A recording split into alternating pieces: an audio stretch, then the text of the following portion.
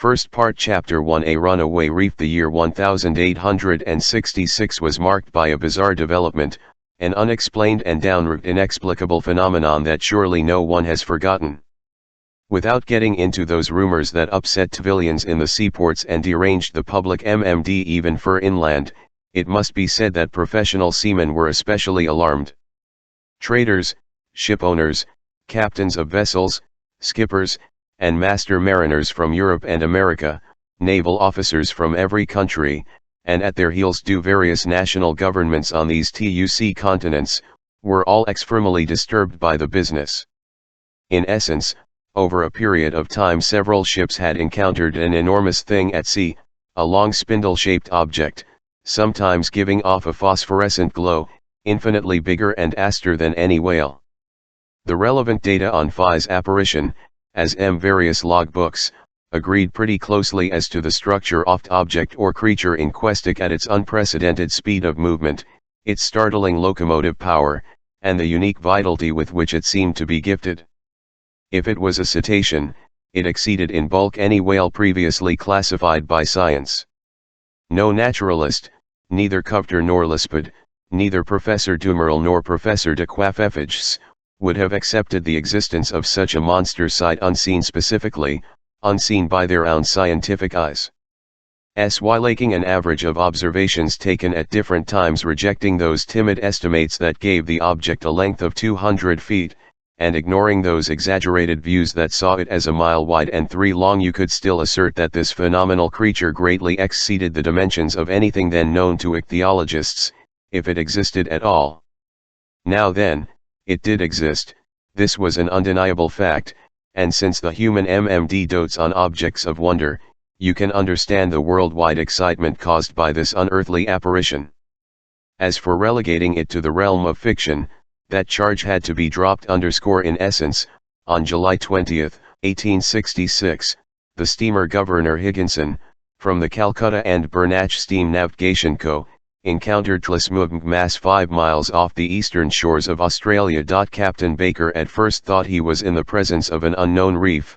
He was even about to fix its exact position when 2 waterspouts shot out off Thlo's inexplicable object and sprang hissing into the ALR some feet so, unless this reef was subject to the intermittent eruptions of a geyser, the Governor Higginson had air and honest dealings with some aquatic mammal, until then that could spurt from its blowholes waterspouts mixed WLTH air and steam. Similar events were likewise observed in Pacific seas, on July 23 of same year, by the Consulado for Columbus from the West India and Pacific Steam Navigation Co. Consequently, this extraordinary cetacean could transfer itself from one locality to another with startling swiftness. Since WLTHM an interval of just 3 days, the Governor Higginson and FFE Christopher Columbus had it at 2 positions on the chart separated by a distance of more than 700 nautical leagues. 15 days later and 221 leagues Fan Her, the Helvetia from the company Natlanali and the Shannon from the Royal Mail Line, run me on opposite tacks in that part of the Atlantic between the United States and Europe, respectively signaled each other that the monster had been sighted in latitude 42 degrees 15 minutes north and longitude 60 degrees 3s west off meridian of Greenwich. From their simultaneous observations, they were able to estimate the mammal's minimum length at more than 350 English feet, this was because both the Shannon and the Helvetia were of smaller dimensions, aloft each measured 100 meters stem to stern. Now then, the biggest whales, those rorqual whales that frequent the waterways off Aleutian Islands, have never exceeded a length of 56 meters if they reach even that. Author's note, about 106 meters. An English foot is only 304 centimeters. One after another, reports to it would profoundly public opinion, new observations taken by the young Atlantic liner Paratra, the Inman line's Etna running afoul of the monster, an official report drawn up by officers on the French frigate Normandy, dead earnest reckonings of Tamad by du General Staff of Commodore Fitzohms aboard the Lord Clyde. In light-hearted countries, people joked about this phenomenon, but such certus, practical count routes as England, America, and Germany were deeply concerned. In every big city the monster was the latest rage, they sang about it in the coffee houses, they ridiculed it in the newspapers, they dramatized it in the theaters. The tabloids found it a fine opportunity for hatching all sorts of hoaxes. In those newspapers short of copy, you saw the reappearance of every gigantic imaginary creature, from Moby Dice, that dreadful white whale from the high Arctic regions, to the stupendous kraken whose tentacles could entwine a craft and drag it into the ocean depths. They even reprinted reports from ancient times, the views of Aristotle and Pliny accepting the existence of such monsters, then the Norwegian stones of Bishop Pontoppidan, the narratives of Pau Iagid, and finally the reports of Captain Harrington, whose good endeth is above suspicion, which he claims he saw, while aboard the Castilian in 1857, one of those enormous serpents that, until then, had frequented only the seas off France's old extremist newspaper, the Constitutionalist. An interminable debate then broke out between believers and skeptics in the scholarly societies and scientific journals. The monster question inflamed all minds. During this memorable campaign, Journal 11 STS making a profession of science battled with those making a profession of wit, SPLLLMG waves of ink, and some often even 2 or 3 drops of blood. Some they went from CSIR #NTS to the most offensive personal remarks. For 6 months the war sees odd. With inexhaustible zest, the popular press took potshots at feature articles from the Geographic Institute of Brazil, the Royal Academy of Science in Birmingham, the British Encyclopedico FFE, Smithsonian Institution in D_C at Discussions the Indian Archipelago, in Cosmos published by Father Moigno, in Peter Mans, and at Scientific Chronicles in FFE Great French and Foreign, when the monster's detractors cited a saying by the botanist Linnaeus that nature doesn't make leaps. Witty writers the popular periodicals parroted it, maintain me in essence that nature doesn't make lunatics, and ordering their contemporaries never to give the lie to nature by believing in krakens, sea serpents, Moby Dicks, and other all-out efforts from drunken seamen. Finally, in a much-feared satirical journal, an article by its most popular columnist finished off the monster for good, spuming it the style of Hippolytus repulsing the amorous advances of his stepmother and giving the creature its quietus amid a universal burst of laughter. Wit had science. German, Bulletin. Ed. During the first months of the year 1867, the question seemed to be buried, and it didn't seem due for when new facts were brought to the public's attention. But now it was no longer an issue of a scientific problem to be solved, but a quite real and certain danger to be avoided. The question took an entirely new turn. The monster again became an islet, rock, or rean, but a runaway rean, unfixed and elusive. On March 1867, the Moravian from the Montreal Ocean, lying during the night in latitude 27 degrees 30 minutes and longitude 72 degrees 15 minutes, ran its starboard quarter afoul of a rock marked on no charts off his waterways. Under the combined efforts of WMD and 400 horsepower steam, it was yobbling at a speed of 13 knots. Without the high quality of its hull, the Moravian would surely have split open from this collision and gone down together with those 23 passengers it was bringing back from Canada. This accident happened around 5 o'clock in the morning, just as day was beginning to break. The officers on watch rushed to the craft's stern. They examined the sea, and with the most scrupulous care they saw nothing except a strong eddy breaking 3 cable lengths out, as if those sheets of water had been violently churned. The site's exact bearings were taken, and the Moravian on course apparently undamaged. Had it run afoul of an underwater rock or the wreckage of some enormous derelict ship? They were unable to say, but when they examined its undersides the service yard, that part of its keel had been smashed. This occurrence, extremely serious in itself, might perhaps have been forgotten like so many others, if 3 weeks later it hadn't been reenacted under identical conditions. Only, thanks to the nationality of the ship victimized by this new ramming, and thanks to the reputation of the company to which Fi's ship belonged, the event an immense uproar. No one is unaware of the name of that famous Englishire ship owner, Cunard. In 1840 this shrewd industrialist founded a postal service between Liverpool and Halifax, featuring 3 Wotan ships with 400 horsepower paddle wheels and a burden of 162 metric tons.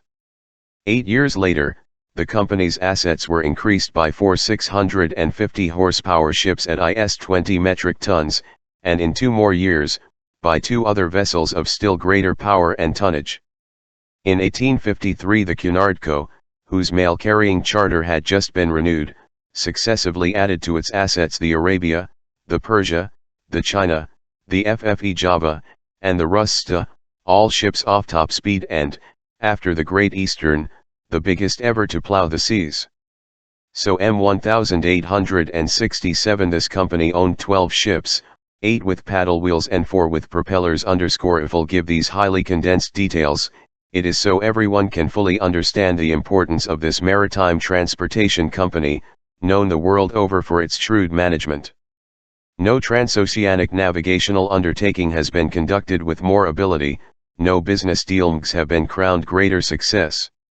In 26 years Cunard ships have made 2,000 Atlantic crossings without so much as a voyage cancelled, a delay recorded, a man, a craft, or even a letter lost.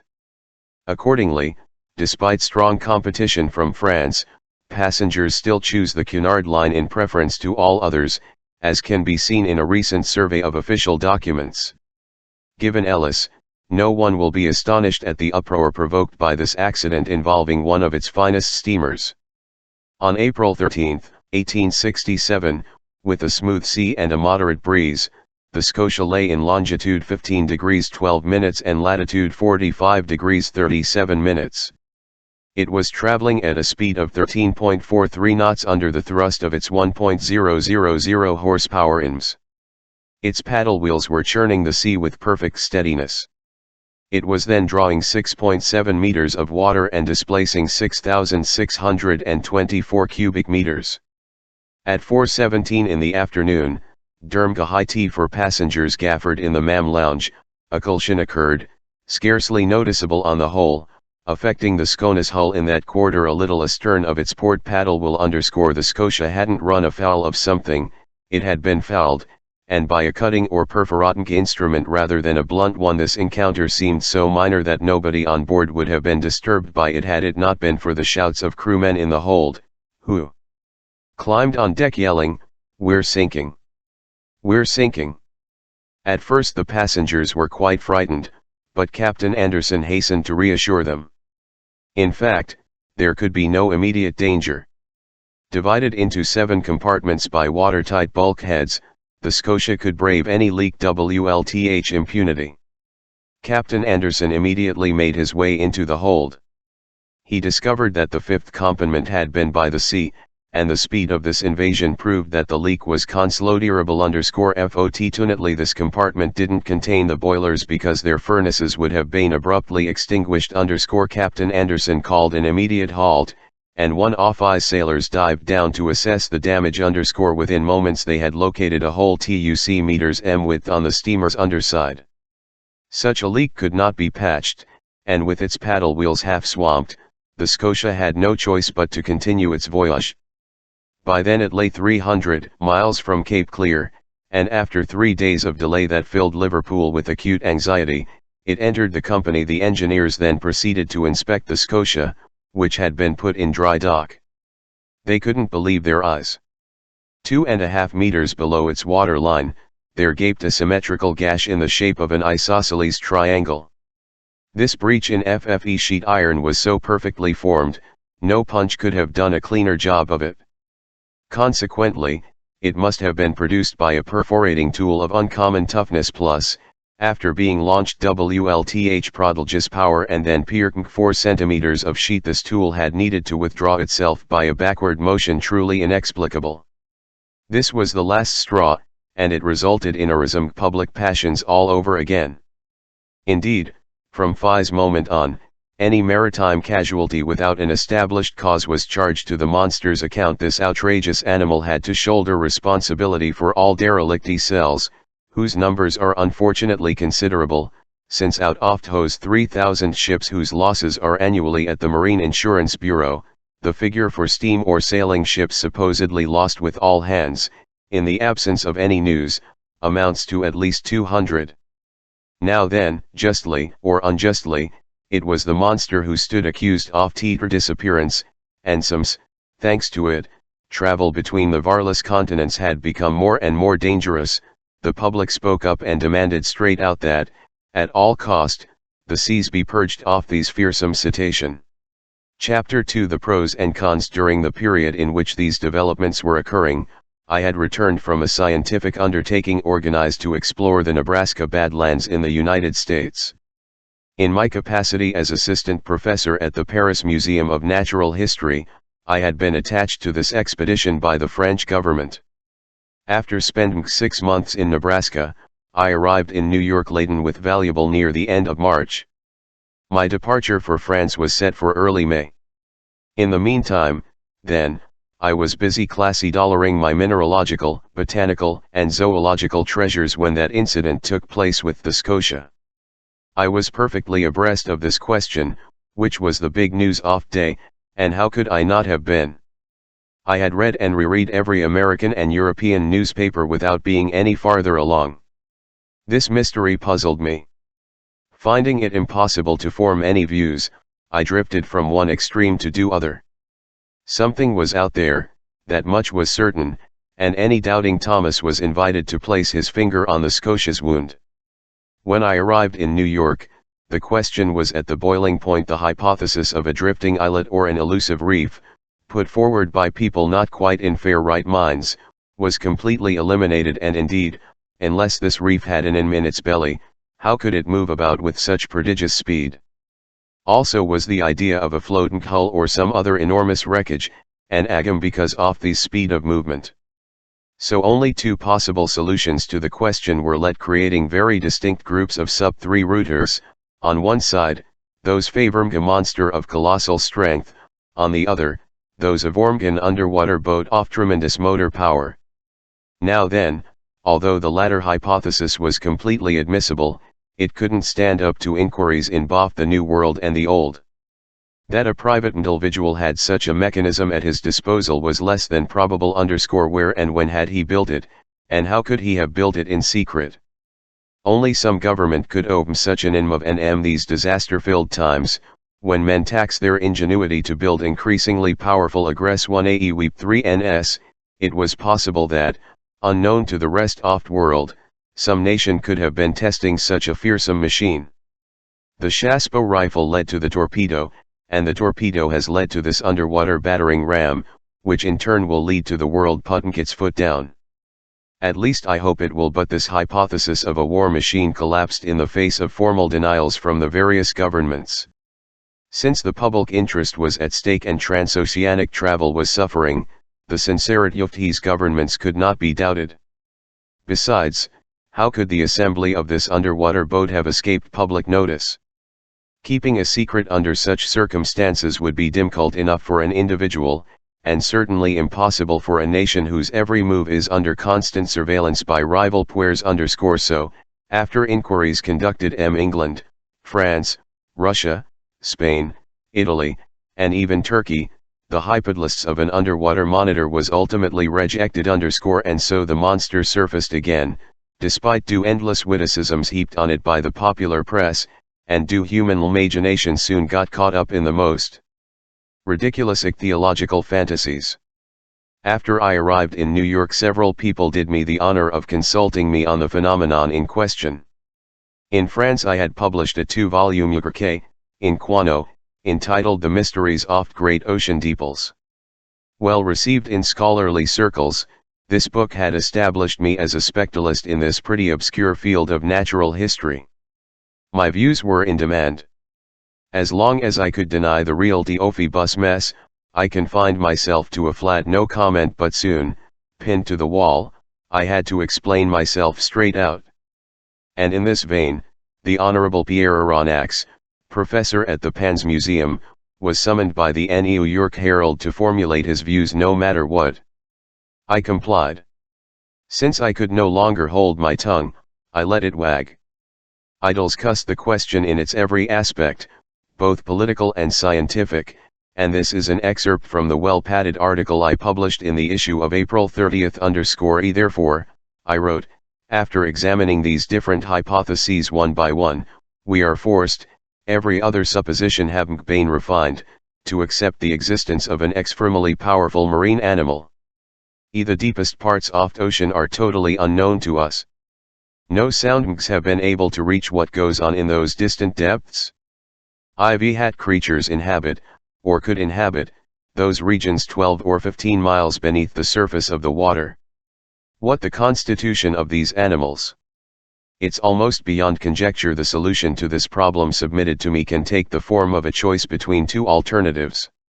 Either we know every variety of creature populating our planet, or we do not.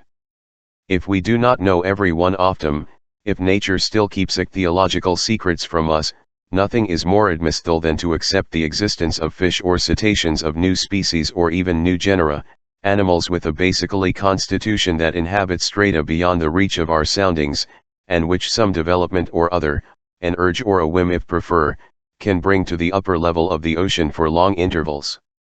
If, on the other hand, we do know every living species, we must look for the animal in question among those marine creatures already catalogued, and in this event I could be inclined to accept the existence of a giant narwhal. The common narwhal, or sea unicorn, often reaches a length of 60 feet.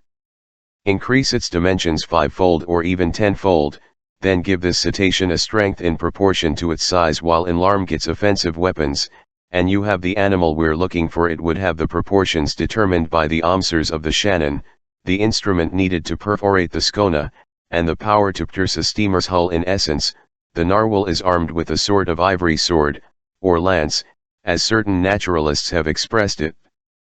It's a king-size tooth as hard as steel. Some of his teeth have been found buried in the bodies of baleen whales, which the narwhal attacks with invariable success. Others have been wrenched, not without difficulty, from the undersides of vessels that narwhals have pierced clean through as a gimlet pierces a barrel. The museum at the Faculty of Medicine in Paris owns one of his tusks with a length of meters and a width at its base of 40 centimeters. All right then. Imagine this weapon to be 10 times stronger and the animal 10 times more powerful. Launch it at a speed of 20 miles per hour, multiply its mass times its velocity, and you get just the collision we need to cause the specified catastrophe.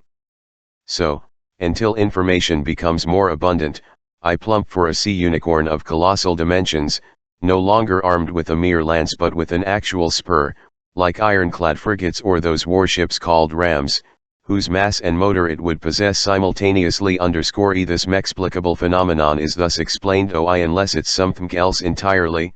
WHLCH, despite everything that has been cited, studied, explored, and experienced, is still possible.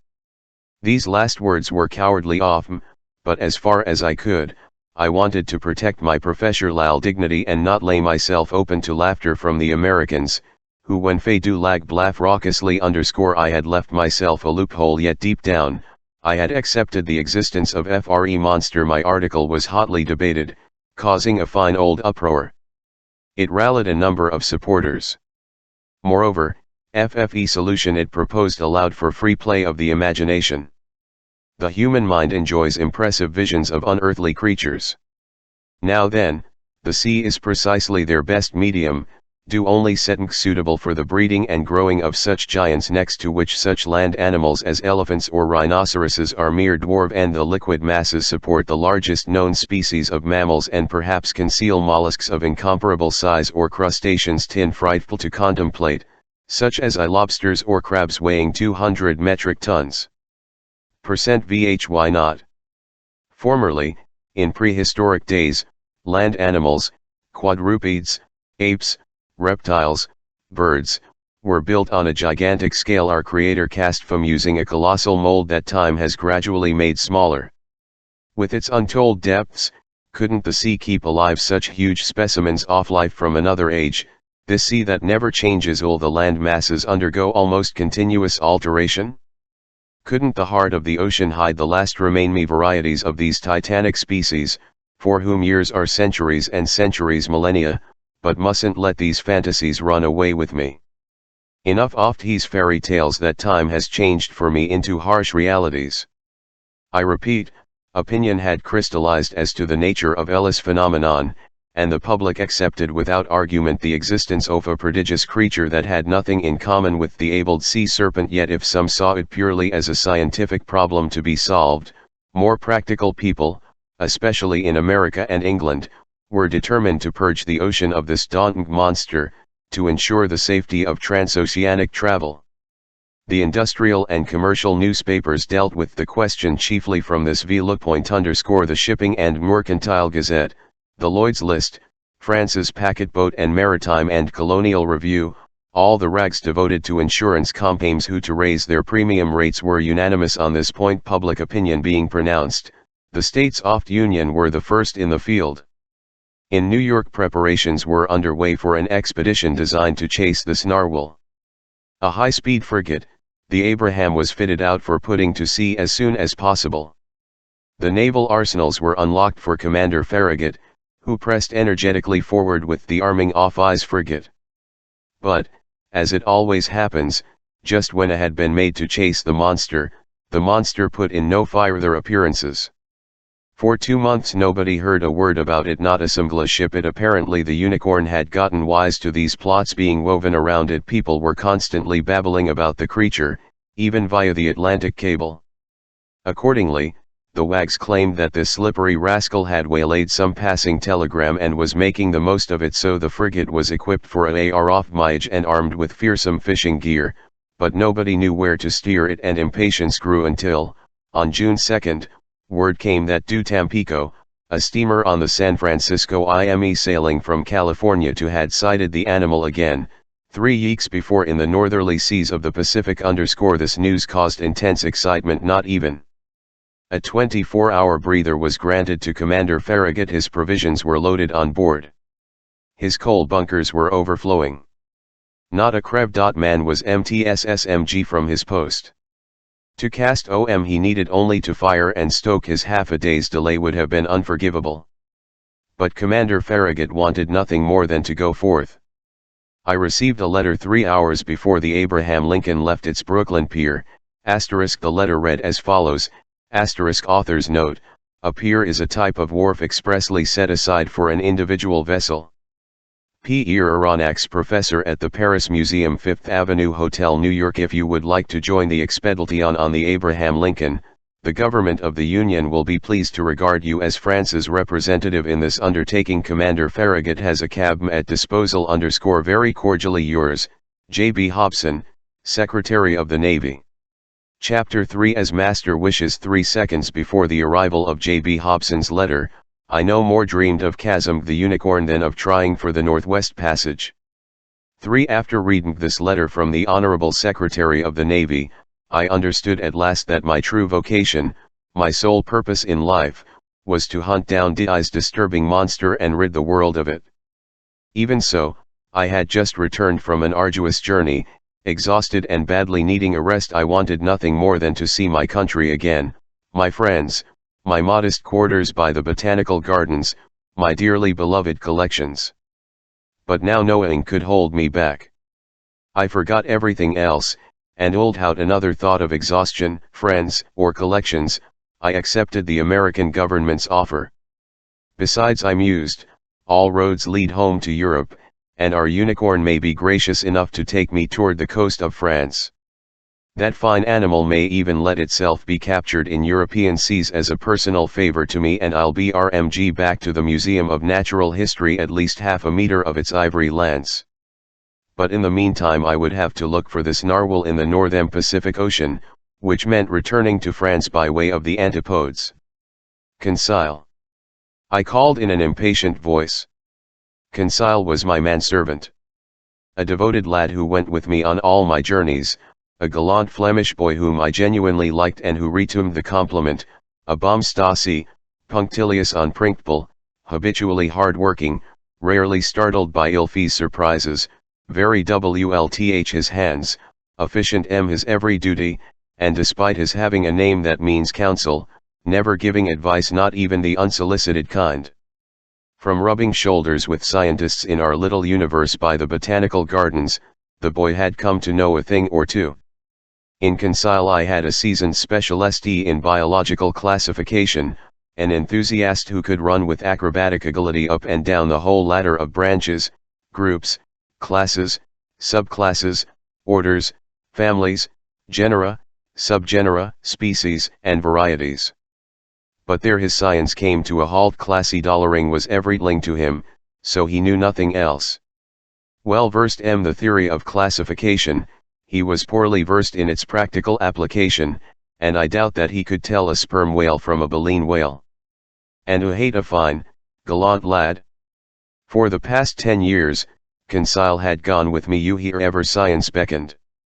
Not once did he comment on the length or the hardships of a journey. Never did he object to buckling up his salt case for any country whatever, China or the Congo, no matter how far off it was. He went here, there, and everywhere in perfect contentment. Moreover, he enjoyed excellent health that defied all ailments, owned solid muscles, but hadn't a nerve in, not a sign of the mental type, I mean. The lad was 30 years old, and his age to that of his employer was as 15 is to 20. Please forgive me for this underhanded way of admitting I had turned 40. But Conseil had one flaw. He was a fanatic on formality, and he only me in the third person to the point where it got tiresome. Conseil. While feverishly beginning my preparations for departure, to be sure, I had confidence in this devoted lad. Ordinarily, I never asked whether or not it suited him to go WLTH me on my ummies, but this time an expedition was at issue that could drag on indefinitely, a hazardous undertaking whose purpose was to hunt an animal that could sink a frigate as easily as a walnut shell.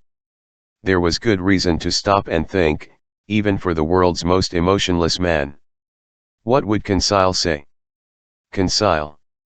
I called it third time. Conseil appeared. Did master summon me? He said, entering. Yes, my boy. Get my THMGS ready, get yours ready. We're departing in 2 hours. As master wishes, Conseil replied serenely. We haven't a moment to lose. Pack as much into my trunk as you can, my suits, shirts, and socks, don't bother counting, just squeeze it all in and hurry, about master's collections. Conseil ventured to observe. Well, deal with them later. The Hyracotherium, Chiropotamus, and master's other fossil skeletons. The hotel will keep them for us about master's live Babirusa. They too feed it during our absence. Anyhow, we'll leave instructions to ship the whole menagerie to France. Ethan, we aren't returning to Paris? Conseil asked. Yes, we are certainly, but after we make a detour, I replied evasively, detour master wishes. 0B, it's nothing really. A route slightly less, that's all. We're leaving on the Abraham Lincoln. As master thinks best, Conseil replied placidly. You see, my friend, it's an issue off monster, the notorious narwhal. We're going to RLD the seas of it. The author of a 2-volume work, in quarto, on the mysteries oft great ocean deeples has no excuse for not setting sail with Commander Farragut. It's a glorious mission but also a dangerous one. We don't know where it will take us. These beasts can be quite unpredictable. But we're going just the same. We have a commander who's game for anything, does, 11 do, Conseil replied, but think it over, because I don't want to hide anything from this is one of those voyages from Uhak people don't always come back. As master wishes. A quarter of an hour later, our trunks were ready. Conseil did them in a flash, and I was sure lad hadn't a thing, because he classified shirts and salts as expertly as birds and mammals. The hotel elevator dropped us off in the main vestibule on the mezzanine. I went down a short stair leading to the ground floor. I settled my bill at that huge counter that was always under siege by a considerable crowd. I left instructions for shipping my containers of stuffed animals and dried plants to Paris, France. I opened a line of credit sufficient to cover the Babirusa and, Conseil at my heels, I jumped into a carriage. For a fare of 20 francs, the vehicle went down Broadway to Union Square, took Fourth Ave to its junction with Bowery, turned into Katrin St and halted at Pier 34. There the Katrin ferry transferred men, horses, and carriage to Brooklyn, that great New York annex located on the left bank of the East River, and in a few minutes we arrived at Due Wharf, next to which the Abraham Lincoln was vomiting torrents of black smoke from its two fina. Our baggage was immediately carried to the deck. Off frigate. I rushed aboard. For Commander Farragut, one of the sailors, led me to the afterdeck, where I stood in the presence of a smart-looking officer who extended his hand to me. "Professor Pierre Aronnax," he said to me. "The same," I replied. "Commander Farragut. In welcome aboard, Professor. Your cabin is waiting for you." I bowed, and letting the commander attend to getting underway, I was taken to the cabin that had been set aside for me. The Abraham Lincoln had been perfectly chosen and fitted out for its new assignment. It was a high-speed frigate with superheating equipment that allowed the tension of its steam to build to 7 atmospheres. Under this pressure the Abraham Lincoln reached an average speed of 18.3 miles per hour, a considerable speed but still not enough to with our gigantic citation. The frigate's interior accommodations complemented its nautical virtues. I was well satisfied with my cabin, which was in the stem and opened into the officers' mess. "Well, be quite comfortable here," I told Conseil. "With all due respect to Master," Conseil replied, "as comfortable as a hermit crab enslaved to the shell of a whelk." I left Conseil to the proper stomach for luggage and climbed on to watch the preparations for getting underway. Just then Commander Farragut was giving orders to cast off the last moorings holding the Abraham Lincoln to its Brooklyn pier, and so if I'd been delayed by a quarter of an hour or even less, the frigate would have gone without me, and I would have missed out on this unearthly, extraordinary, and conceivable expedition, whose true story might well meet with some skepticism. But Commander Farragut didn't want to waste a single day, or even a single hour, making for Facies, where the animal had just been sighted. He summoned his engineer. "Are we up to pressure?" he asked the man. "Aye, sir," the engineer replied. "Go ahead, then." Commander Farragut called at this order. OHAC was relayed to the engine by means of a compressed air device. The mechanics activated the start-up wheel. Steam rushed whistling into the gaping valves. Long horizontal pistons groaned and pushed the tie reds of the drive shaft. The blades of the propeller churned the waves with increasing speed, and the Abraham Lincoln moved out majestically amid a spectator-laden escort of some 100 ferries and tenders. Author's note: tenders are small steamboats that assist the big liners. The harves of Brooklyn, and every part of New York bordering the east. Air crowded with Curiosity seekers. Departing from 500-2000 throats, 3 cheers burst forth in succession. Thousands of handkerchiefs were waving above these tightly packed masses, hailing the Abraham Lincoln until it reached the waters of the Hudson River, at the tip of the long peninsula that forms New York City. The frigate then went along the New Jersey coast, the wonderful GHT bank of this river, all loaded down WLTH country homes, and passed by the forts to salutes from their biggest cannons. The Abraham Lincoln rippled by 3 times, lowering and hoisting the American flag, whose 39 stars gleamed from the gaff of the mizzen-sad, changing speed to take the buoy-marked channel that curved into the inner bay formed by due spit of Sandy Hook. It hugged the sand-covered STRTP of land where thousands of spectators acclaimed us one more TLME. The escort of boats and tenders still the frigate, and only left us when we came abreast of Ilgd ship, whose 2 signal lights marked the entrance of the Narrows to Upper New York Bay. 3 o'clock then sounded. The harbor pilot went down into his dinghy and rejoined a little, waiting for him to leeward. The furnaces were stoked, the propeller churned the waves more SWLFTLY, the frigate skied the flat, yellow coast of Long Island, and at 8 o'clock in the evening, after the lights of Fire Island had vanished into the northwest, we ran at full steam onto the dark waters of the Atlantic. Chapter 4. Ned Land. Commander Farragut was a good seaman, worthy of the frigate he commanded. His ship and he were one. He was its very soul. On the cetacean question no doubts arose in his mind, and he didn't allow the animal's existence to be disputed aboard his vessel. He emit as certain pious men believe in the Leviathan from the book of Job out of faith, not reason. The monster existed, and he had vowed to rid the seas of it. The man was a sort of Knight of Rhodes, a latter-day Citladan of Gozo, on his way to fight and encounter WLTH the dragon devastating the island. Either Commander Farragut would slay the Narwhal, or the Narwhal would slay Commander Farragut. No middle off-road for these two. The ship's officers shared the views of their leader.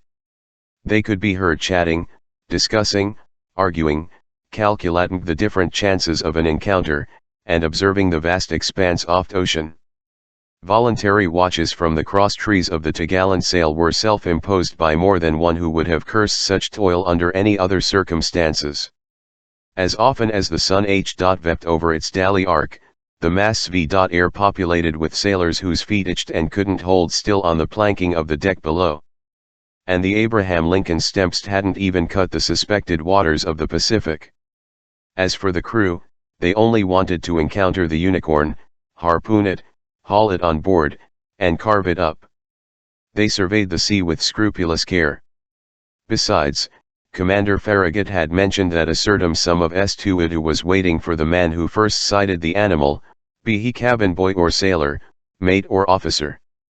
I'll let the reader decide whether I's got proper exercise aboard the Abraham Lincoln. As for me, I didn't lag behind the others, and I yielded to no one my share these daily observations.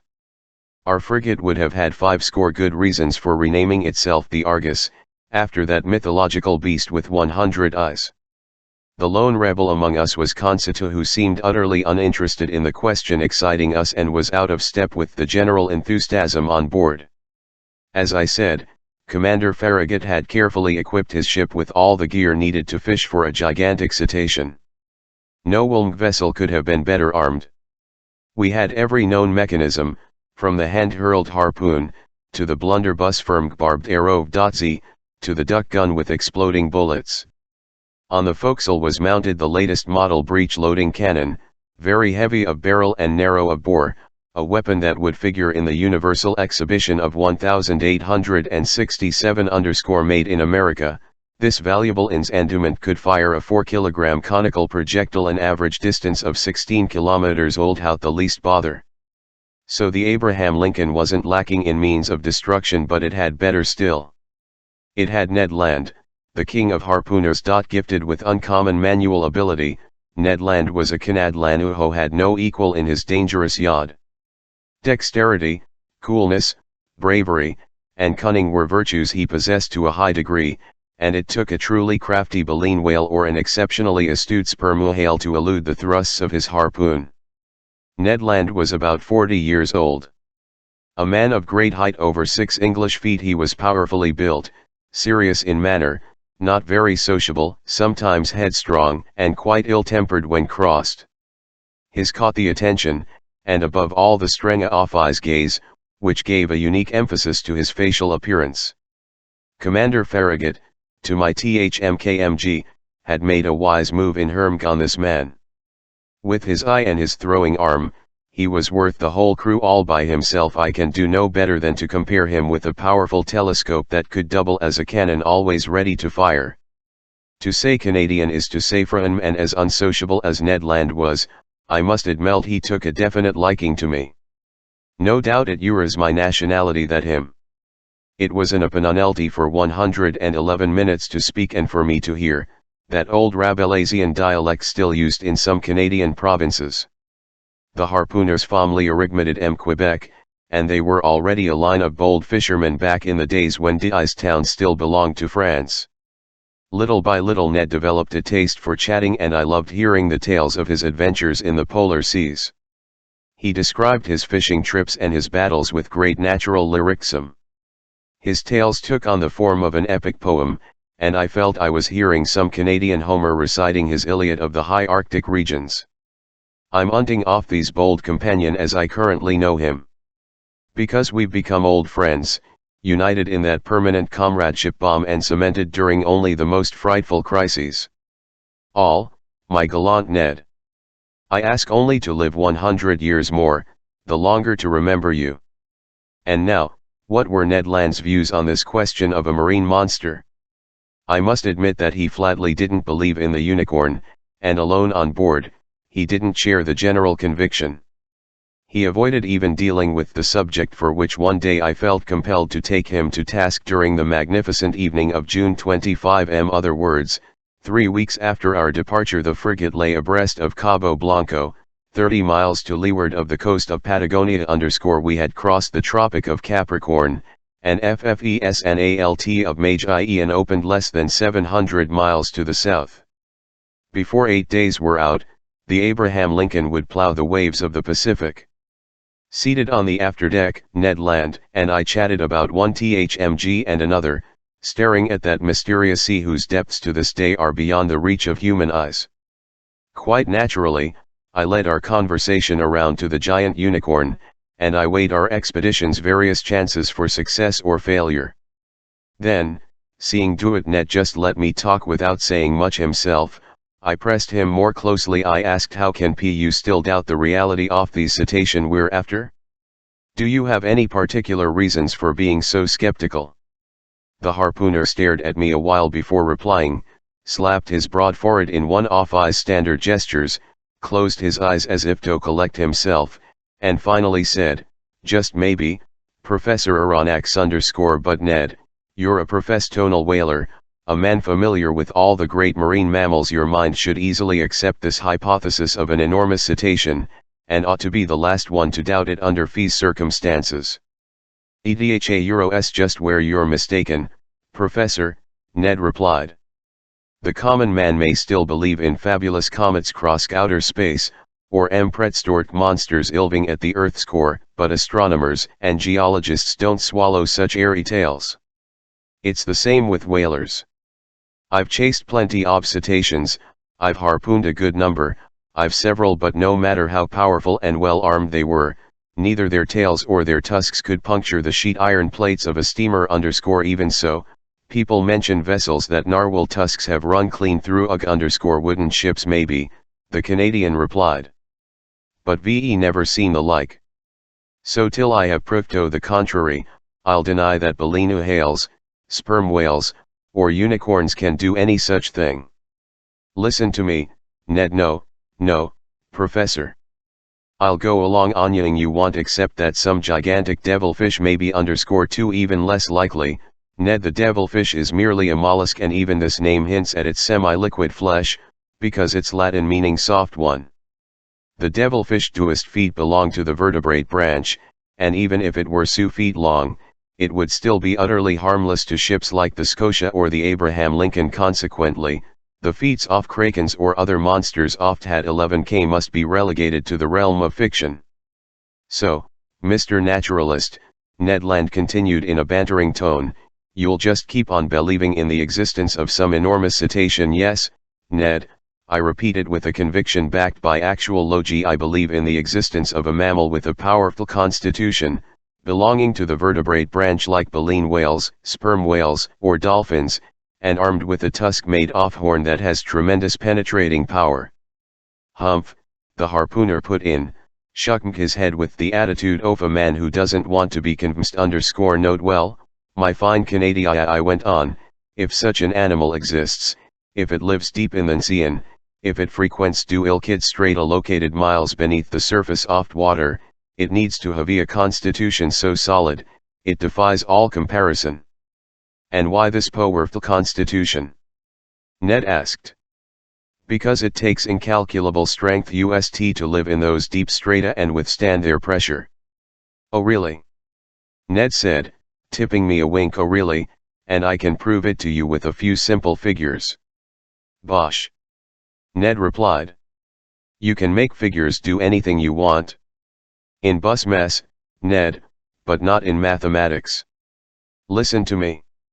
Let's accept that the pressure of one atmosphere is represented by the pressure of a column of water 32 feet high. In reality, such a column of water wouldn't be quite so high because here you're dealing with salt water, which denser than fresh water. Well then, when you dive under waves, Ned, for every 32 feet of water above your body is tolerating the pressure of one more atmosphere, in other words, 1 more kilogram per each square centimeter on your body's surface. So it follows that at 320 feet down, this pressure is equal to 10 atmospheres, to 100 atmospheres at 3,200 feet, and to 1.000 atmospheres at feet, that is, at about t.u.5 vertical leagues down. Which is tantamount to saying that if you could reach such a depth in the ocean, each square centimeter on your bodily surface would be experiencing 1,000 kilograms of pressure. Now, my gallant Ned, do you know how many square centimeters you have on your bodily surface? Haven't the foggiest notion, Professor Aronnax. About 17,0 cl, as many as that. Yes, and since the atmosphere's pressure actually weighs slightly more than 1 kilogram per square centimeter, your 17,000 square centimeters are tolerating 17,568 kilograms at this very moment without my noticing it. Without your noticing it, and if you aren't crushed by so much pressure, it's because the air penetrates the interior of your body with equal pressure when the inside and outside pressures are in perfect balance. They neutralize each other and allow to tolerate them without discomfort, but in the water it's another story. Yes, I see, Ned replied, growing more interested. Because the water surrounds me but doesn't penetrate me. Precisely, Ned.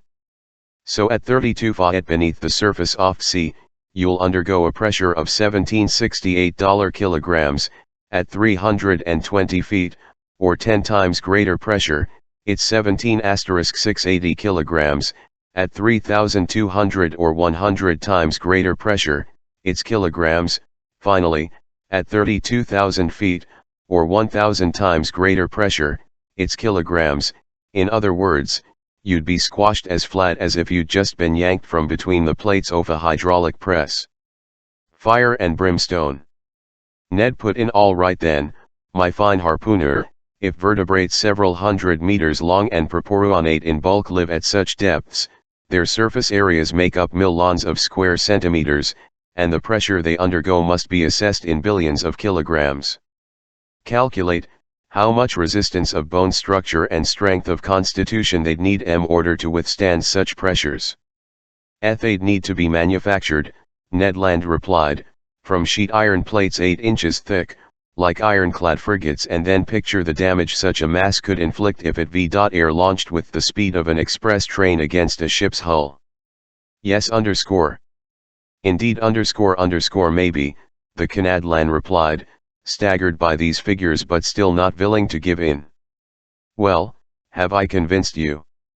You've convinced me of one thing, Mr. Naturalist. That deep in the sea, such animals would need to be just as strong as you say if they exist, but if they don't exist, my stubborn harpooner, how do you explain the accident that happened to the Scotia? It's maybe. Go on, Ned said, hesitating.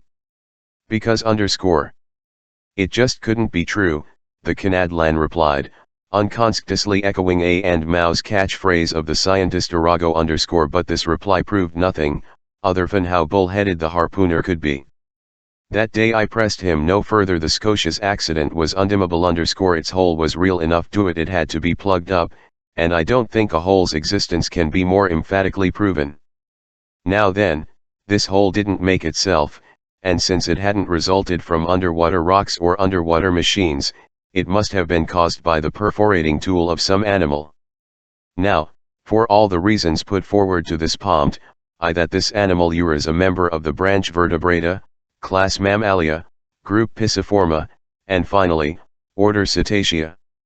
As for the family in which it would be placed, baleen whale, sperm whale, or dolphin, the genus to which it belonged, and the species in which it would find its proper home, these questions had to be left for later. To answer them called for dissecting this unknown monster, to dissect it called for catching it, to catch it called for harpooning it, which was Ned Land's business, to harpoon it called for shooting it, which was the crew's business, and to sight it called for encountering it, which was a chancy business. Chapter S at random. For some while the voyage of the Abraham Lincoln was marked by no incident, but one circumstance arose that displayed Ned Land's marvelous skills and showed just how much confidence we could place in him. Off the Falkland Islands on June 30th, the frigate came in contact with a fleet of American whalers, and we learned that they hadn't seen the narwhal.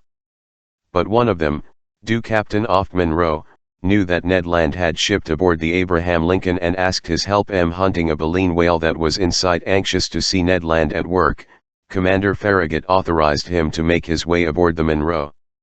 And the Canadian had such good luck that with the right and left shot, he harpooned not one whale but two, striking the first straight to the heart and catching the other after a few minutes' chase.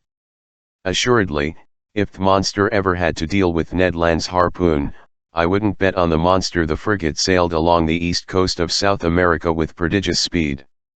By July we were at the entrance to the Strait of Magellan, abreast of Cabo de Is Virgenis but Commander Farragut was unwilling to attempt this tortuous passageway and maneuvered instead to double Cape Horn.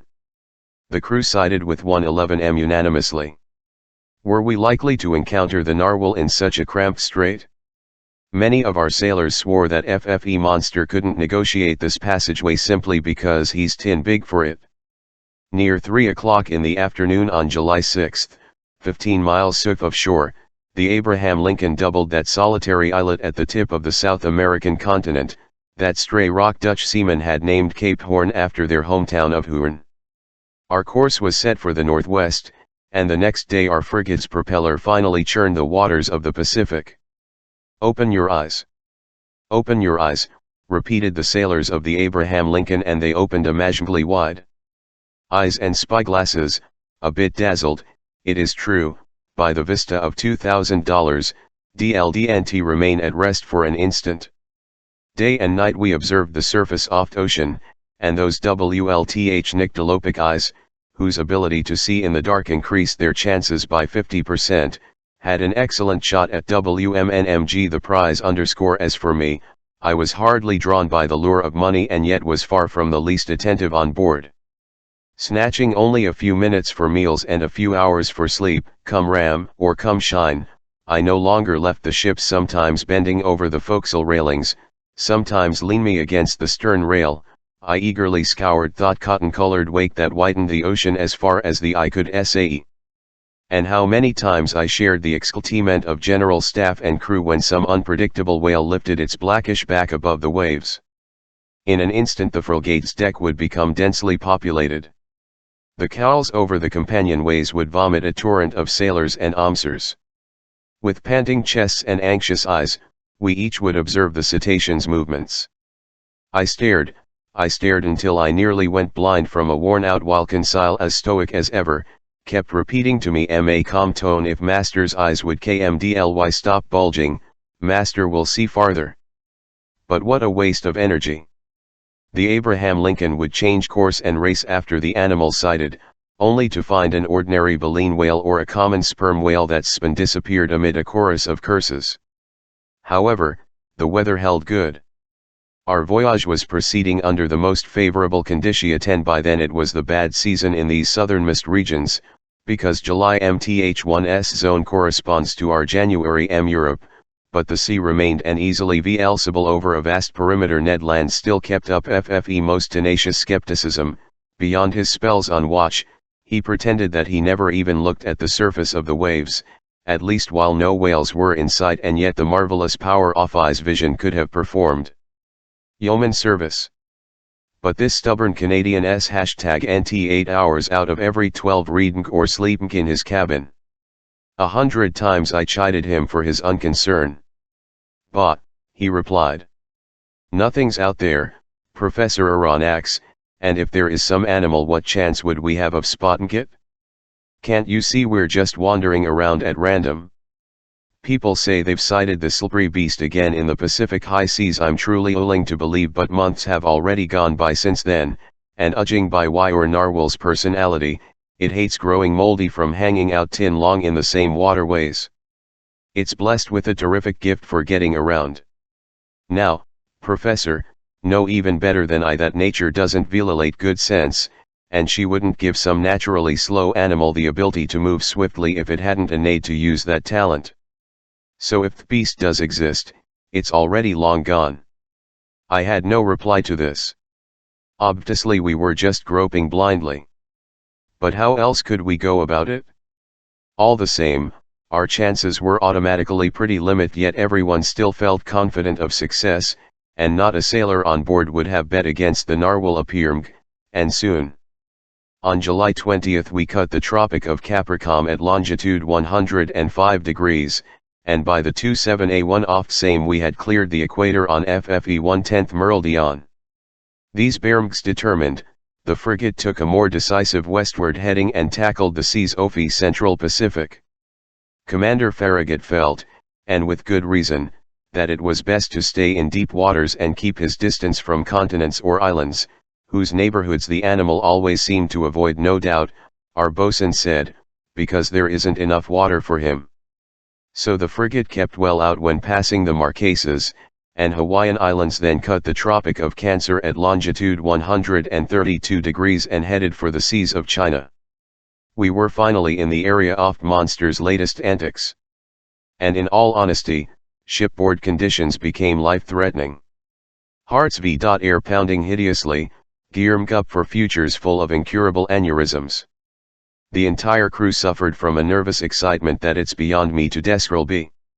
Nobody ate, nobody slept 20 times a day. Some error in or the optical illusions of some sailor perched in FFE cross trees, would cause intolerable anguish, and this emotion, repeated 20 times over, kept us in a state of irritability so intense that a reaction was bound to follow.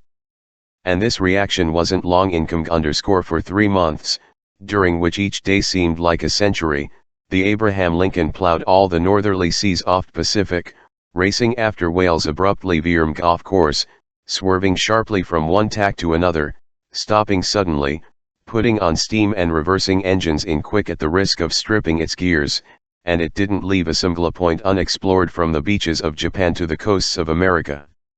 And we found nothing. Nothing except an immenseness of deserted waves. Nothing remotely resembling a gigantic narwhal, or an underwater islet, or a derelict shipwreck, or a runaway reef, or anything the least bit unearthly. So the reaction set in. At first discouragement took hold of people's minds, opened me the door to disbelief. A new feeling appeared on board, made up of 3/10 shame and 7/10 the crew called themselves out and out fools for being hoodwinked by a fairy tale, then grew steadily more furious. The mountains of arguments amassed over a year collapsed all at once, and each man now wanted only to catch up on his eating and sleeping, to make up for the time he had so stupidly sacrificed. With typical human fickleness, they jumped from one extreme to the other. Inevitably, the most enthusiastic supporters of the undertaking became its most energetic opponents. This reaction mounted upward from the bowels of the ship, from the quarters of the bunker hands to the Maserknam of the general staff, and for certain, if it hadn't been for Commander Farragut's characteristic stubbornness, the frigate would ultimately have put back to that cape in the south. But this futile search couldn't drag on much longer.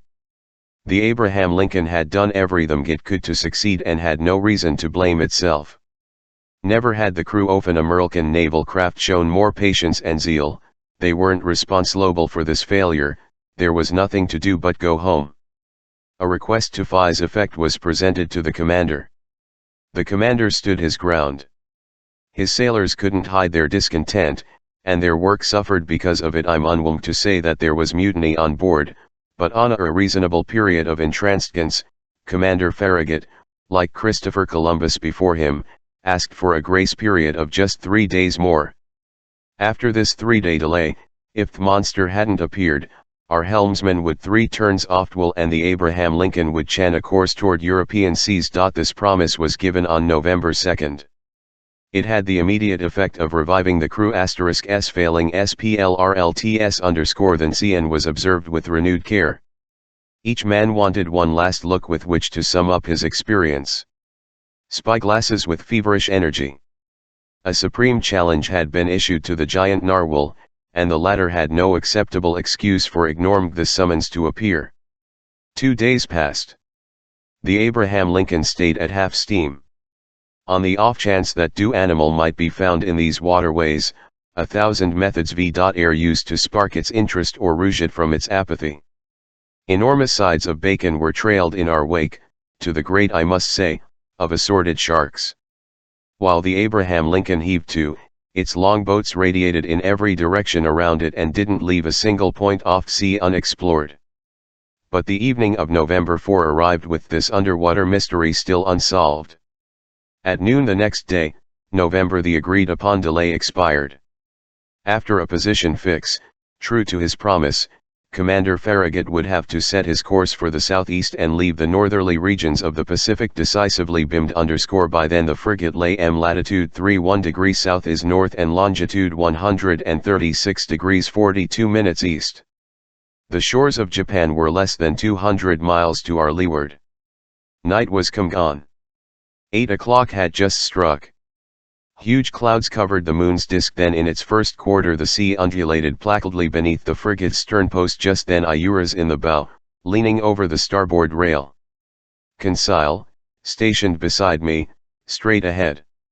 Roosting the shrouds, the crew examined the horizon, which shrank and darkened little by little. Officers were probing the increasing gloom with their night glasses. Sometimes the murky ocean sparkled beneath moonbeams that darted between the fringes of twow clouds.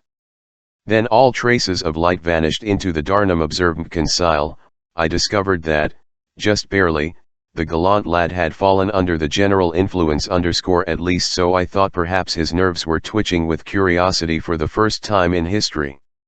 Come on, Conseil, I told him. Here's your last chance to pocket that S2000.00. If master will permit my saying so, Conseil replied. I never expected to win that prize, and the Union government could have promised S100-2000 and been none the poorer. You're right, Conseil, it turned out to be a business after all, and we jumped into it too hastily. What a waste of time, what a futile expense of emotion. 6 months ago we could have been back in France in master's little apartment, Conseil answered. In master's museum. And by now I would have classified master's fossils. And master's Babirusa would be ensconced in its cage at the zoo in the botanical gardens, and it would have attracted every curiosity seeker in town. Quite so, Conseil, and what's more, I imagine that people will soon be poking fun at us. VTO, be sure, Conseil replied serenely, I do think they'll have fun at master's expense. And must it be said? It must be said, Conseil. Well then, it will serve master right. How true, one has the honor of Bimkin as master is, one mustn't lay himself open to. Conseil didn't have time to complete the compliment. In the midst of general silence, a voice became audible. It was Ned Land's voice, and it shouted, Ahoy! There's the thing in question, abreast of us to leeward. Chapter 6. At full steam. At this shout the entire crew rushed toward the harpooner. Commander, officers, mates, sailors, cabin boys, down to engineers leaving their machinery and stokers neglecting their furnaces. The order was given to stop, and the frigate merely coasted. By then the darkness was profound, and as good as the Canadian's eyes were, I still wondered how he could see and what he had seen. My heart was pounding fit to burst, but Ned Land was not mistaken, and we all spotted the object. His hand was indicating _2 cable lengths off the Abraham Lincoln's starboard quaner. The sea seemed to be lit up from underneath. This was no mere phosphorescent, that much was unmistakable. Submerged some fathoms below the surface of water, the monster gave off that very intense but inexplicable glow that several captains had mentioned in their reports. This magnificent radiance had to come from some force with a great illuminating capacity. The edge of its light swept over the sea in an immense, highly elongated oval, condensing at the center into a blazing core whose unbearable glow diminished by degrees outward. It's only a cluster of phosphorescent particles, exclaimed one of the officers. No, sir, I answered with conviction. Not even angel wing clams or galps have ever given off such a powerful ilg. That glow is basically electric in nature. Besides, look. It's shifting. It's moving back and forth. It's darting at us. A universal shout went up from the frigate. Quiet, Commander Farragut said. Helm hard to leeward. Reverse IMS. Sailors rushed to the helm, engineers to their McMurray. Under reverse steam immediately, the Abraham Lincoln beat to PRT, sweeping in a semicircle. RLGHT your helm. Engines forward. Commander Farragut called. These orders were, and the frigate swiftly retreated from this core of light. My mistake. It wanted to retreat, but the unearthly animal came at us with a speed RO.VN_. We gasped, more stunned than afraid. We stood mute and motionless. The animal caught up with us, played with us. It made a full circle around the frigate, then doing 410 knots, and wrapped us in sheets of electricity that were like lummus dust. Then it retreated 2 or 3 miles, leaving a phosphorescent trail comparable to those swirls of steam that shoot behind the locomotive of an express tram. Suddenly, all the way from the dark horizon where it had gone to gather momentum, the monster abruptly dashed toward the Abraham Lincoln with lightning speed, stopped sharply 20 feet from our side plates, and died out, not by diving under the water, since its glow did not recede gradually, suddenly dried up. Then it reappeared on FFE other side of the ship, either by circling around us or by gliding under our hull. At any instant a collision could have occurred that would have been fatal to us. Meanwhile I was astonished at the frigate's maneuvers. It was fleeing, not fighting. Built to pursue, it was being pursued, and I commented on this to Commander Farragut. His face, ordinarily so emotionless, was stamped with indescribable astonishment. Professor Aronnax, I don't know what kind of fearsome creature I'm up against, and I don't want my frigate running foolish risks in all this darkness. Besides, how should we attack this unknown creature? How should we defend ourselves against it? Let's wait for daylight, and then we'll play a different role. You've no further doubts, Commander, as to the nature of this animal? No, sir, it's apparently a gigantic narwhal, and an electric one to boot. Maybe, I added, it's no more approachable than an electric eel or an electric ray, the commander replied. And if it has their power to, it's surely the most dreadful animal ever conceived by our Creator. That's why I'll keep on my guard, sir. The whole crew stayed on their feet all night long. No one even thought of sleeping. Unable to compete WLTH the monster's speed, the Abraham Lincoln down and stayed at half steam. For its part, the narwhal mimicked the frigate, simply RCDE with the waves, and seemed determined not to forsake the field of battle. However, near midnight it disappeared, or to use a more appropriate, it went out like a huge glowworm. Had it fled from us? We were duty bound to fear so rather than hope so. But at 1253 in the morning, a deafening hiss became audible, resembling the sound made by a waterspout expelled with tremendous intensity. By then Commander Farragut, Ned Land, and I were on the afterdeck, peering eagerly into the profound gloom. Ned Land, the commander asked, you've often heard whales bellowing? Often, sir, but never a whale like this, whose sighting aimed me $2,000_00. Correct, the prize is rightfully yours. But tell me, isn't that the noise cetaceans make when they spurt water from their blowholes? The very noise, sir, but this one's way louder. So there can be no mistake. There's definitely a whale lurking in our waters. With permission, sir, the harpooner added, tomorrow at daybreak we'll have words it if it's in a mood to listen to you, Mr. Land, I replied in a tone far from convinced. Let me get with 'em 4 harpoon lengths of it, the Canadian shot back, and it had better listen. But to get near it, the commander went on, I'd have to put a whaleboat at your disposal. Sir Tamley, sir. That would be gambling with the lives of my men. And with my own, the harpooner replied simply. Near TWA o'clock in the morning, the core off light reappeared, no less intense, 5 miles to windward of the Abraham Lincoln. Despite the distance, despite the noise of wind and sea, we could distinctly hear the fearsome thrashings of the animal's tail, and even its panting breath. Seemingly, the moment this enormous narwhal came up to breathe at the surface of the ocean, air was sucked into its lungs like steam into the huge cylinders of a 2,000 horsepower engine. I said to myself, a cetacean as powerful as a whole cavalry regiment, now that's a whale of a whale. We stayed on the alert until getting ready for action. Whaling gear was set up along the railings. Our chief officer loaded the blunderbusses, which can launch harpoons as far as a mile, and long duck guns with exploding bullets that can mortally wound even the most powerful animals. Ned Land was content to sharpen his harpoon, a dreadful in his hands. At 6 o'clock day began to break, and WLTH the dawn's early light, the narwhal's electric globals appeared. At 7 the day was well along, but a dense morning mist shrank and our best spyglasses were unable to pierce it. The outcome, disappointment and anger. I hoisted myself up to FFE cross trees off mizzen sail. Some officers were already perched on the mastheads. At 8 o'clock the mist rolled ponderously over the waves, and its huge curls were lifting little by little. The horizon grew wider and clearer all at once. Suddenly, just as on the previous evening, Ned Land's voice was audible. "There's the thing in question, astern to port." The harpooner shouted. Every eye looked toward the point indicated there, a mile and a half from the Andal Gate.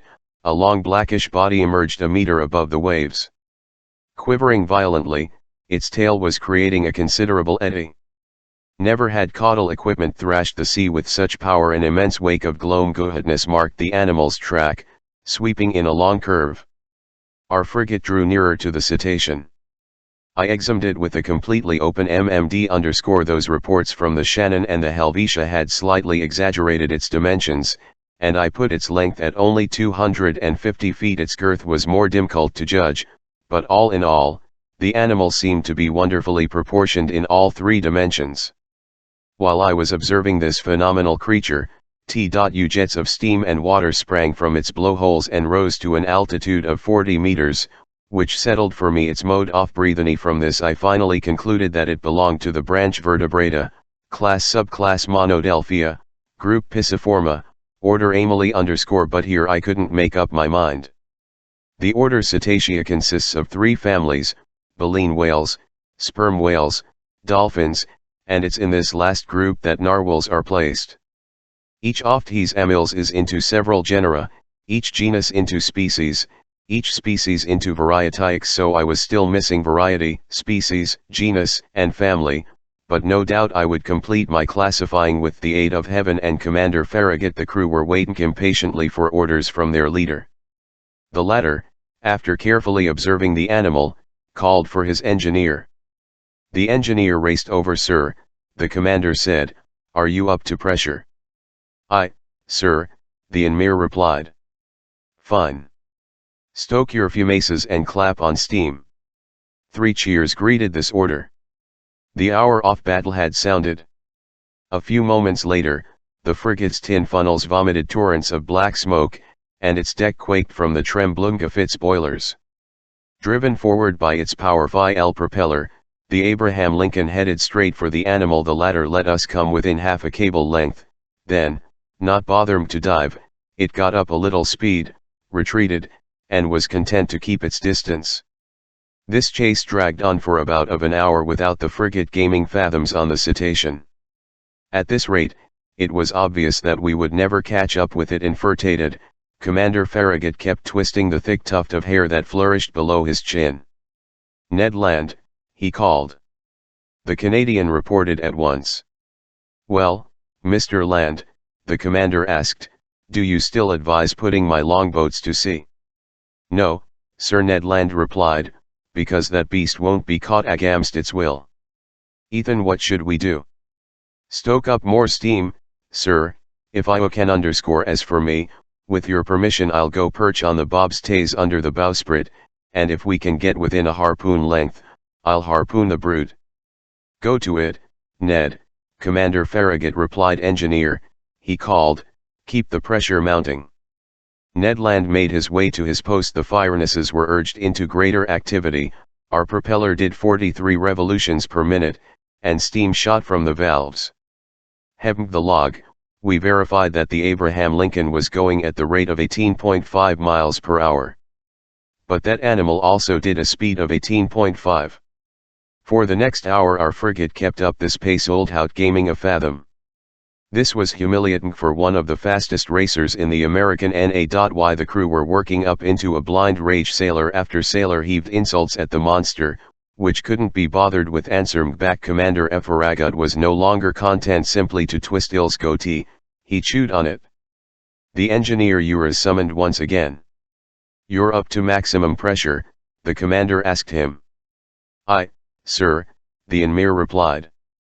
"And your valves are charged to VTO 6.5 atmospheres. Charge them to 10 atmospheres. A typical American order if I'll ever heard one. It could have sounded just fine during some Mississippi paddle wheeler race, to outstrip the competition.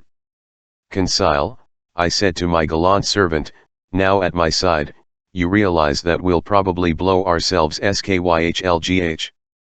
As master wishes." Conseil replied. "All right," I admitted, "I did ish to run this risk." The valves were charged. More coal was swallowed by the furnace's ventilators shot torrents of ALR over the brass turs. The Abraham Lincoln's speed increased. Its masts down to their blocks, and swirls of smoke could barely squeeze through the narrow W funnels. We heaved the log a second time. "Well, helmsman?" Commander Farragut asked. 19.3 miles per hour, sir. "Keep stoking the furnaces." The engineer did so. The pressure gauge marked 10 atmospheres. But no doubt the cetacean itself had warmed up, because without the least trouble, it also did IG_3. What a chase. "No, I can't." The exclamation that shook my being. Ned Land stayed at his post, harpoon in hand. Several times the animal let us approach. "We're overhauling it," the Canadian would shout. Then, just as he was about to strike, the cetacean would steal off with a swiftness I could estimate at no less than 30 miles per hour. And even at our maximum speed, it took the liberty of thumbing its nose at the frigate by running a full circle around us. A howl of fury burst from every throat. By noon we were no farther along than at 8 o'clock in the morning. Commander Farragut then decided to use more direct methods. "Bah," he said.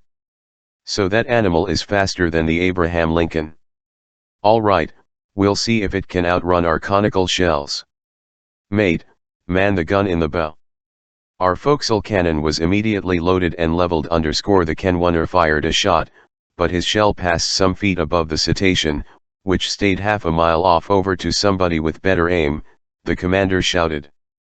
"And SSOO_00 to the man who can pierce that infernal beast."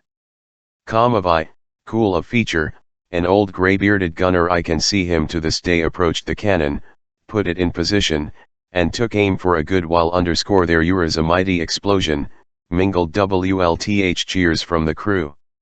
The shell reached its target, it hit the animal, but not in the usual fashion. LT bounced off that rounded surace and vanished into the sea 2 miles out. "Oh drat," said the old gunner in his anger.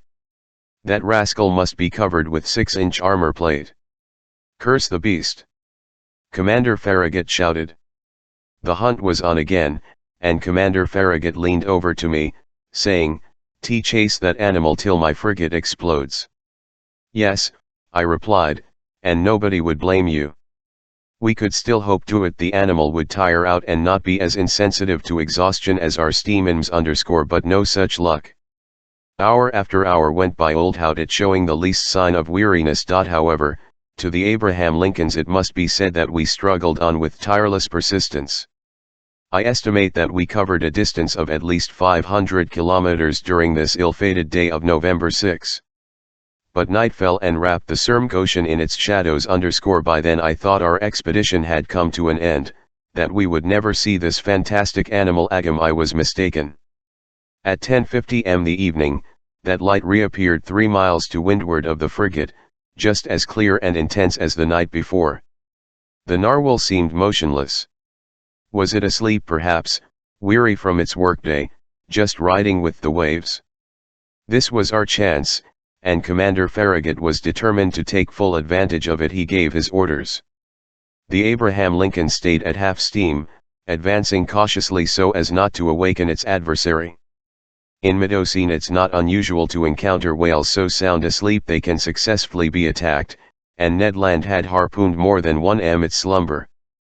The Canadian went to resume his post on the bobstays under the bowsprit. The frigate approached without making a sound, stopped 2 cable lengths from the animal and coasted. Not a soul breathed on board. A profound silence reigned over the deck. We were not 100 feet from the blazing core of light, whose glow grew stronger and dazzled the eyes. Just then, leaning over the forecastle railing, I saw Ned Land below me, one hand grasping the martingale, the other brandishing his dreadful harpoon. Barely 20 feet separated him from the motionless animal. All at once his arm shot forward and the harpoon was launched. I heard the weep 3 and collide resonantly, as if it had hit some hard substance.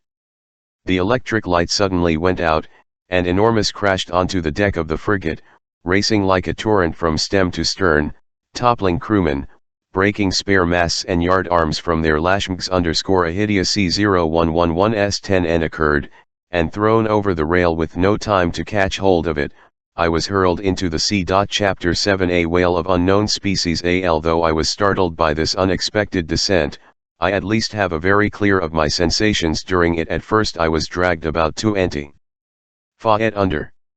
I'm a good swimmer, without claiming to equal such authors as Byron and Edgar Allan Poe, who were master divers, and I didn't lose my head on the way down. With 2 vigorous kicks of the heel I came back to the surface of the sea.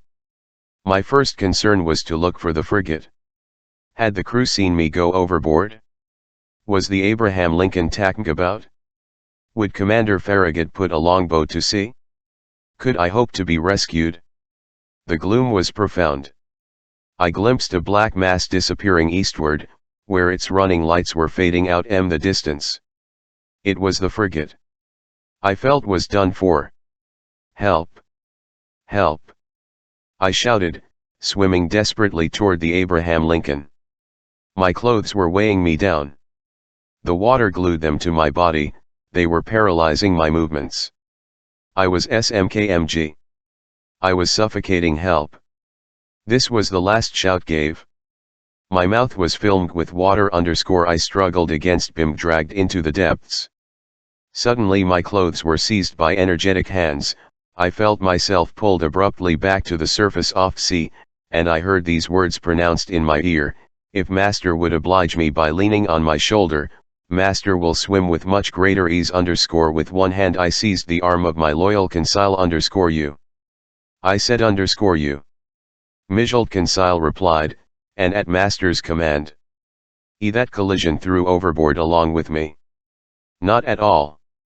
But being in master's employ, I followed master. The fine lad thought this only natural. About the frigate? I asked the frigate. Conseil replied, rolling over on his back. I think master had best not depend on it to any great extent. Are you saying? TM saying that just as I jumped overboard, I heard the men at the helm shout, our propeller and rudder are smashed. Smashed? Yes, smashed by the monster's tusk. I believe it's the sole injury the Abraham Lincoln has sustained. But most inconveniently for us, the ship can no longer steer. Ethan, we're done for. Perhaps, Conseil replied serenely. However, we still have a few hours before us, and in a few hours one can do a great many things. Conseil's unflappable composure me up. I swam more vigorously, but hampered by clothes that air as restricting as a cloak made of lead, I was manned with only the greatest difficulty. Conseil noticed as much. Master will allow me to make an incision, he said. And he slipped an open clasp knife under my clothes, slitting them from top to bottom with one SWLFT stroke _. Then he briskly undressed me while I swam for us both. I then did Conseil the same favor, and we continued to navigate side by side _. But our circumstances were no less dreadful _. Perhaps they hadn't seen us go overboard, and even if they had, the frigate being undone by its rudder could feet return to leeward after us. So we could count only on its longboats. Conseil had coolly reasoned out this hypothesis and laid his plans accordingly. An amazing character, this boy, M. Medocine, stoic lad seemed right at home. So, having that our sole chance for salvation lay in being picked up by two Abraham Lincoln's longboats, we had to take steps to wait for them as long as possible. Consequently, I to divide our energies so we wouldn't both be worn out at the same time, and this was the arrangement. While one of us lay on his back, staying motionless WLTH, arms crossed and legs outstretched, the other would swim and propel HLS Panner forward. This towing role was to last no longer than 10 minutes, and by relieving each other in this way, we could stay afloat for hours, perhaps even until daybreak. Slim chance, but hope springs eternal in the human breast. Besides, there be air of us. Lastly, I can vouch, as improbable as it seems, that even if I had wanted to destroy all my illusions, even if I had been willing to give in to despair, I could not have done so. The cetacean had rammed our frigate at about 11 o'clock in the. I therefore calculated on 8 hours of swimming until sunrise. A strenuous task, but feasible, thanks to our leaving each other. The sea was pretty smooth and barely tired us. Sometimes I tiled to peer through the dense gloom, which was broken only by the phosphorescent flickers coming from our. I stared at the luminous ripples breaking over my hands, shimmering sheets spattered with blotches of bluish gray. It seemed as if we'd plunged into a pool of quicksilver. Near 1 o'clock in the morning, I was overcome with tremendous exhaustion. My limbs stiffened in the grip of intense cramps. Conseil had to keep me going, and attending to our self-preservation became his sole responsibility. I soon heard the poor lad gasping, his breathing became shallow and quick. I didn't think he could stand such exertions for much longer. Go on. Go on. I told him. Leave Master Bimd, he replied. Never. I'll drown before he does. Just then, past the fringes of a large cloud that the wind was driven eastward, the moon appeared. The surface off sea glistened under its rays. That kindly light rekindled our strength. I held up my head again. My eyes darted to every point off the horizon. I spotted the frigate. It was 5 miles from us and formed no more than a dark, barely perceptible mass. But as for longboats, not a one in sight. I tried to call out what was the use at such a distance. My swollen lips wouldn't let a single sound through. Conseil could still articulate a few words, and I heard him repeat at intervals, "Help! Help!" Ceasing all movement for an instant, we listened. And it may have been a ring in my ear, from this organ filling with impeded bloco, but it to me that Conseil's shout had received an answer back.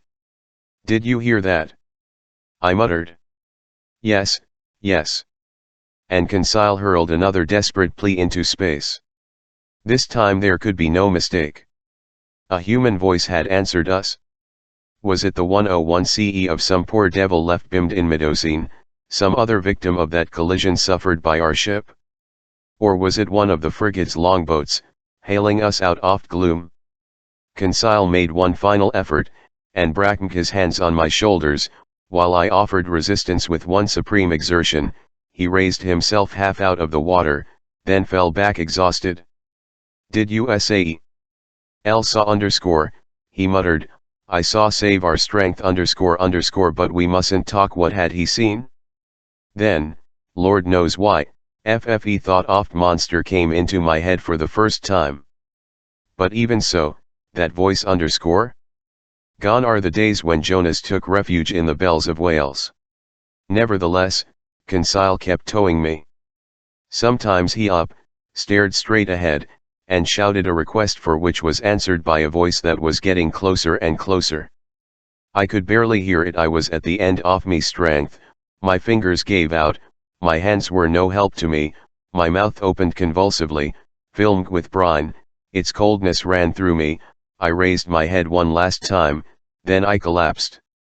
Just then something hard banged against me. I clung to it. Then I felt myself being pulled upward, back to the surface of water. My chest caved in, and I fainted. For certain, I came to quickly, because someone was missing me so vigorously it left furrows in my flesh. I half opened my eyes. Underscore Conseil, I muttered. Did Master ring for me? Conseil replied. Just then, in the last light of a MCNM settling on the horizon, I spotted a face that wasn't Conseil's but which I recognized at once. Ned! I exclaimed. In, sir, and still after his prize, the Canadian replied. You were thrown overboard after the frigate's collision. Yes, Professor, but I was luckier than you, and right away I was able to set foot on this floating islet, or in other words, on our gigantic narwhal. Explain yourself, Ned. It's just that I soon realized why my harpoon got blunted and couldn't puncture its hide. Hi, and for why? Because, Professor, this beast is made of boilerplate steel.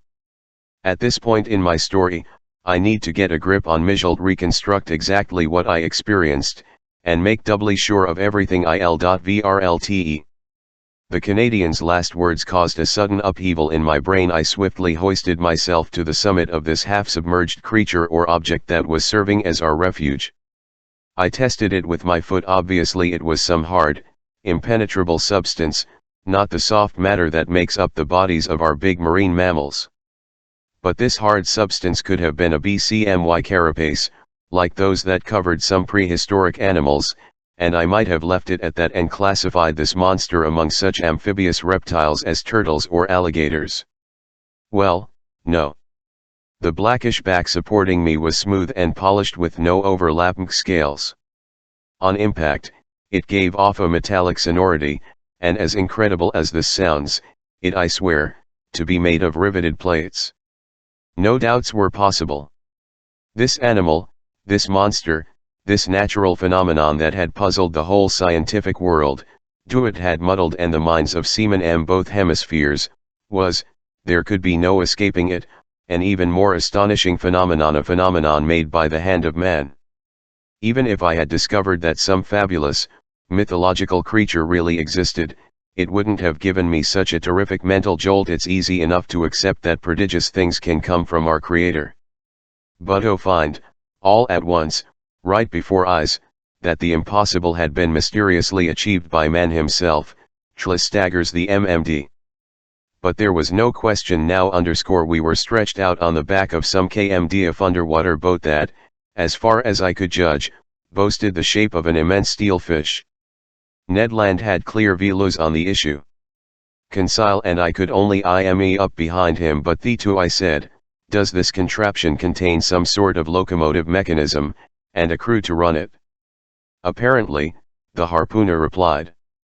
And for the 3 hours I've lived on this floating island, it hasn't shown a sign of life. This boat hasn't moved at all. No, Professor Aronnax _ it just rides with the waves, but otherwise it hasn't stirred. But we know that it's certainly gifted with great speed. Now then, since an engine is needed to generate that speed, and a mechanic to run that in, I conclude, we're saved. Humph. Ned Land put his tone denoting reservations. Just then, as if to take my side in the argument, a bubbling began astern off the strange submersible whose drive mechanism was obviously a propeller, and the boat started to move. We barely had time to hang onto its top slota, which emerged about 80 centimeters above water. Fortunately its speed was not excessive. So long as it navigates horizontally, Ned Land VE no complaints. But if it gets the urge to dive, I wouldn't quit $2 for my hide. The Canadian might have quoted a much lower price. So it was imperative to make contact with whatever beings were confined inside the plating OFA machine. I searched its surface for an opening or a hatch, a manhole to use the official term, but the imes of rivets had been firmly driven into the Shaitleran joins and were straight and uniform. Moreover, the moon then disappeared and left us in profound darkness. We had to wait for daylight to find some way of getting inside this underwater boat, so our salvation lay totally in the hands of the mysterious helmsman steering this submersible, and if it made a dive, we were done for.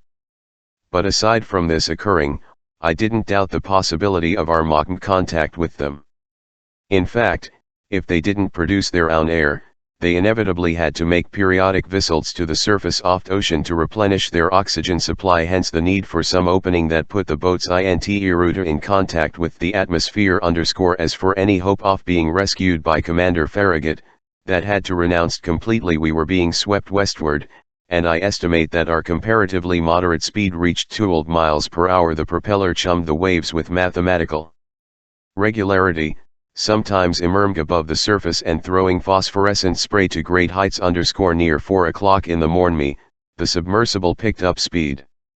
We could barely cope with the seismic rush, and the waves battered us at close range. Fortunately, Ned's hands came across a big mooring ring fastened to the topside of the sheet iron back, and we all held on for dear life.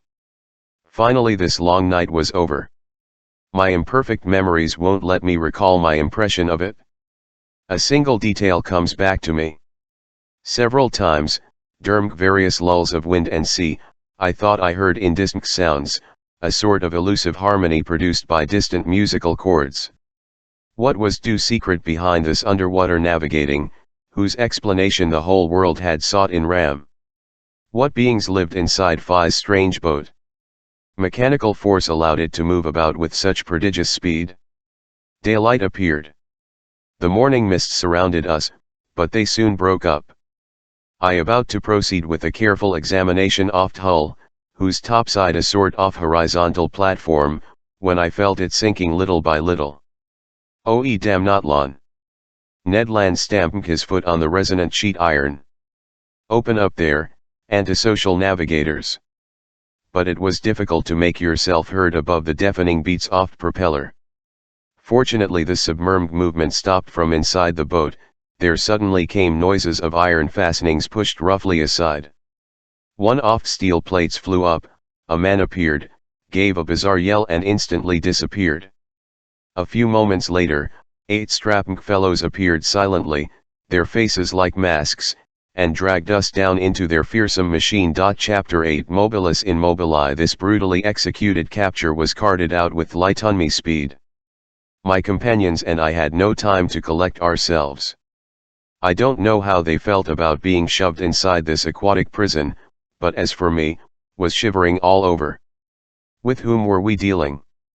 Surely with some new breed of pirates, exploiting the sea after their own fashion. The narrow hatch had barely closed me when I was surrounded by profound darkness. Saturated with the outside light, my eyes couldn't make out a thing. I felt my naked feet clmg to the steps of an iron ladder. Forcibly seized, Ned Land and Conseil were behind me. At the foot of the ladder, a door opened and instantly closed behind us with a loud clang. We were alone. Where?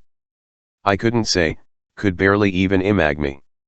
All was darkness, but such utter darkness that after several minutes, my eyes were still unable to catch a single one of those hazy gleams that drift through even the blackest nights.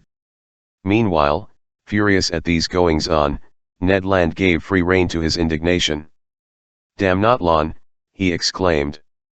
"These people are about as hospitable as the savages of New Caledonia. All that's lacking is for them to be cannibals. I wouldn't be surprised if they were, but believe you me, they won't eat me without my kicking up a protest." "Calm yourself, Ned my friend," Conseil replied serenely. "Don't flare up so quickly. We aren't in a kettle yet." "In a kettle, no," the Canadian shot back, "but in an co-en for sure. It's dark enough for one. Luckily my Bowie knife hasn't lent me, and I can still see well enough to put it to use. The first one of these bandits who lays a hand on me. Author's note: a Bowie knife is a wide-blade dagger that Americans are forever carrying around.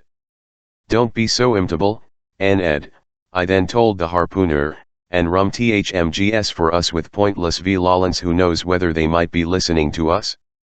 Instead, let's try to find out where we are." I started moving, groping my way. After 5 steps I encountered an iron wall made of riveted boilerplate. Then, turn me around, I bumped into a walking table next to which several stools had been set. The floor of this prison lay hidden beneath thick, hempen matting that deadened the sound of footsteps. Its naked walls didn't reveal any trace of a door or window. Going around the opposite way, Conseil met up WLTH me, and we returned to the middle of the cabin, which had to be 20 feet long by 10 wide.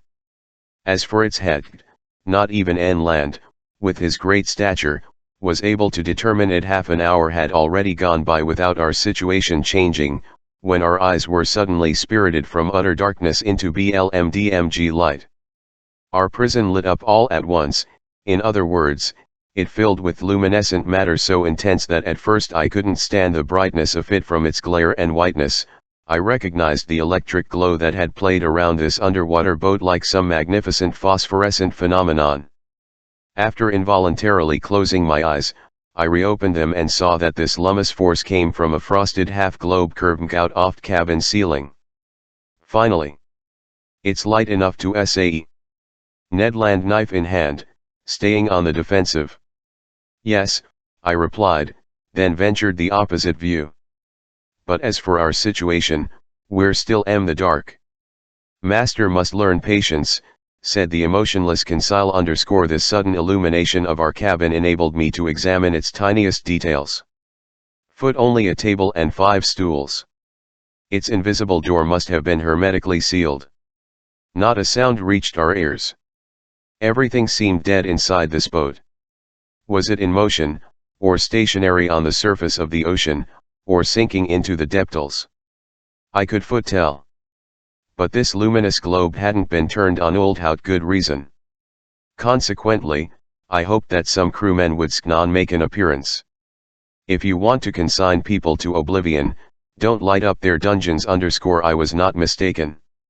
Unlocking noises became aud me, a door opened, and 2 men appeared. One was short and stocky, powerfully broad, robust of limbs, head squat, the hair black and luxuriant, the mustache heavy, the eyes brtght, and his whole personality stamped with that zest that, in France, typifies the people of Provence.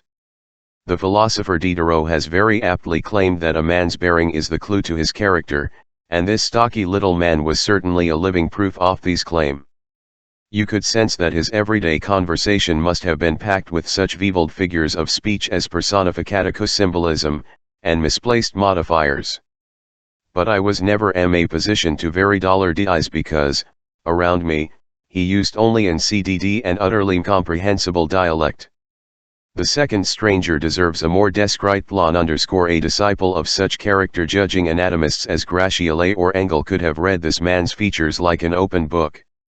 Without hesitation, I identified his dominant qualities: self-confidence, since his head reared like a nobleman's above the arc formed by 2 lines of his shoulders, and his black eyes gazed with icy assurance; calmness, since his pale raffurf and ruddy, indicated tranquility of blood; energy, shown by the swiftly knitting muscles off his brow; and finally courage, since his deep breathing denoted tremendous reserves of vitality. I might add that this was a man of great pride, that his calm, firm gaze seemed to thinking on an plane, and that the harmony of his facial expressions and bodily movements resulted in an overall effect of unquestionable candor according to the findings of physiognomists, those analysts of factual character. I felt involuntarily reassured in his presence, and this boded well for our interview. Whether this individual was 35 or 50 years of age, I could not precisely state. He was tall, his forehead, his nose straight, his mouth clearly, his teeth magnificent, his hands tapered, and, to use a word from palmistry, highly psychic, in other words, worthy of serving a lofty and passionate spirit. This man was certainly the most wonderful physical specimen I had ever encountered. One unusual detail: his eyes were spaced a little far from each other and could instantly take in nearly a quarter of the horizon. This ability, as I later verified, was strengthened by a range of vision even greater than Ned Land's. When this stranger focused his gaze on an object, his eyebrow lines gathered into his heavy eyelids closed around his pupils to contract his huge field, and he looked. What a look! As if he could manify objects shrinking into the distance, as if he could probe your soul, as if he could pierce those sheets of water so opaque to our eyes and scan the deepest seas wearing caps made of sea otter fur, and SHCD in sealskin fishing boots. These 2 strangers were dressed in clothing made from some unique fabric that flattered the figure and allowed great freedom of movement. The taller of 2, apparently the leader on board, examined us with the greatest care but without pronouncing a word. Then, turning to he conversed with him in a language I didn't recognize. It was a sonorous, harmonious, flexible dialect whose vowels seemed to undergo a highly varied accentuation. The other replied with a shake-off head and added 2 or 3 utterly incomprehensible words. Then he seemed to question me directly with a long stare. I replied in clear French that I wasn't familiar with his language, but he didn't seem to understand me, and the situation grew rather bam. Still, master should tell our story, Conseil said to me. Perhaps these gentlemen will grasp a few words of it. I tried again, telling the tale of our adventures, clearly articulating my every syllable, and not leaving out a single detail. I stated our names and titles, M. Order, I Professor Aronnax, his manservant Conseil, and Mr. Ned Land, harpooner. The man with calm, gentle eyes listened to me serenely, even courteously, and paid remarkable attention, but nothing in his facial expression indicated that he understood my story. When I finished, he didn't pronounce a single word. One resource still left was to speak English. Perhaps they would be familiar with this nearly universal language, but I only knew it, as I did the German language, well enough to read it fluently, not well enough to speak it correctly. Here, however, our overriding need was to make ourselves understood. Come on, it's your to-do, I told the harpooner.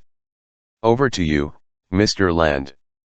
Pull out of bag of tricks the best English ever spoken by an Anglo-Saxon, and try for a more favorable result than mine. Ned needed no persuading and started our story all over, most of which could follow. Its content was the same, but the form differed. Carried away by his volatile temperament, the Canadian put great animation into it. He complained vehemently about being imprisoned in defiance of his civil rights, asked by virtue of which law he was hereby detained, invoked writs of habeas corpus, threatened to press charges against any holding him in illegal custody, gesticulated, shouted, and finally conveyed by an expressive gesture that we were dying of hunger. This was perfectly true, but we had nearly forgotten the NCT_. Much to his amazement, the harpooner seemed no more intelligible than I had been. Our visitors didn't bat an eye. Apparently they were engineers who understood the languages of neither do French physicist Arago nor the English physicist Faraday thoroughly on or vainly exhausting our philological resources. I no longer knew what tactic to pursue, when Conseil told me, if master will authorize me, I'll tell the whole business in German. You know German? I exclaimed, like most Flemish people, with all due respect to master. On the contrary, my respect is due go to it, my boy. And Conseil, in his serene voice, described for the third time the various vicissitudes of our story. But despite our narrator's fine accent and stylish turns of phrase, the German language met with no success. Finally, as a last resort, I hauled out everything I could remember from my early school days, and I tiled to narrate our adventures in Latin. Cicero would have plugged his ears and sent me to the scullery, but somehow I managed to pull through. With the same negative result. This last attempt ultimately misfiring, the two strangers exchanged a few words in their incomprehensible language and withdrew, not even favoring us with one of those incurring gestures that are used in every country in the world. The door closed again. This is outrageous. Land shouted, exploding for the 20th time. I ask you. We speak French, English, German, and Latin to these rogues, and neither of them has the decency to even answer back. Calm down, Ned, I told the seething harpooner. Anger won't get us anywhere. But Professor, our irascible companion went on, can't you see that we could die of hunger? MTH1's iron cage. Bah! Conseil put in philosophically. We can hold out a good while yet. My friends, I said, we mustn't despair.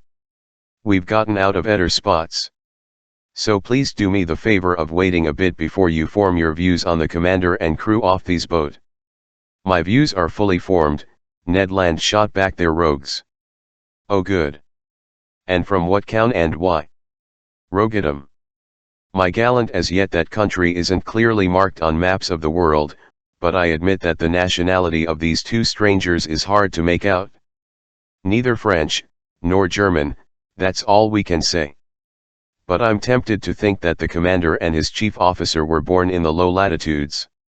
There must be southern blood in them. but as to whether they're Spaniards, Turks, Arabs, or East Indians, their physical characteristics don't give me enough to go on. And as for their speech, it's utterly incomprehensible. Edha Euros the nuts ants in not knowing every language, Conseil replied, or the drawback not having one universal language, would all go out the window. Ned Land replied. Don't see, these people have a language all to themselves, a language they've invented just to cause despair in decent people who ask for a little dinner. Why, in every country on when you open your mouth, snap jaws, smack your lips and teeth, isn't that the world's most understandable message? From Quebec to the Tuamotu Islands, from Paris to the Antipodes, doesn't it mean, I'm hungry, gtve me abide to eat? O.E. Conseil put in, there are some people so unintelligent by nature. As he was saying these words, the door opened. A steward entered. 8. He brought us some clothes, jackets, and sailor's pants, made out of a fabric whose nature I didn't recognize. I hurried to change into them, and my companions followed suit. Author's note, a steward is a waiter on board a steamer. Meanwhile our silent steward, perhaps a deaf-mute, set the table and laid 3 place settings. If there's something serious afoot, Conseil said, and it BCDES well. Bah, replied the rancorous harpooner. What the devil do you sups they eat around here? Turtle livers, loin of shark, dogfish steaks. Well, soon find out. Conseil said. Overlaid with silver dishcrasters, various platters had been neatly positioned on the tablecloth and we sat down to eat. Assuredly, we were dealing with civilized people, and if it hadn't been for Di's Elec and LC light flooding over us, I would have thought we were in the Dinmy Room oft Hotel Adelphi M Liverpool or the Grand Hotel Inn. However, I feel compelled to mention that bread and wine were totally absent. The water was fresh and clear, but it was still wateruhic wasn't what Land had in mind among the foods we were served. I was able to identify various daintily fish, but I couldn't make up my mind about certain otherwise excellent dishes, and I couldn't even tell whether their contents belonged to the vegetable or the animal kingdom. As for the tableware, it was elegant and in perfect taste. Each utensil, spoon, fork, knife, and plate, bore on its reverse a letter encircled by a Latin motto, and here is its exact duplicate: mobilis in mobili, moving within the moving element. It was a highly appropriate motto for this underwater machine, so long as the preposition in is translated as within and not upon. The letter N was no doubt the Michel-oft name of that misty dollaring individual command beneath the seas. Ned and Conseil had no time for such musings. They were wolfing their food, and without further ado I did the same. By now I felt reassured about our fate, and it seemed obvious that our hosts didn't intend to let us die of starvation. But all earthly things come to an end, all things must pass, even the hunger of people who haven't eaten for 15 hours. Our appetites appeased, we felt an urgent need for sleep. A natural reaction after that interminable night of fighting for our lives. Ye gods, I'll sleep soundly, Conseil said. Me, I'm out a light. Ned Land replied. My 2 companions lay down on the cabin's carpeting and were on deep in slumber. As for me, I gave in less readily to this intense for sleep. Too many thoughts had piled up in my MMD, too many insoluble questions had arisen, many images air keeping my eyelids open. Where were we? What strange power was carrying us along? I felt, or at least I thought I did, the submersible SMKMG toward the sea's lower strata. Intense nightmares besieged me. In these mysterious marine sanctuaries, I envisioned hosts of Funnu, animals, and this underwater boat seemed to be a blue D relation o fears, livng, breathing, just as fearsome. Then my mind grew calmer, my imagination melted into hazy drowsiness, and I fell into an uneasy slumber. Chapter 9 The Tantrums of Ned Land. I have no idea how long the slumber, but it must have been a good while, since we were completely over our exhaustion. I was the first one to wake up. My companions weren't yet stirring and still lay their comers like inanimate objects.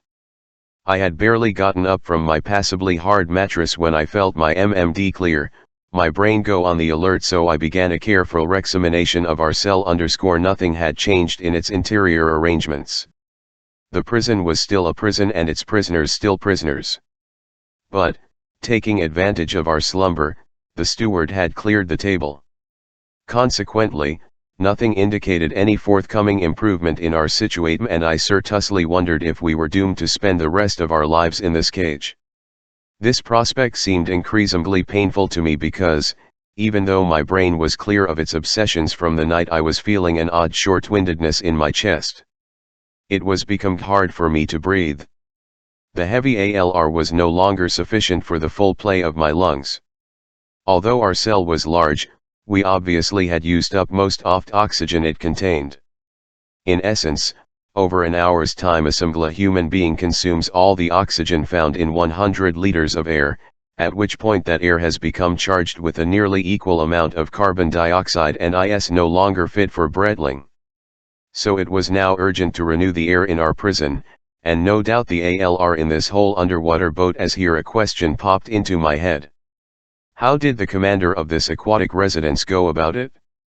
Did he obtain air using chemical methods, releasing due oxygen contained in potassium chlorate by heating it, meanwhile absorbing the carbon dioxide with potassium hydroxide? If so, he would have to keep up some kind of relationship with the shore, to come by the materials needed for such an operation. Did he simply tunnel himself to storing the air in high-pressure tanks and then dispense it according to his crew's needs? Perhaps. Or, proceeding in a more convenient, more economical, and consequently more probable fashion, was he satisfied with merely returning to breathe at the surface of the water ilka acetation, renewing HLS oxygen supply every 24 hours? In any event, whatever his method was, it seemed prudent to me that he use this method without delay.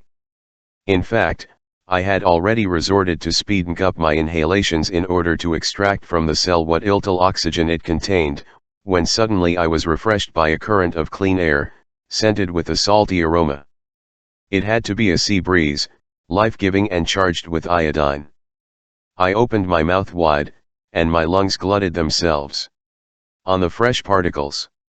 At the same time, swaying, a rolling of moderate magnitude but definitely noticeable.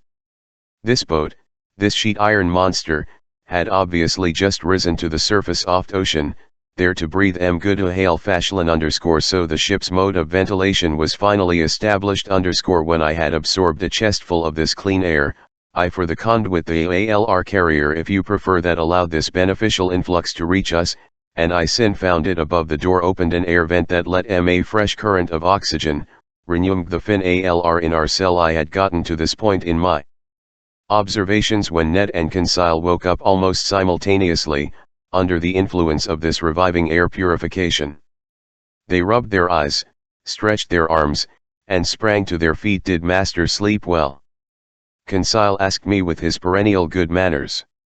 Extremely well, my gallant lad, I replied. And how about you, Mr. Ned Land? Like a log, Professor. But I must be imagining things, it seems like I'm breathing a sea breeze. A seaman couldn't be young on this topic, and I told the Canadian what had gone on while he slept. Good, he said. That explains perfectly all that bellowing we heard, when our so-called narwhal lay side of the Abraham Lincoln. Perfectly, Mr. Land. I was catching its breath. Only I've no idea what time it is, Professor Aronnax, unless maybe it's dinner time. Dinner time, my fine harpooner. I'd say at least breakfast time, because we've certainly woken up to a new day. Indicates, Conseil replied, that we've #NT 24 hours in slumber. EDHA my assessment, I replied. I won't argue with you, Ned Land answered. But dinner or breakfast, that steward will be plenty welcome whether he be RMGS the one or the other. Either one and the other, Conseil said. Well put, the Canadian replied. We deserve 2 meals, and speaking for myself, I'll do justice to them both. All let's wait and see. I replied. It's clear that these strangers don't intend to let us die of hunger, otherwise last evening's dinner wouldn't make any sense. Unless they're fatten me us up. Ned shot back. Object, I replied. We have not fallen into the hands of cannibals. Just because they don't make a habit of, the Canadian replied in all seriousness, doesn't mean they don't indulge from time to time. Who knows? Maybe these people have gone without fresh meat for a long while, and in fat case 3 healthy, well-built specimens like the professor, his manservant, and me get rid of those ideas, Mr. Land, I answered the harpooner. And above all, don't let them lead you to flare up against our hosts, which would only make our situation worse. Anyhow, FFE harpooner said, I'm as hungry as all Hades, and dinner, or breakfast, not one puny meal has arrived. Mr. I answered, we have to adapt to the schedule on board, and I imagine our stomachs are running ahead of Chief Cook's dinner bell. Well then, we'll adjust our stomachs to the chef's timetable. Conseil replied serenely. There go again, Conseil my friend, the impatient Canadian shot back. You never allow yourself any dulls plays offball or attacks of nerves. You're everlastingly calm. You'd say after meal grace even if you didn't get any food for your before meal blessing, and you'd starve to death and complain. Good would it do? Conseil asked. Complaining doesn't have to do good, it just feels good. And if these pirates, I say pirates out of consideration for the professor's feelings, Sims he doesn't want us to call them cannibals, if these pirates think they're going to smother me in this cage without hearing what cuss words spice up my outbursts, they've got another think coming. Look here, Professor Aronnax, speak frankly. How long do you figure they'll keep us in this iron box? VTO, tell the truth, friend Land, I know little more about it than you do. But in a nutshell, what do you suppose is going on? My supposition is that sheer chance has made us privy to an important secret. Now then, if the crew of these underwater boat have a personal interest in keeping that secret, and if their personal interest is more important than the lives of 3 men, I believe that our very existence is in jeopardy. If such is not the case, then at the first available opportunity, this monster that has swallowed us will return us to the world inhabited by our own kind. Unless they recruit us to serve on the crew, Conseil said, and keep us here till the moment, Ned Land, when some frigate that's faster or smalter than the Abraham Lincoln captures this den of buccaneers, then hangs all of us by the neck from the tip of a mainmast yardarm. Well thought out, Mr. Land, I replied. But as I don't we've been tendered any enlistment offers. Consequently, it's pointless to argue about what tactics we should pursue in such a case.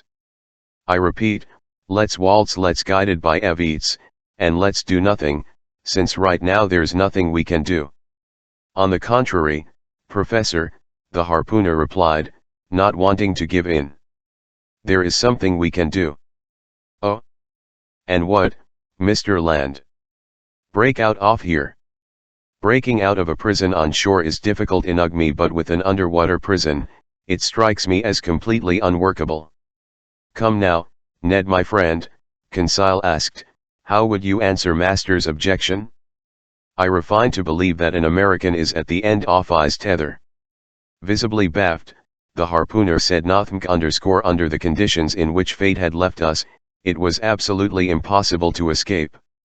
But a Canadian's wit half French, and Ned Land made this clear in his reply. So, Professor Aronnax, he went on after THMKMG for a few moments, you haven't figured out what people do when they can't have a hashtag from their prison.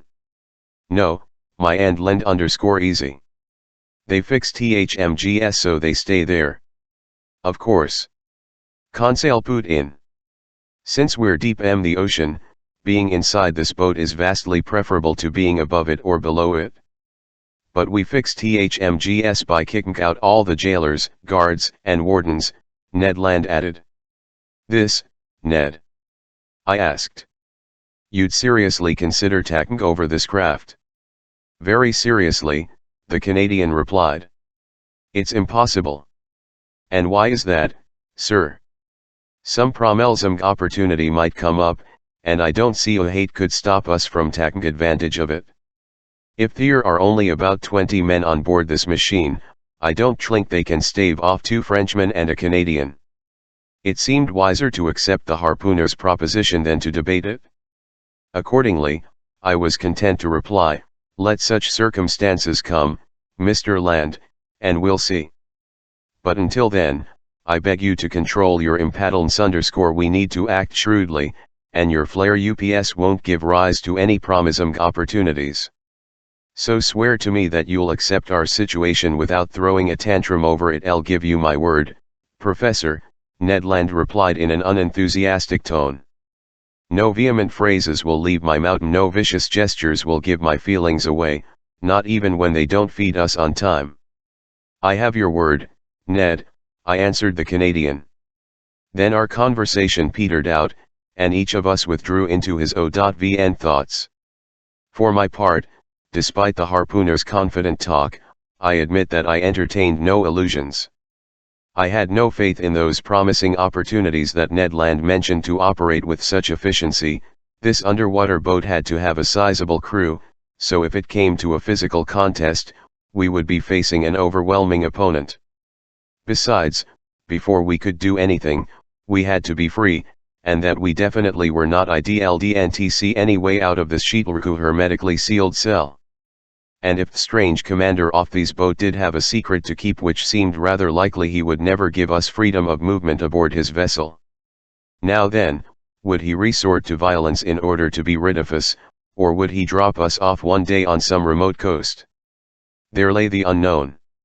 All these hypotheses seemed extremely plausible to me, and to hope for and eat them through use of force, you had to be a harpooner. I realized, moreover, that Ned Land's brooding was getting him madder by the minute. Little by little, I heard those aforesaid cuss words welling up in the depths of his gull *, and I saw his movements turn threatening. Agam he stissy up, packing in circles like a wild beast in a cage, striking the walls with his foot and fist. Meanwhile the hours passed, our hunger nagged unmercifully, and this time the steward did not appear, which amounted to forgetting our Castawzi status for much too long, if they really had good intentions toward us. Tortured by the growling of his well-built stomach, Ned Land was getting more and more riled, and despite his word of honor, I was in real dread of an explosion when he stood in the presence of one of men on board. For 2 more hours Land's rage increased. The Canadian shouted and pleaded, but to no avail. The sheet iron walls were deaf. I didn't hear a single sound inside this dead-seamed boat. The vessel hadn't stirred, because I obviously would have felt its hull vibrating under the influence of the propeller. It had undoubtedly sunk into the watery deep and no longer belonged to the outsloda world.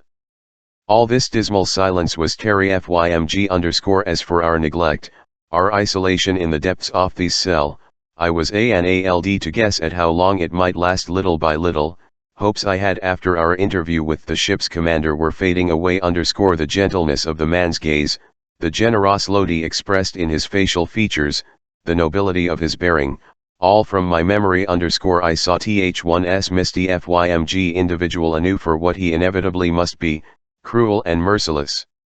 I viewed him as outside humanity, beyond all feelings of compassion, the implacable foe of his fellow man, toward whom he must have sworn an undimmed hate.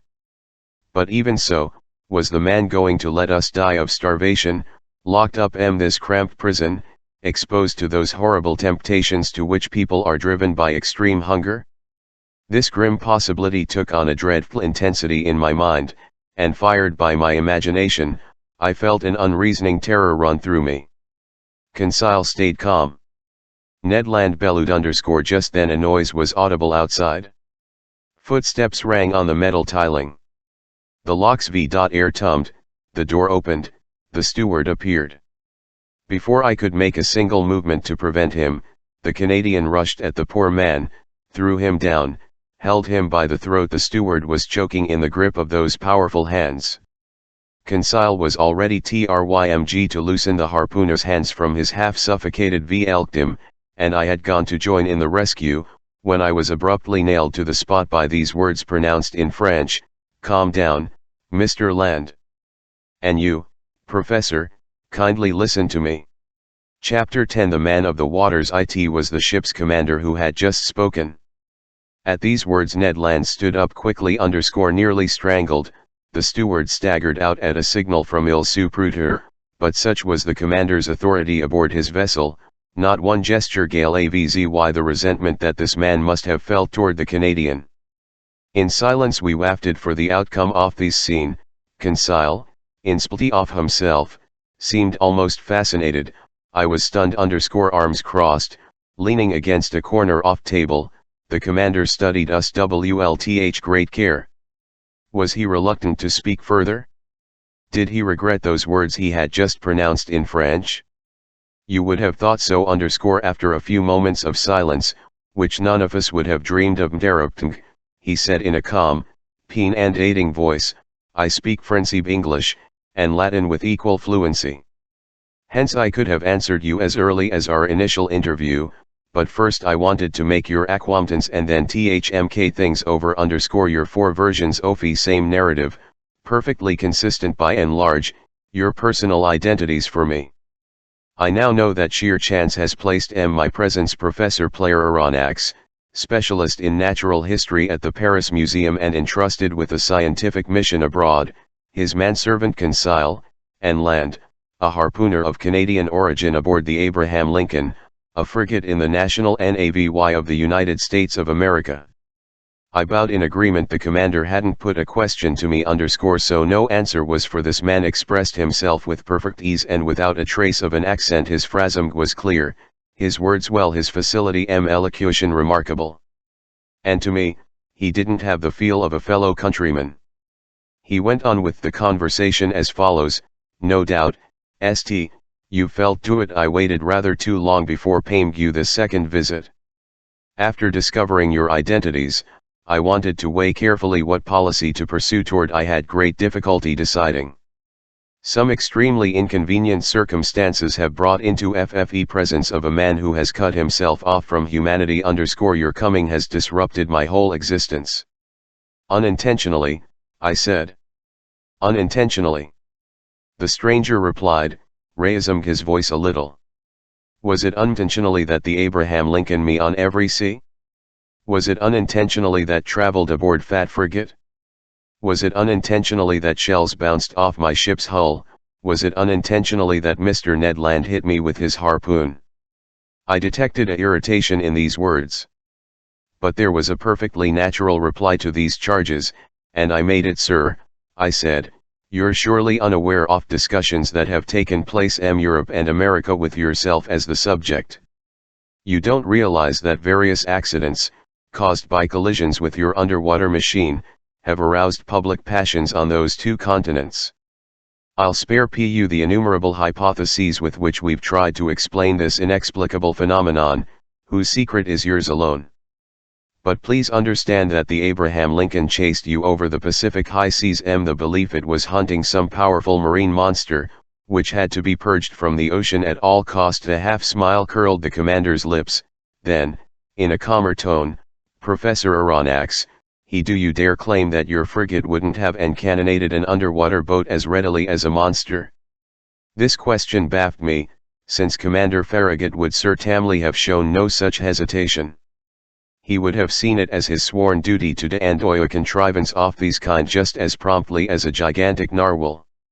So understand, sir, the stranger went on, that I have a RTGHT to treat you as my enemy. I kept quiet, with good reason. What was the use of debating such a proposition when superior force can wipe out the best arguments? It took me a good while to decide, the commander went on. Nothing obliged me to grant you hospitality.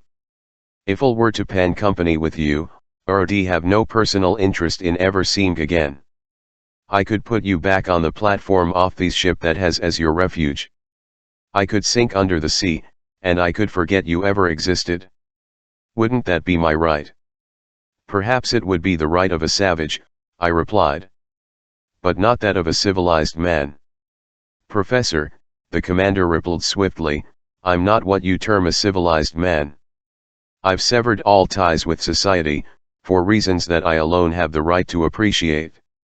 Therefore I obey none of its regulations, and I insist that you never invoke them in front of me."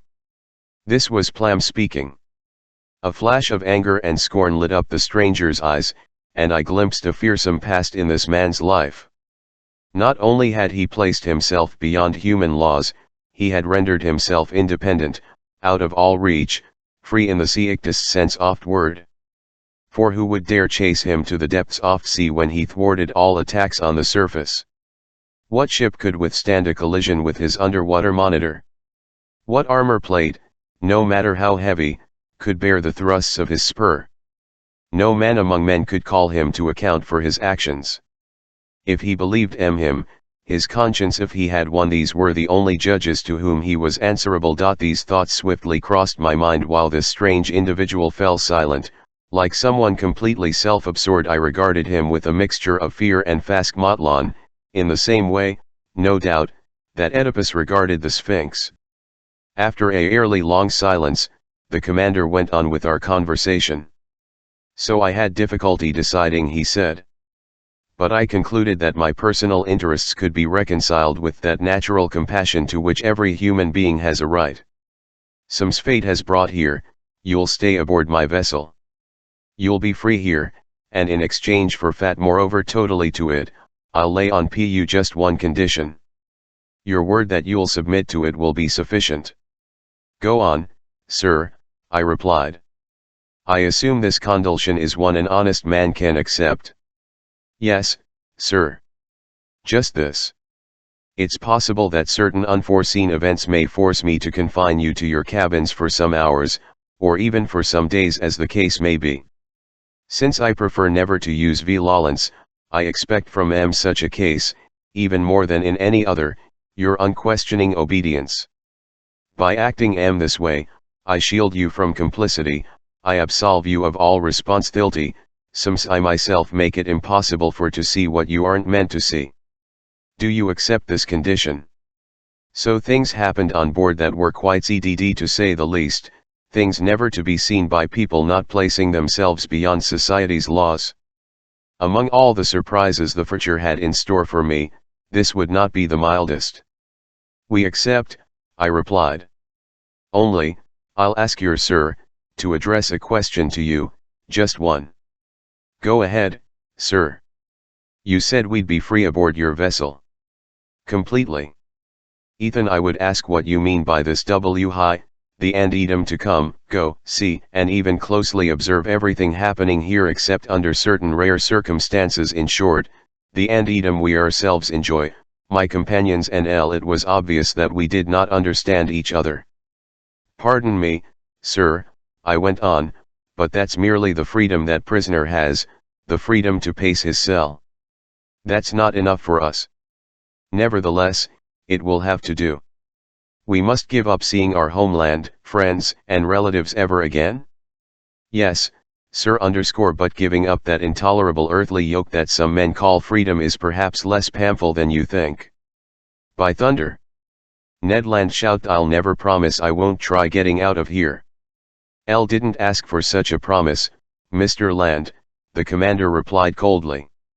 "Sir," I replied, flaring up in spite of myself, "you're taking unfair advantage of us. This is sheer cruelty."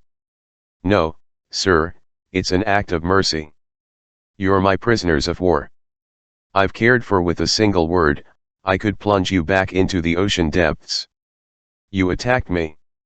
You've just stumbled on a secret no living man must probe, FFE secret of my entire existence.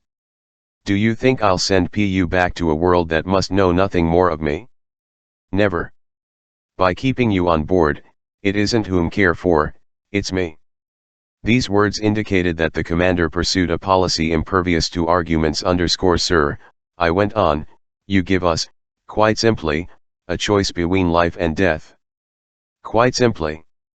"My friends," I said, "to a question couched in these terms, our answer can be taken for granted. But no solemn promises bind us to the commander of this vessel." "None, sir," the stranger replied. Then, in a gentler voice, he went on, "Now, allow me to finish what I have to tell you. I've heard of you, Professor Aronnax. You, if not your companions, won't perhaps complain too much about the stroke of fate that has brought us together. Among the that make up my favorite reading, you'll find the work you've published on the great ocean Deepus. I've pored over it. You've taken your studies as far as terrestrial science can go but you don't know everything because you haven't seen everything.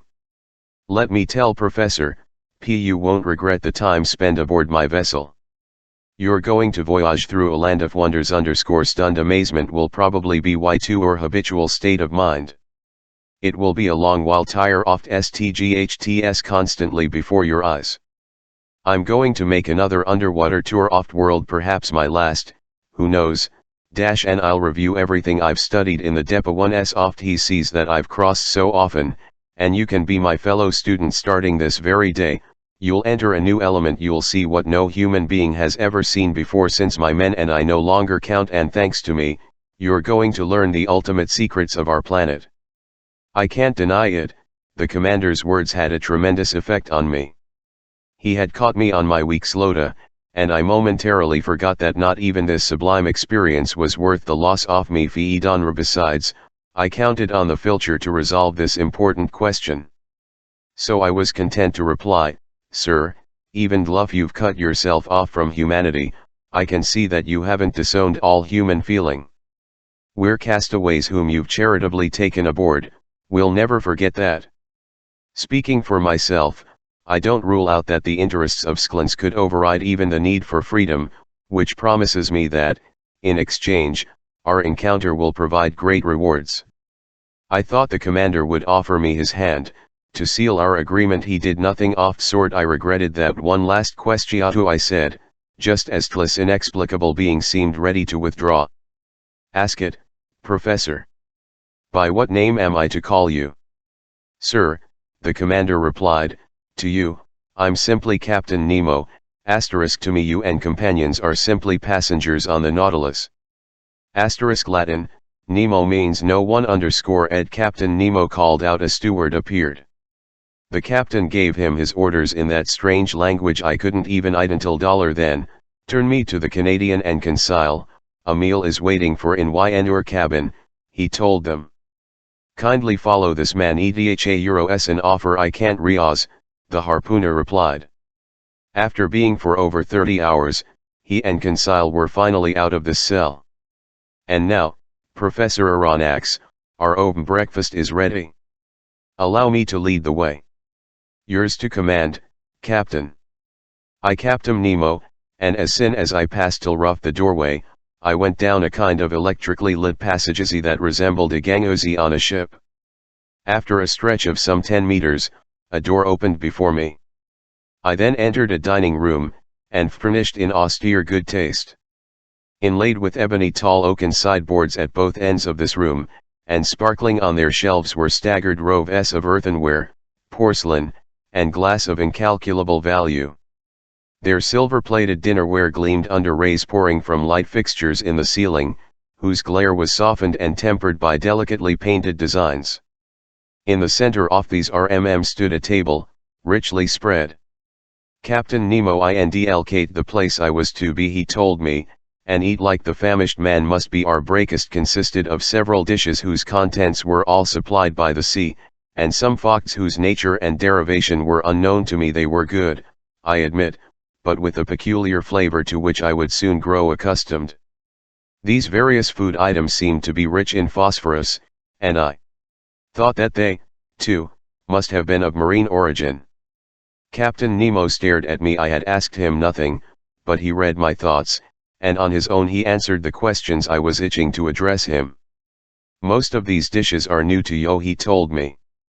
"But you can consume them without fear.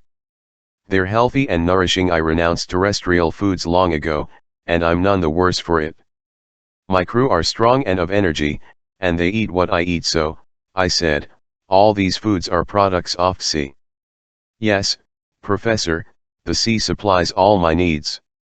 Sometimes I cast my nets in our wake, and I pull them up ready to burst. Sometimes I go hunting in the midst of this element that has long seemed so far out of man's reach, and I corner the game that dwells in my underwater forests. Like the flocks of old Proteus, kmg Neptunes my herds graze without fear on the ocean's immense prairies. There I own vast properties that I harvest mijalt and which are forever sown by the hand of the Creator of all things. I stared at Captain Nemo in definite astonishment, and I answered him, Sir, I understand perfectly how your nets can furnish excellent fish for your table. I understand less how you can chase aquatic game in Y2 or underwater forests, but how a piece of red meat, no matter how small, can figure in your menu, that I don't understand at all. Nor sir, Captain Nemo answered me. I never touch the flesh of land animals. Nevertheless, this I went on, pointing to a dish where some slices of loin were still left. You believe to be red meat, Professor, is nothing offerfin loin of sea turtle. Similarly, here are some dolphin livers you might mistake for stewed pork. My chef is a skillful food processor who excels at pickling and preserving these various exhibits from the ocean. Feel free to sample all of these foods. Here are some preserves of sea cucumber that immolation would to be unrivaled in the entire world. Here's cream from milk furnished by the udders of cetaceans, and sugar from the huge plants in the North Sea, and finally, allow me to offer you some marmalade of sea anemone, equal to that from the tastiest fruits. So I sampled away, more as a curiosity seeker than an epicure, while Captain Nemo delighted me with his incredible anecdotes. But this sea, Professor Aronnax, he told me, this prodigious, inexhaustible wet nurse of a sea not only feeds me, she dresses me as well. That fabric covering pu was woven from the masses of filaments that anchor certain seashells, as the ancients were wont to do.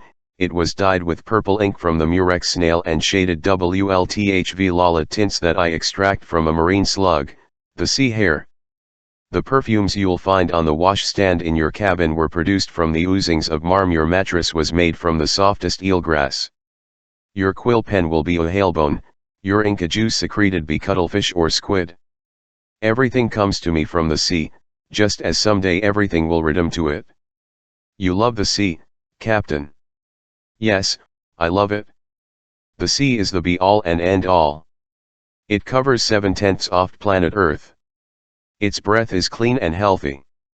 It's an immense wilderness where a man is never lonely, because he feels life astir on ERESTDE. The sea simply the vehicle for a prodigious, unearthly mode of existence. It's simply movement and love, it's ilving infinity, as one of your poets put it, and in essence, Professor, nature is here made manifest by all three of her kingdoms, mineral, vegetable, and animal. The last of these is amply represented by the 4 zoophyte groups, 3 classes of articulates, 5 classes of mollusks, and 3 vertebrate classes, mammals, reptiles, and those countless legions of fish, an infinite order of animals totaling more than 13 species, of which only 1/10 belong to fresh water. The sea is a vast pool of nature. Our globe began with the sea, so to speak, and who can say we won't end with it? Here lies supreme yankulity. The sea doesn't belong to tyrants. On its surface they can still exercise their iniquitous claims, battle each offer, devour each other, haul every earthly horror. But 30 feet below sea level, their dominion ceases, their influence fades, their power vanishes. All, sir, live in the heart of seas. Here alone isles independence. Here I recognize no superiors. Here I'm free. Captain Nemo suddenly fell silent in the midst of this inaugistic outpouring. Had he let himself get carried avzy, past the bounds of his habitual reserve?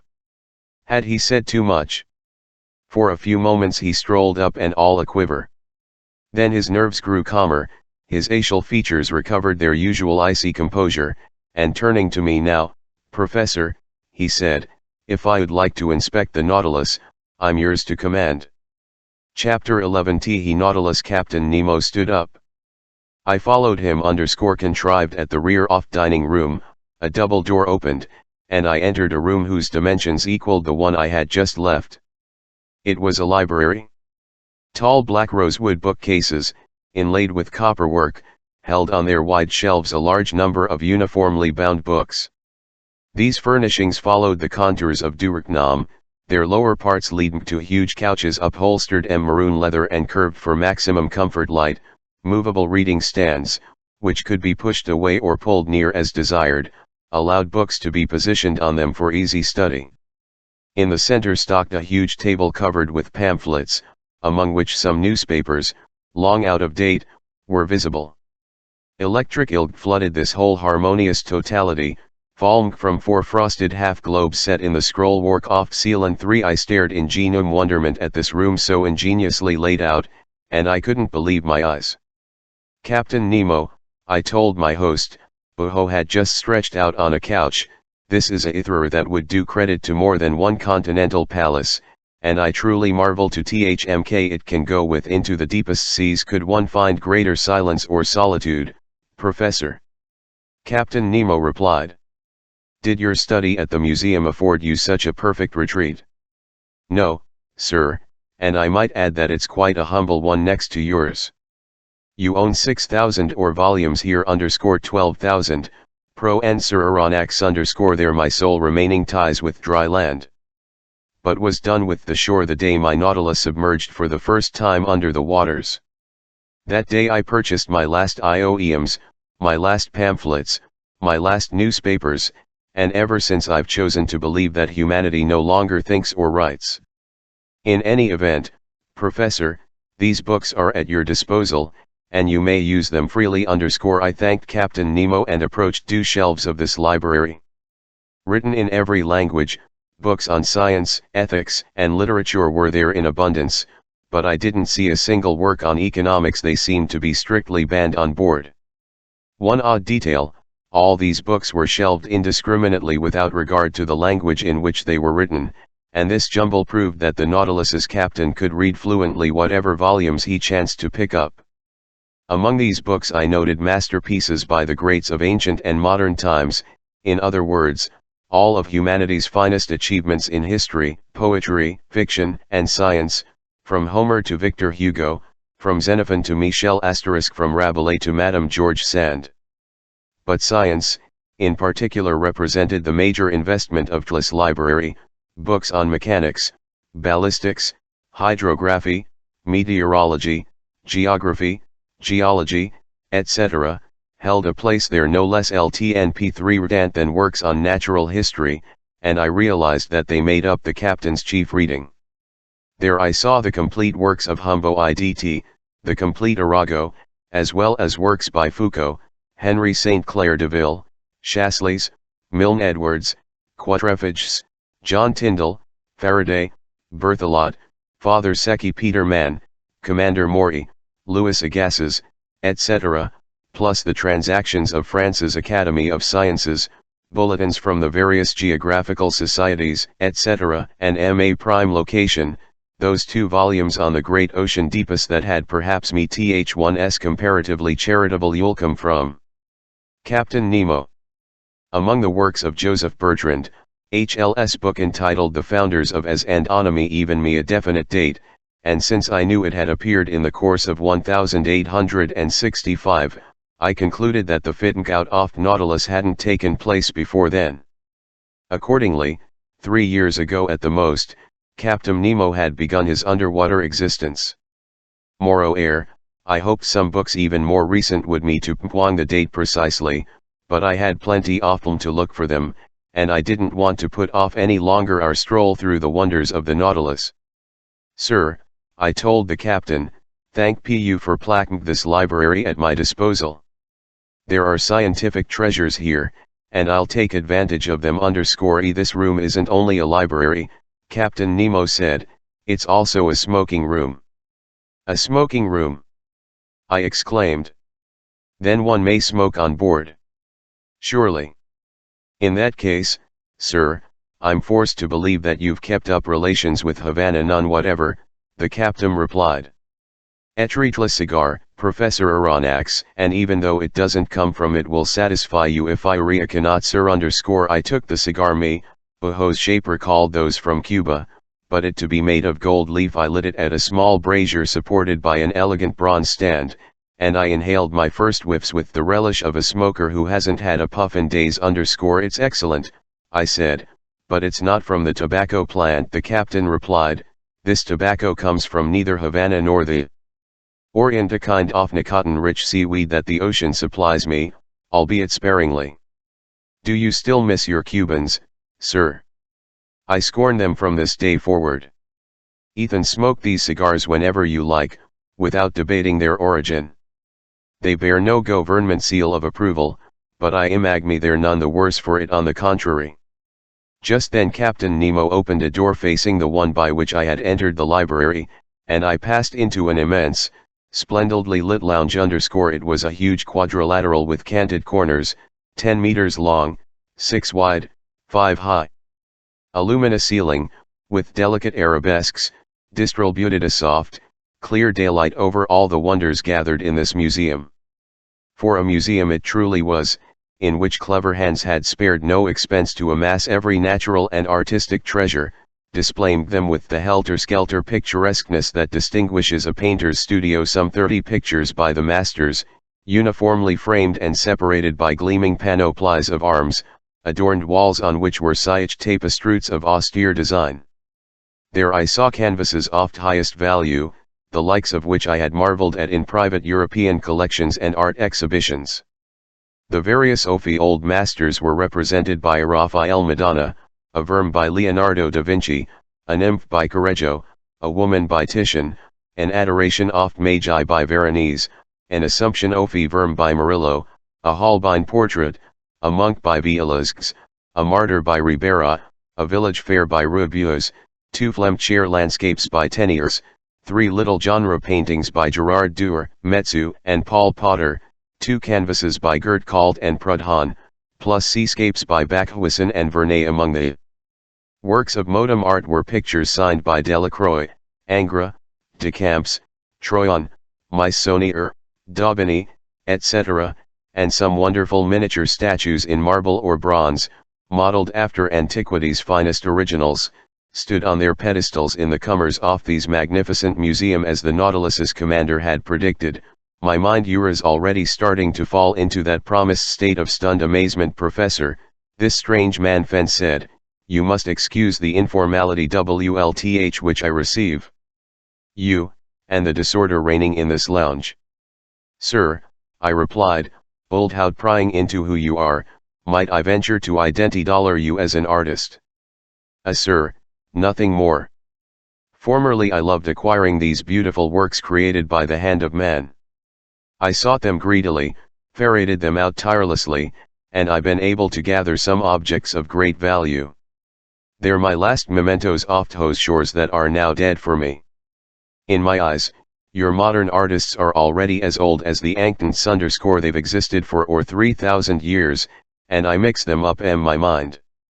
The masters are ageless about these composers.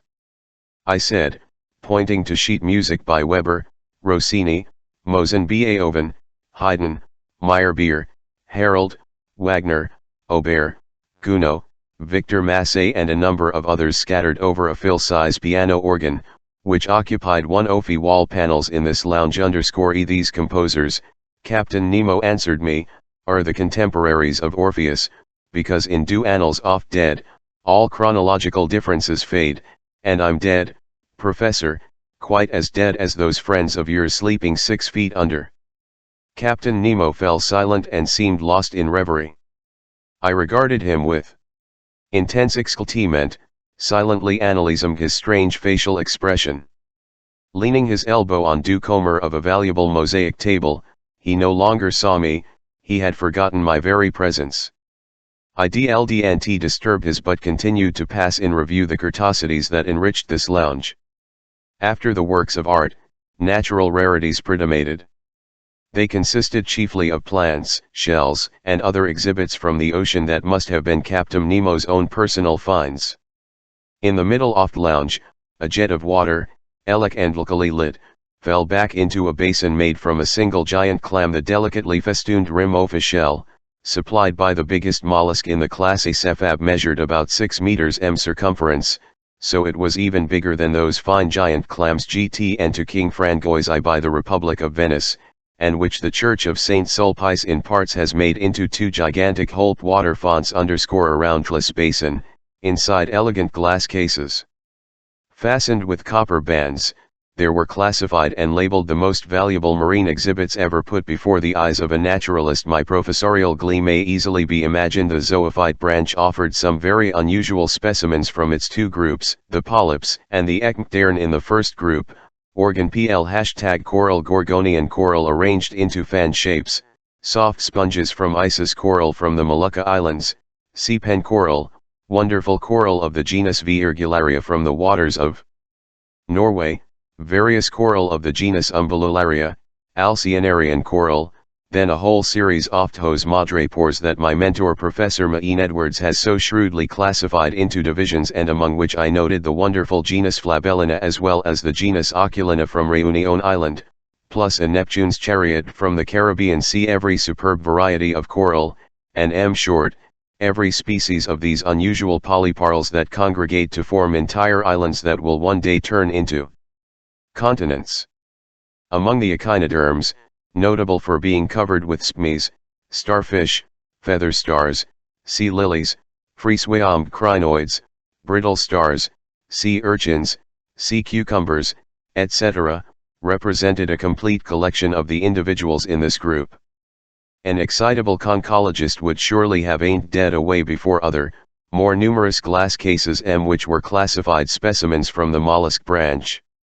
There I saw a collection of incalculable value that I haven't time to describe completely. Among these exhibits, I'll just for the record, an elegant royal hammer shell from the Indian Ocean, whose evenly spaced white spots stood out sharply against a base of red and brown, an imperial SPMY oyster, brightly colored, bristling WLTH thorns, a specimen rare to European museums, whose value I estimated at 20 OU francs, a common hammer shell from the seas near Queensland, very hard to come by.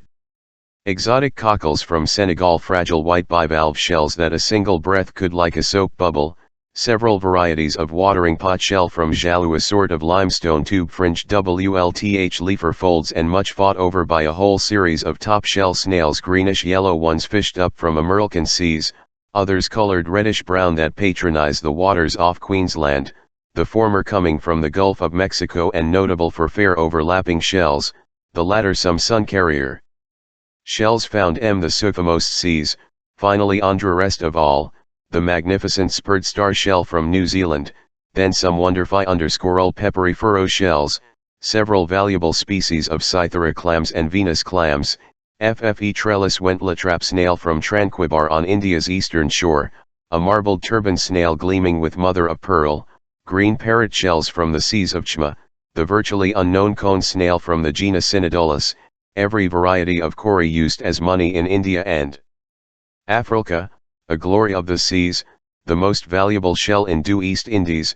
Finally, common periwinkles, delphinula snails, turret snails, velolid snails, European cowries, volute snails, olive shells, mitre shells, helmet shells, murex snails, whelks, harp shells, spiky periwinkles, triton snails, horn shells, spindle shells, conch shells, spider conchs, limpets, glass snails, sea butterflies, every kmd off delicate, fragile seashell that science has baptized with its most delightful names.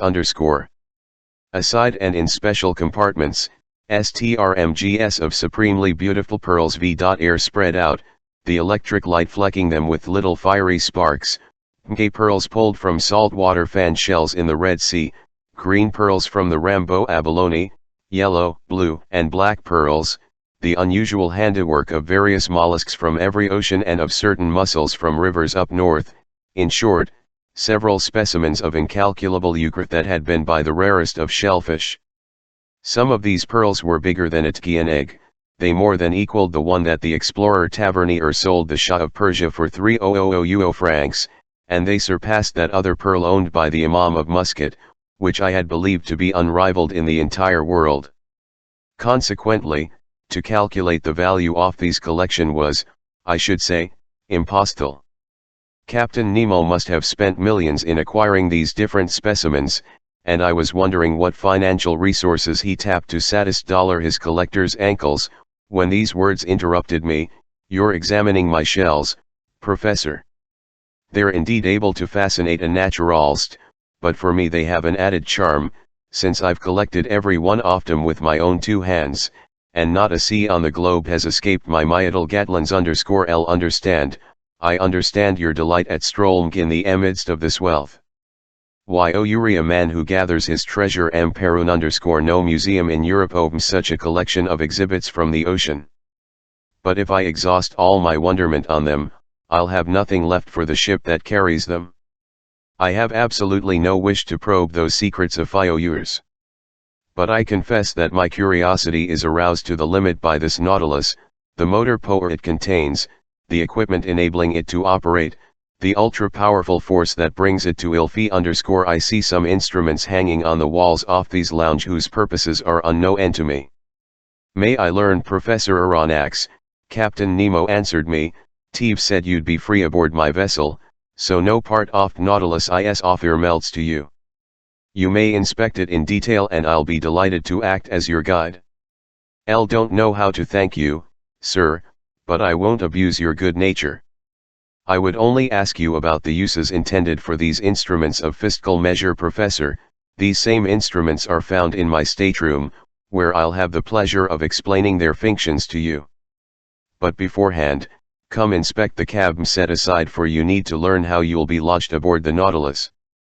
Captain Nemo, who, via one-off doors cut into the lounge's canted comers, led me back down the ship's gangways. He took me to the bow, and there I found not just a cabin but an elegant stateroom with a bed, and various other furnishings. I could only thank my host. Your stateroom adjoins mine, he told me. Open me a door, and mine leads into that lounge we've just left. The captain's stateroom. It had an austere, almost monastic appearance. An iron bedstead, a work table, some washstand fixtures. Subdued lighting. No luxuries. Just the bare necessities. Captain Nemo showed me to a bench.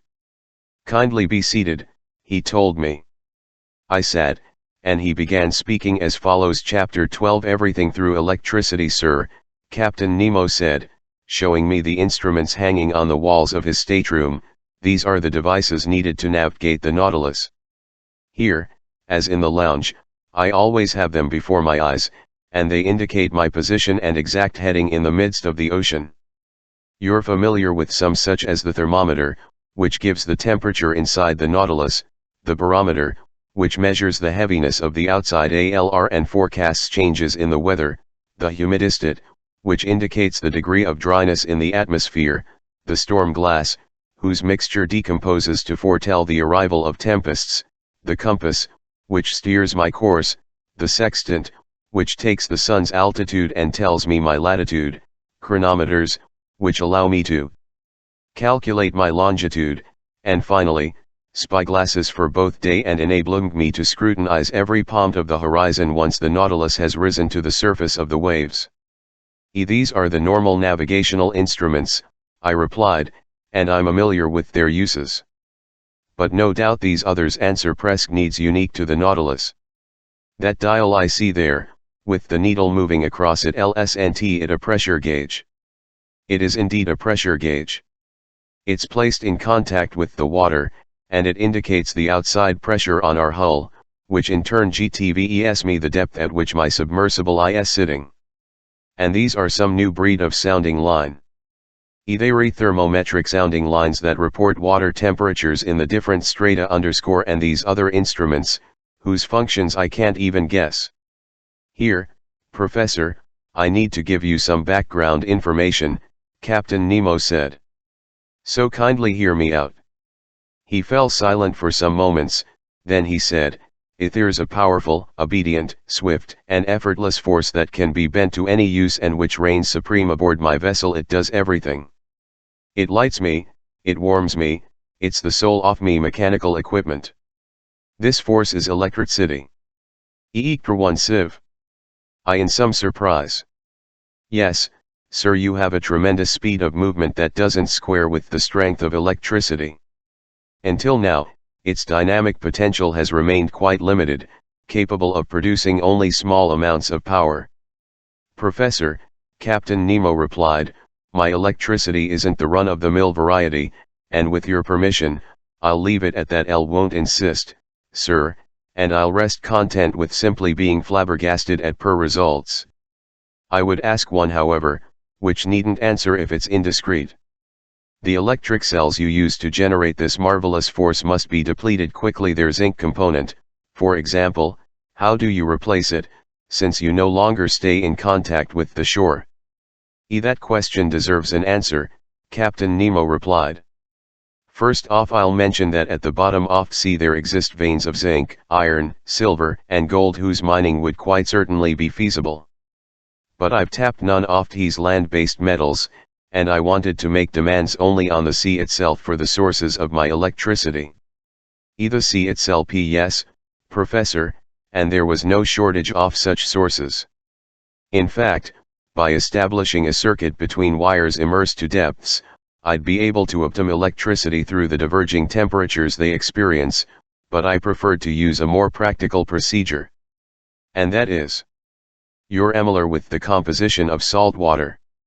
In 12,000 grams one finds 96.5% water and about 2.66% sodium chloride, then small quantities of magnesium chloride, potassium chloride, magnesium bromide, sulfate of magnesia, calcium sulfate, and calcium carbonate. Hence you observe that sodium chloride is encountered there in significant proportions. Now then, it's the sodium that extract from salt water and with which I compose my electric cells. Sodium. Yes, sir. With mercury, it forms an amalgam that takes the place of zinc in Bunsen cells. The mercury is never depleted.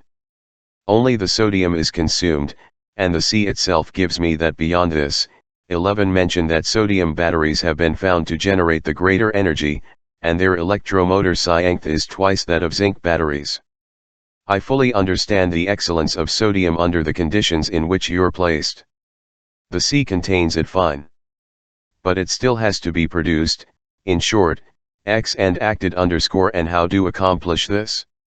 Obviously Y2 or batteries could do the extracting, but if I'm not mistaken, the consumption of sodium by your electric equipment would be greater than the quantity you'd extracted would come about. Then, that the process of producing Y or sodium, you'd use up more than you'd make. Accordingly, Professor, I don't extract it with batteries, quite simply, I utilize the heat of coal from the earth. I said, my voice going up on the word. Well, say coal from the seafloor, if I prefer, Captain Nemo replied. And you can mine these veins of underwater coal. You'll watch me work them, Professor Aronnax _ I ask only a little patience of you, since you'll have ample time to be patient. Just remember one thing, everything to the ocean, it generates electricity, and electricity gives the Nautilus heat, light, and, life itself. But not the air you breathe. 0b I could produce FFE air needed on board, but it would pointless, since I can rise to the surface of sea whenever I like. However, even though electricity doest feed supply me WLTH breathable air, it at least operates the powerful pumps that store it under pressure in special tanks, which, if need be, allows me to extend my stay in the lower strata for as long as I want. I replied, I'll rest content with marvel _ you've obviously found what all mankind will surely find one day, the true dynamic power of electricity. Not so certain they'll find it, Captain Nemo replied icily. But be that as it may, you're already familiar with the first use I've found for this valuable force. It lights us, and with a uniformity and continuity not even possessed by sunlight. Now, at that clock, it's electric, it runs with an accuracy rivaling the finest chronometers. I've had it into 24 hours like Italian clocks, since neither day nor night, sun nor moon, exist for me, but only this artificial light that I import into the depths of the seas. Right now it's 10 o'clock in the morning. EDHA perfect. Another use for electricity, that dial hanged before our eyes indicates how fast FFE Nautilus is going. and wire puts it in contact with the patent log. This needle shows me the actual speed of my submersible. And _hold on just now we're proceeding at FFE moderate pace of 18 miles per hour. It's marvelous, I replied, and I truly see, Captain, how right you are to use this force. It's sure to take the place of wind, water, and steam, but that's not all, Professor Aronnax, Captain Nemo said, standing up. And if you'd care to follow me, we'll inspect the Nautilus's stern. In essence, I was already familiar with the whole forward part of this underwater boat, and here are its exact subdivisions going from amidships to its spur, the dining room, meters long and separated from the library by a watertight bulkhead. In other words, it couldn't be penetrated by the sea. FFE library, meters long, the main lounge, 10 meters long, separated from the captain's stateroom by a second watertight bulkhead, the aforesaid stateroom, meters long, mine, 2.5 meters long, and finally, ALR tank 7.5 meters long and extending to the stem post.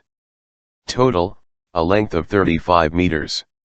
Were cut into the watertight bulkheads and were shut hermetically by means of Indla rubber seals. WHLCH ensured complete safety aboard the Nautilus in the event of a leak in any one section. I Captain Nemo down gangways for easy transit, and arrived amidships. There I found a sort of shaft heading upward between two watertight bulkheads. An iron ladder, clamped to the wall, led to the shaft's upper end. I asked the captain what this ladder was for. It to the skiff, he replied. You have a skiff? I replied in some astonishment. Surely. An excellent light and unsinkable, which is used for excursions and fishing trips. But when you want to set out, don't you have to return to the surface off sea? By no means. The skiff is attached to the topside of Nautilus's hull and is set in a cavity expressly designed to receive it. It's completely decked over, absolutely watertight, and held solidly in place by bolts. This ladder leads to a manhole cut into the Nautilus's hull and corresponding to a comparable hole cut into the side of skiff. I insert myself through this double opening into the longboat. My crew close up the hole belonging to the Nautilus. I close up the one belonging to the skiff, simply by screwing it into place. I undo the bolts holding the skiff to the submersible, and the longboat rises with prodigious speed to the surface of sea. I then open the deck paneling, carefully closed until that palmed, I up mast and hoist sail, or I take out my oars and I go for a SPM. But how do you return to the ship? Don't, Professor Aronnax, the Nautilus returns to me. At your command. At my command an electric wire connects me to the ship. I fire off a telegram, and that's that, I said, tipsy from all these wonders, nothing to it. After passing the well of the companionway that led to the platform, I saw a cabin 2 meters long in which Conseil and Ned Land, enraptured with their meal, were busy devouring it to the last crumb. Then a door opened into the galley, 3 meters long and located between the vessel's huge storage lockers. There, even more powerful and obedient than gas, electricity did most oft cooking. Arriving under the stoves, wires transmitted to platinum griddles a heat that was distributed and sustained with perfect consistency. Foot also heated a distilling mechanism that via evaporation, supplied excellent drinking water. Next to this galley was a bathroom, conveniently laid out, with faucets supplying hot or cold water at WIII. After the galley came the crew's quarters, meters long. But the door was closed and I couldn't see its accommodations, which might have told me the number of men it took to operate the Nautilus. At the far end stood a fourth watertight bulkhead, separating the crew's quarters from the engine RMM. A opened, and I stood in the compartment where Captain Nemo, indisputably a world-class engineer, had set up his locomotive equipment brightly lit. The engine respa measured at least 20 meters in length. It was divided, by phi_unction, into two pans. FFE first contained the cells for generating electricity, the second that mechanism transmitting movement to the propeller. Right off, I detected an odor permeating the compartment that was sui generis. Captain Nemo noticed the negative impression it made on me. Latin, Ina class by itself he told me, is a gaseous discharge caused by our use of sodium, but it's only a mild inconvenience. In any event, every morning we sanitize the ship by ventilating it in the open air. Meanwhile I examined the Nautilus's in with a Faskmotlon easy to imagme _you observe, Captain Nemo told me, frat use Bunsen cells, not Ruhmkorff cells. The latter could be ineffectual. One uses fewer Bunsen cells, but they're big and strong, and experience has proven their superiority _the electricity generated here makes its way to the stern, where electromagnets of huge size activate a spectral system of levers and gears that transmit movement to the propeller's shaft. The latter has a diameter of 6 meters, a PLTCH of 7.5 meters, and can do up to 120 revolutions per minute. And that gives you a speed of 50 miles per hour.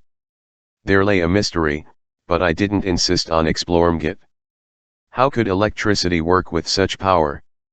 Where did this nearly unlimited energy originate? Was it the extraordinary voltage obtained from some new kind of induction coil? Could its transmission have been immeasurably increased by some unknown system of *? This was the point I couldn't grasp. *** Author's note, and sure enough, there's now talk of such a discovery, in which a new set of levers generates considerable power. Did its inventor meet up with Captain Nemo? Captain Nemo, I said, I'll vouch for the results and not try to explain them. I've seen the Nautilus at work out in front of Abraham Lincoln, and I know where I stand on its speed. But it isn't enough just to move, we have to see where we're going. We must be able to steer right or left, up or down. How do you reach the lower depths, where you meet an increasing rest stance that's assessed in hundreds of atmospheres? How do you rise back to the surface of the ocean? F. Malley, how do you keep your ship at whatever level suits you? Am I indiscreet in asking all these things?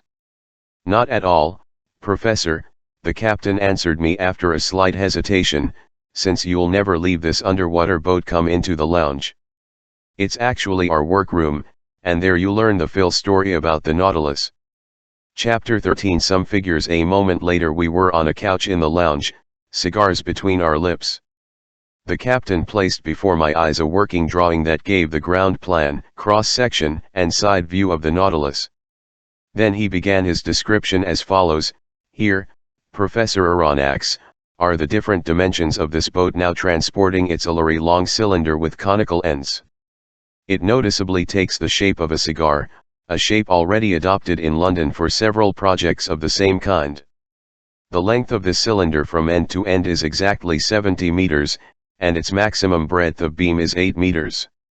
So it isn't quite built on the 10:1 ratio of your high-speed steamers, but its lines are sumsciently and diameter tapering gradual enough, so that the displaced water easily slips past and poses no obstacle to the ship's movements.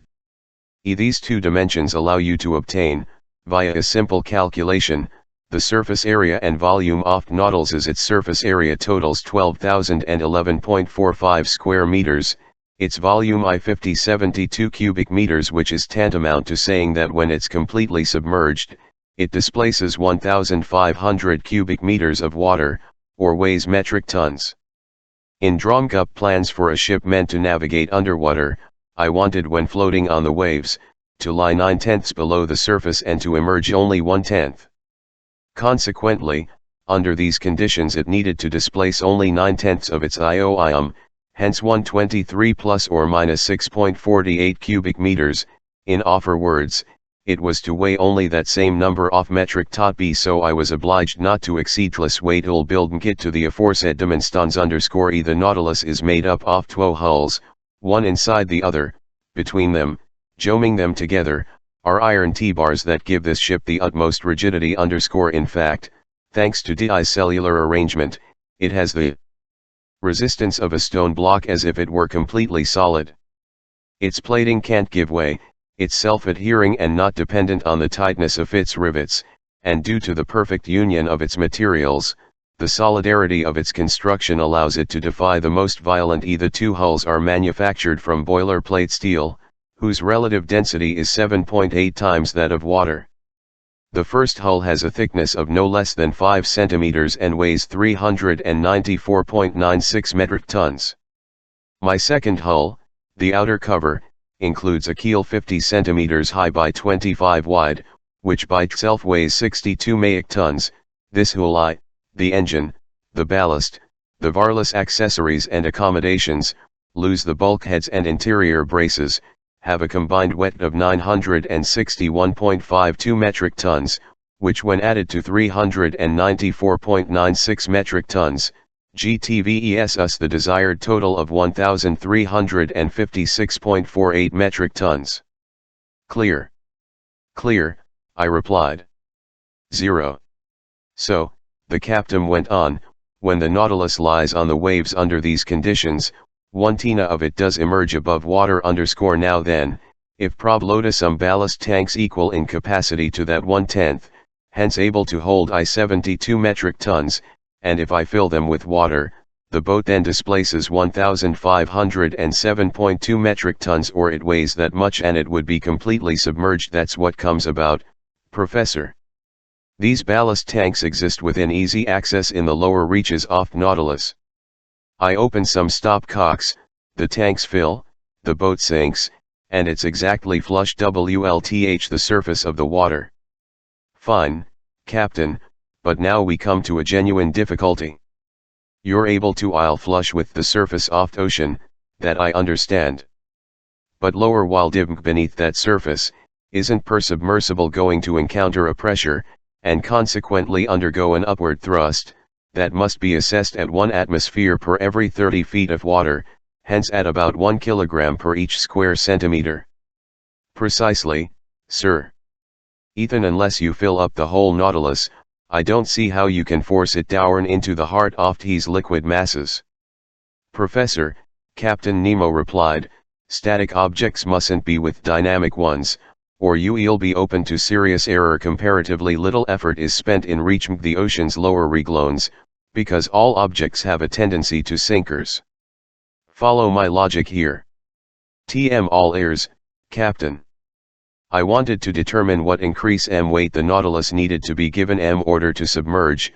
I had only to take note of proportionate reduction in volume that salt water experiences in deeper and deeper strata.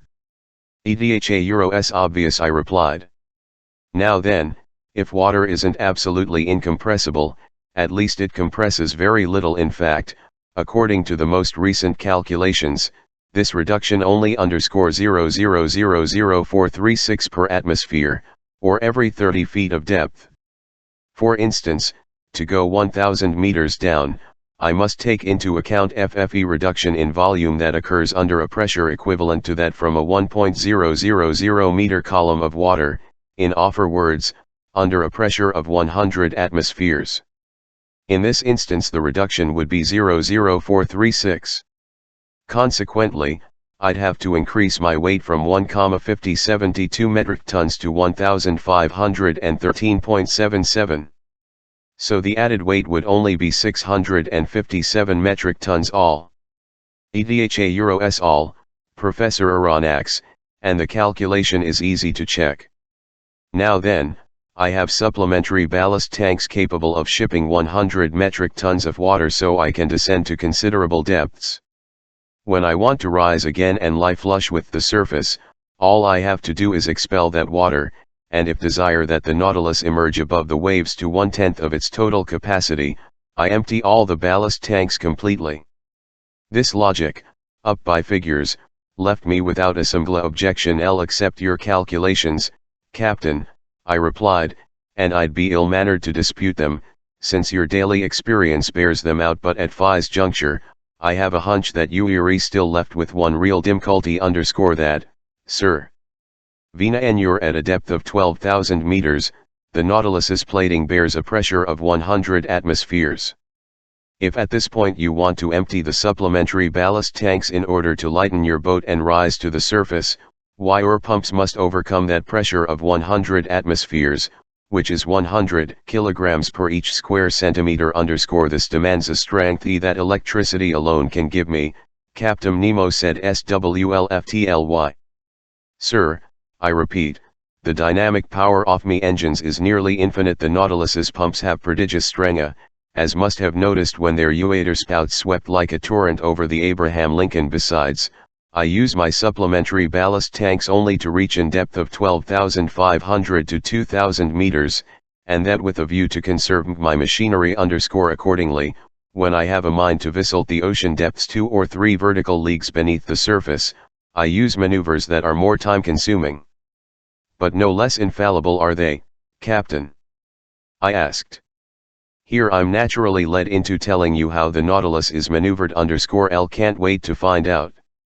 In order to steer this boat to port or starboard, in short to make turns on a horizontal plane, I use an ordinary, wide-bladed rudder that's fastened to the rear of the sternpost and gripped by a wheel and tackle. But I can also move the Nautilus upward and downward on a vertical plane by the simple method of slanting its 2 fins, which are attached to its sides at its center of flotation. These fins are flexible, able to assume any position, and can be operated from inside by means of powerful levers. If these fins stay parallel with the boat, the latter moves horizontally. If they slant, the Nautilus follows the angle of that slant and, under its propeller's thrust, either SMKs on a diagonal as steep as it suits me, or rises on that diagonal. And similarly, if I want to return more swiftly to the surface, I throw the propeller in gear, and the water's pressure makes the Nautilus rise vertically, as an air balloon with hydrogen lifts swiftly into the skies. Bravo, Captain! I exclaimed. But in the midst of the waters, how can your helmsman follow the course you've given him? My helmsman is stationed behind the windows of a pilot house, which protrudes from the top slota of the Nautilus's hull and is fitted with biconvex glass. Glass capable of resisting such pressures. Perfectly capable. Though fragile on impact, crystal can still offer considerable resistance. In 1864, during experiments on fishing by Ellick and L.C. Light in the middle of North Sea, glass panes less than 7 mm thick were seen to resist a pressure of 16 atmospheres, all due while letting through strong, heat-generating rays whose warmth was unevenly distributed. Now then, I use glass windows measuring no less than 21 cm at their centers, in other words, they've 30 times the thickness. Fair enough, Captain, but if you're going to sea, we need light to drive away the dark, and in the midst of the murky waters, I wonder how your helmsman can set astern. Pilot house is a powerful electric reflector whose rays light up the sea for a distance of half a mile. Bravo! Bravo 3 times over, Captain! That explains the phosphorescent glow from this so-called narwhal that so puzzled us scientists. Pertinent to this, I'll ask you if Nautilus's running afoul of the Scotia, which caused such a great uproar, was the result of an accidental encounter. Entirely accidental, sir. I was navigating meters beneath the surface of the water when the collision. However, I could see that it had no dire consequences. None, sir. But as for your encounter with the Abraham Lincoln _2 Professor, that troubled me, because it's one of best ships in the gallant American Navy, but me and I had to defend myself. All the same, I was content simply to put the frigate in a condition where it could do me no harm. It won't have any difficulty getting repairs at the nearest PRT_A, Commander, I exclaimed with conviction. Your Nautilus is truly a marvelous boat. Yes, Professor, Captain Nemo replied with genuine excitement, and I love it as if it were my OVN flesh and aboard a conventional ship, facing the ocean's perils. Danger lurks everywhere, on the surface of sea, our chief sensation is the constant feeling of an underlying chasm, as FFE Dutchman Jansen so aptly put it, but below the waves aboard the Nautilus, your heart never fills you. There are no structural deformities to worry about because the double hull of Thlo's boat has the rigidity of iron, no rigging to be worn out by rolling and pitching on the waves, no sails for the wind to carry off, no boilers for steam to burst open, no fires to fear, because this submersible is made of sheet iron not wood, no coal to run out of, since electricity its mechanical force, no collisions to fear, because it navigates the watery deep all by itself, no storms to brawl, because just a few meters beneath the waves, it finds absolute tranquility. There, sir. There's the ideal ship. And if it's true that the engineer has more confidence in a crane than the builder, and the builder more than the captain himself, you can understand the utter abandon with which I place my trust in this Nautilus, since I'm its builder, and engineer all in one. Captain Nemo spoke with winning eloquence. The fire in his eyes and the passion in his gestures transfigured HLM_yes, he loved his ship the same way a father loves his child. But one question, perhaps indiscreet, naturally popped up, and I couldn't resist asking it. You're an engineer, Captain Nemo? Yes, Professor, he answered me. I studied in London, Paris, and New York back in the days when I was a resident of the Earth's continents. But how were you able to build this wonderful Nautilus in secret? Each part of it, Professor Aronnax, came from a different spot on the globe and reached me at a cover address. Its keel was forged by Crosat M. France, its propeller shan by Penn & Co. in London, the Shetland plates for its hull by Lairds in Liverpool, its propeller by Scots in Glasgow. Its tanks were manufactured by Call & Co. in parts, its engine by Krupp in its spur by the Motala workshops in its propulsion instruments by Hart Brothers in New York, etc., and each of these suppliers received my specifications under a different name. But I went on, once these pans were manufactured for DLDNT, they have to be mounted and adjusted. Professor, I set up my workshops on a deserted islet in Midocean. There our Nautilus was completed by me and my workmen, in other words, by my gallant companions whom I've molded and educated. Then, when the operation was over, we burned every trace of our stay on that islet, which if I could have, I'd have blown up. From all this, may I assume that such a boat costs a fortune? An iron ship, Professor Aronnax, runs 125 francs per metric ton. Now then, the Nautilus has a burden of metric tons.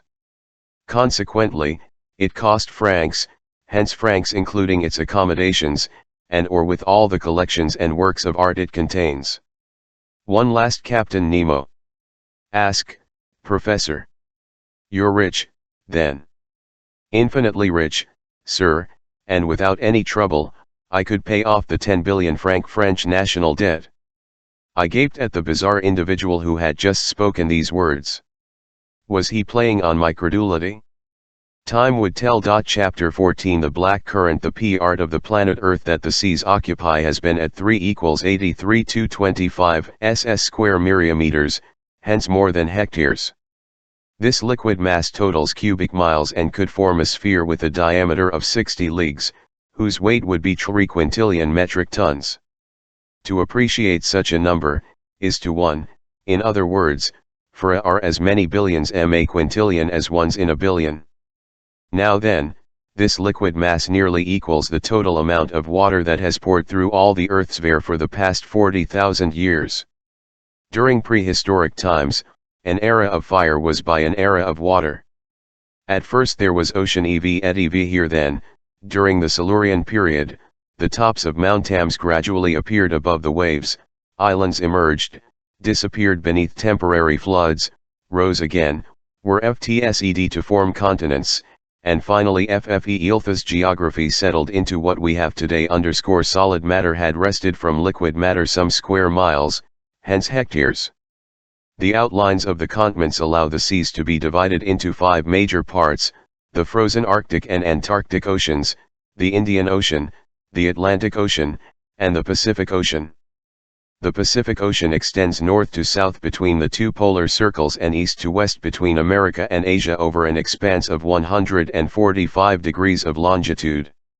It's the most tranquil of the seas, its currents are wide and slow-moving, its tides moderate, its rainfall abundant, and this was the sea that I was first destined to cross under these strangest of auspices.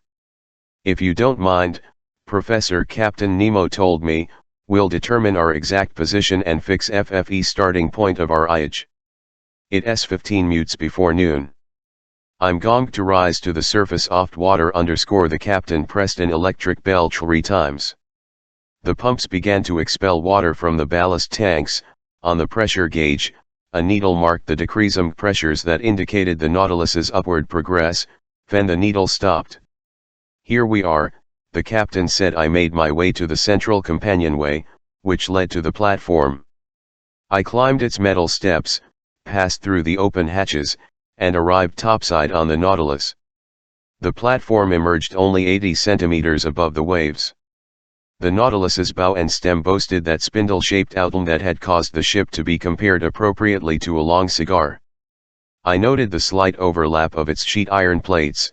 WHLCH resembled the scales covering the bodies of our big land reptiles. So I had a perfectly natural explanation for why, despite the best spyglasses, Tlis boat had always been mistaken for a marm animal. Near the middle aft platform, the skiff was half set in the ship's hull, mocking a slight bulge. Fore and aft stood two cupolas of moderate height, their sides slanting and partly inset with heavy biconvex glass, one reserved for FFE helmsman steering the Nautilus, the other for the brilliance of the electric beacon lighting his way. The sea was magnificent, the skies clear. This long aquatic vehicle could barely feel the broad undulations of the sea, and a mild breeze out off east rippled FFE surface of the water. Free of all mist, the horizon was ideal for taking sights. There was nothing to be seen. Not a reef, not an islet. No more Abraham Lincoln. A deserted immenseness. Raising his sextant, Captain Nemo took the altitude off sun, which would give him his latitude. He waited for a few minutes until the orb touched the rim off horizon. While he was taking his sights, he didn't move a muscle, and the instrument couldn't have been steadier in hands made out of marble. "Noon," he said. "Professor, whenever you're ready." I took one last look at the sea, a little yellowish near the landing places of Japan, and I went below again to the main lounge. There the captain fixed his position and used a chronometer to calculate his longitude, which he double-checked against his previous observations off our angles. Then he told me, "Professor Aronnax, we're in longitude 137 degrees 15 minutes west-west of Wychmeridlan." I quickly, hoping the captain's reply might give me a clue to his nationality. "Sir," he answered me, "I have chronometers variously set to the meridians of Paris, Greenwich, and Washington, D.C. But Your Honor, I'll use the one for parts." This reply told me nothing. I bowed, and the commander went on, "We're in longitude 137 degrees 15 minutes west off meridian of Paris, and latitude 30 degrees 7 minutes north, in other words, about 300 miles from the shores of Japan. At noon on this day of November 8, we hereby begin our voyage of exploration under FFE waters. May God be with us." I replied. "And now, Professor," the captain added, "I'll leave you to your intellectual pursuits. VE set our course east-northeast at a depth of 50 meters. Here are some large-scale charts on which you'll be able to follow that course. The lounge is at your disposal, and with your I'll take my leave." Captain Nemo booed. I was left to myself, lost in my thoughts. They all centered on FFE Nautilus's commander. Would I ever learn the nationality of these eccentric men who had boasted of having none? His hate for humanity, a hate that perhaps was bent in some dreadful revenge, what had provoked it? Was he one of those unappreciated scholars, one of those geniuses by the world, as Conseil expressed it, a latter-day Galileo, or maybe one of those men of science, like America's Commander Maury, whose careers were ruined by political revolutions? I couldn't say yet. As for me, whom fate had just brought aboard his whose life he had held in the balance, he had received me coolly but hospitably. Only, he never took the hand I extended to 111M.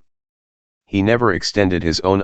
For an entire hour I was deep in these musings, trying to probe this mystery that fascinated me so.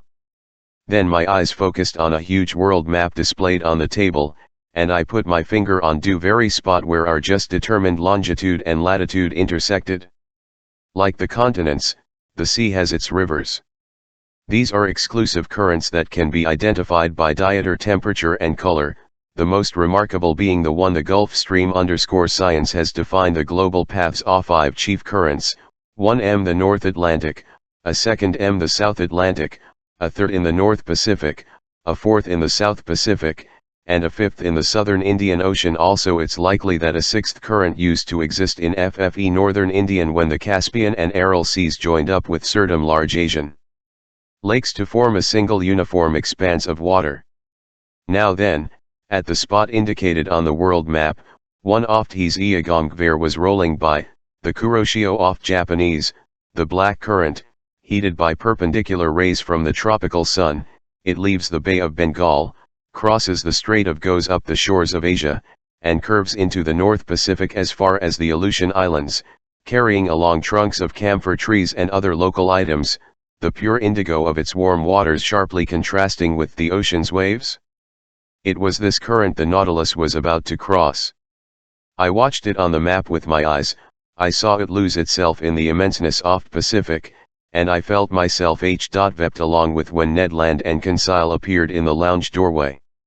My two gallant companions stood peified at the sight of the wonders on display. "Are we?" the Canadian exclaimed. "In the Quebec Museum." "Begging master's pardon," Conseil answered, "but this seems more like the Samarard art lax, my friends," I replied, signaling them to enter. "You're neither Canada nor France, but securely aboard the Nautilus, 50 meters below sea level." "If master says so, then so be it," Conseil answered. "But in all honesty, this lounge is enough to astonish even someone Flemish like myself. Indulge your astonishment, my friend, and have a look. There's plenty of work here for a classifier of your talents." Conseil needed no encouragement. Bending over the glass cases, the gallant lad was already muttering choice words from the naturalist's vocabulary: class Amelie Buccino, idea genus Cowrie, species Cyprea madagascarensis, etc.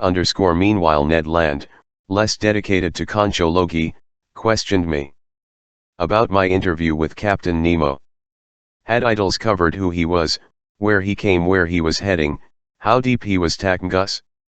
In short, 1,000 questions I had no time to answer. I told him everything I knew, or, rather, everything I didn't know, and I asked him what he had seen or heard. On his part, "Haven't seen or heard a thing," the Canadian replied. "I haven't even spotted the crew of this boat by any chance. Could they be electric too?" "Electric? Oh yeah, gods, I'm half tempted to believe it." "But back to you, Professor Aronnax," Ned Land said, still hanging on to his ideas. "Can't you tell me how many men are on board? 10, 20, 50, 100? "TM unable to answer you, Mr. Land. And trust me on this, for the time being, get rid of these notions of taking over the Nautilus or escaping from it. This boat is a masterpiece of modern technology, and I'd be sorry to have missed it. Many people would welcome the circumstances that have been handed us, just to walk the midst of these wonders. So keep and let's see what's happening around us." "See," the harpooner exclaimed. "There's nothing to see, nothing we'll ever see from this sheet iron prison. We're simply running around blindfolded." Ned Land was just pronouncing these last words when we were suddenly plunged into darkness, utter darkness. The trailing lights went out so quickly, my eyes literally ached, just as if we had experienced the opposite sensation of gong. From the deepest gloom to the brightest we stood stock still, not knowing what surprise was waiting for us, whether pleasant or unpleasant. But a sliding sound became audible. You could tell that some panels were shifting over the Nautilus's sides. "It's the beginning of the end," Ned Land said. "Order Hydromedusa," Conseil muttered suddenly.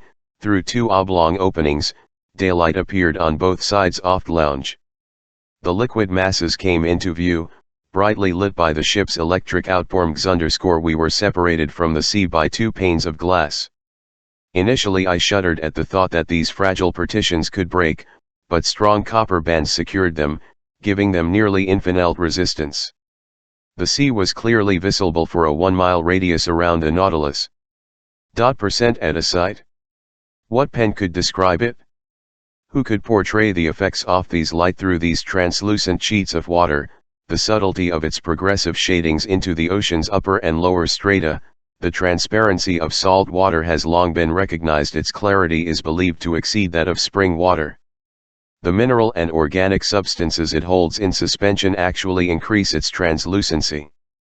In certain parts of the Caribbean you can see the sandy bottom with startling distinctness as deep as 145 meters down, and FFE penetrating power of sun's rays seems to give out only at a depth of 300 meters.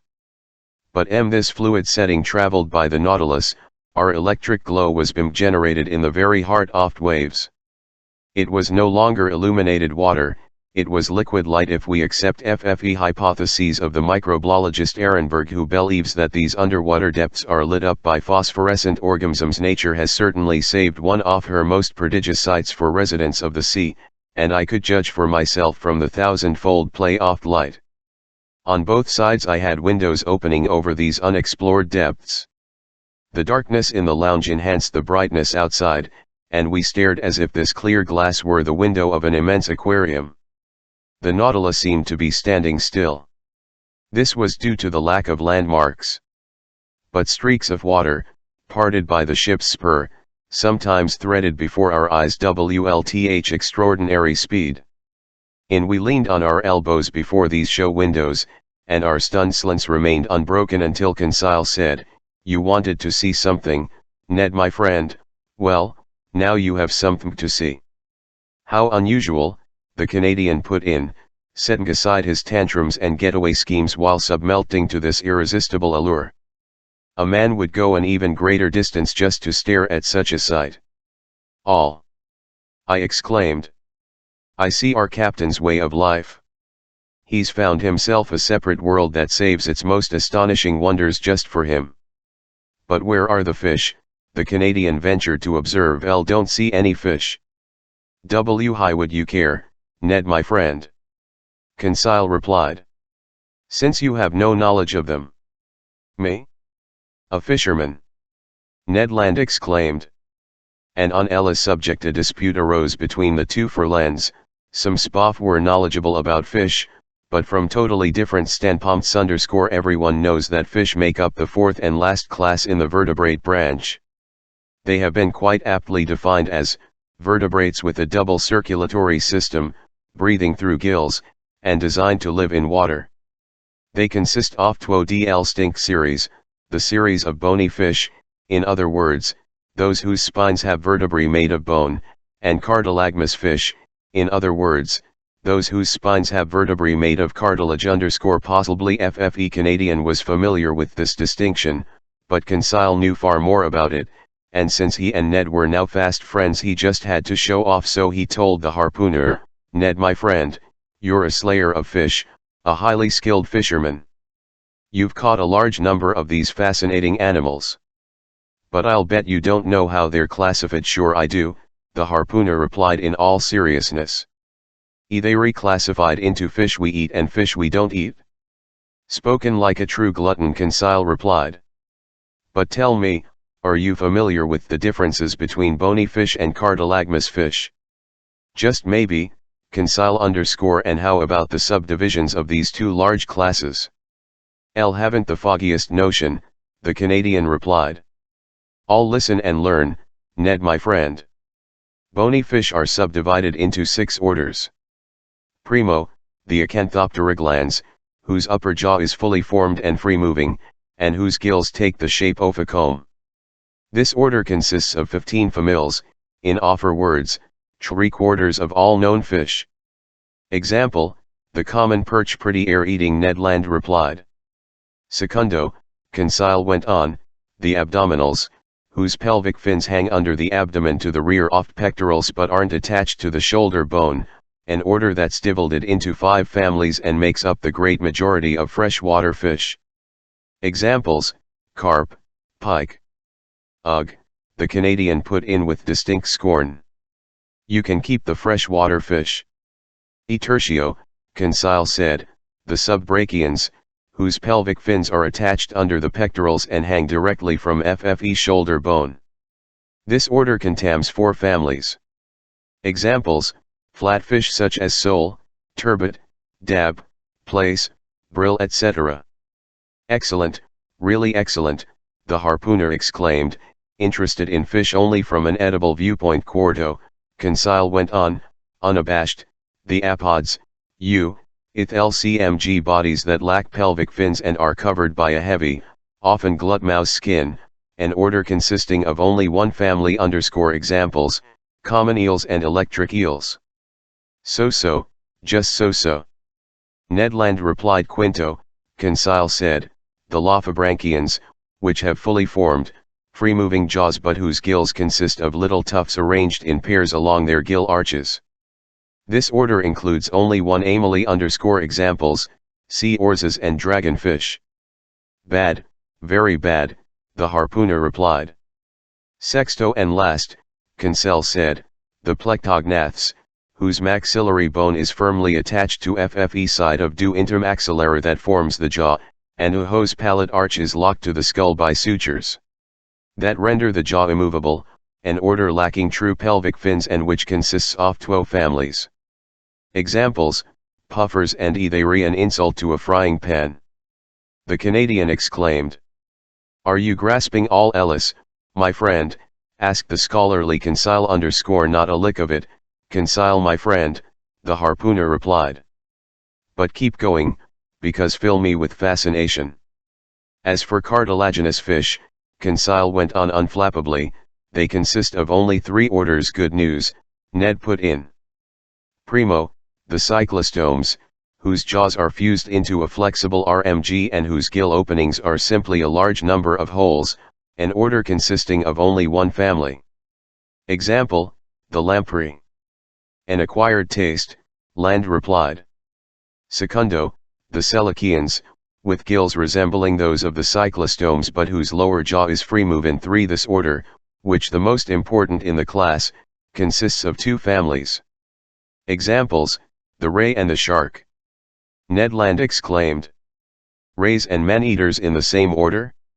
Well, Conseil my friend, on behalf of rays, I wouldn't advise you to put them in the same fish tank. Tertio, Conseil replied, the Strianians, whose gill opening is the usual single slit adorned a gill cover, an order consisting of 4 genera. Example, the sturgeon. Ah, Conseil my friend, you saved the best for last, in my opinion anyhow. And that's all of 'em. Yes, my gallant Ned, Conseil replied. And note well, even when one has grasped all this, one still knows next to nothing, because these families are subdivided into genera, species, varieties. All, Conseil my friend, the harpooner said, leaning toward the glass panel, here come a couple of your varieties now. Yes. Fish. Conseil exclaimed. One would thmk he was in front of an aquarium. No, I replied, because an aquarium is nothing more than a cage, and these fish are as free as birds in the air. Well, Conseil my friend, $20 them. Start naming them. Ned Land exclaimed. Me. Conseil replied. I'm unable to. That's my employer's bailiwick. And in truth, although the fine lad I was a classifying maniac, he was no naturalist, and I doubt that he could tell a bonito from a tuna. In short, he was the exact opposite of Canadian, who knew nothing about classification but could instantly put a name to any fish. A eelgerfish, I said. It's a Chinese triggerfish, Ned Land replied. Genus Polyestes, family Scleroderma, order Plectognatha, Conseil muttered. Assuredly, Ned and Conseil in combination added up to one outstanding naturalist. The Canadian was not mistaken. Cavorting around the Nautilus was a school of triggerfish with flat bodies, grainy skins, armed with STMGs on their dorsal fins, and with 4 prickly rows of quills quivering on both sides of their tads. Nothing could have been more wonderful than the skin covering them, white underneath, grey above, with spots of gold sparkling the dark eddies of the waves. Around them, rays were undulating like sheets flapping in the end. Among these I spotted, much to my glee, a Chinese ray, yellowish on its topside, a dainty pink on its belly, and armed 3 stings behind its eyes, a rare species whose very existence was still doubted in Lispet's day, since that pioneering classifier of fish had seen one only in a portfolio of Japanese drawings. For 2 hours a whole aquatic army escorted the Nautilus. In the MLDST of they leaping and cavorting, while they competed with each other in beauty, radiance, and speed, I could distinguish some green urus, bewhiskered mullet marked with pairs of black lines, white gobies from the genus Elio and LS with caudal fins and violet spots on the back, wonderful Japanese mackerel from the genus Scomber WLTH blue bodies and silver heads, glittering azure goldfish whose name by itself their full description, several varieties of porgy or gildhead, some banded gildhead WLTH fins variously blue and yellow, some with horizontal heraldic bars and enhanced by a black strip around their caudal area, some with color zones and elegantly corseted in their 6 waistbands, trumpet fish with flute-like beaks that looked like genuine seafaring and were sometimes a meter long, Japanese salamanders, serpentine moray eels from the genus Echidna that were 6 feet long with sharp little eyes and a huge mouth bristling with teeth, etc. Our wonderment stayed at an all-time fever pitch. Our exclamations were endless. Ned identified the fish, Conseil classified them, and as for me, I was in ecstasy over the verve of their movements and the beauty of their forms. Never before had I been given the chance to glimpse these animals alive and at large in their native element. Given such a complete collection from the seas of Japan, and I won't mention every variety that passed before our dazzled eyes. More numerous than birds in the air, these fish raced right up to us, no doubt attracted by the brilliant glow of our beacon.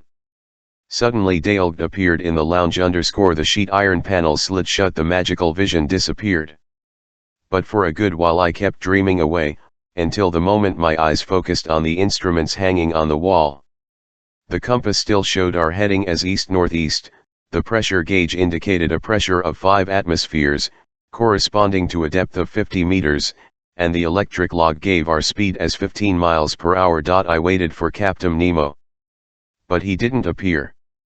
The CLC and the hour of 5. Ned Land and Conseil returned to their cabin. As for me, I repaired to my stateroom. There I found dinner ready for me. It consisted of turtle soup made from the damplest hawksbill, a red mullet WLTH white, slightly flaky flesh, whose liver, when separately prepared, makes delicious eating, plus loin of imperial angelfish, whose flavor struck me as even better than salmon. I spent the evening in reading, writing, and thinking. Then drowsiness me, I stretched out on my eelgrass mattress, and I fell into a deep slumber, while the Nautilus glided through the swiftly flowing black current. Chapter 15. An invitation in writing. The next day, November 9th, I woke up only after a long, 12-hour slumber. Conseil, a creature of habit, came to ask how Master's night went and to offer his services. He had left his Canadian friend sleeping like a man who had never done anything else. I let the gallant lad babble as he pleased, without giving him much in the way of a reply. I was concerned about Captain Nemo's absence during our session FFE previous afternoon, and I hoped to see him again today. Soon I had put on my clothes, which were woven from strands of seashell tissue. More than once their composition provoked comments from Conseil. I informed him that they were made from the smooth, silken filaments WLTH which the fan muscle of seashell, quite abundant along Mediterranean beaches, attaches itself to rocks. In olden times, fine fabrics, stockings, and gloves were made from such filaments, because they were both very soft and very warm.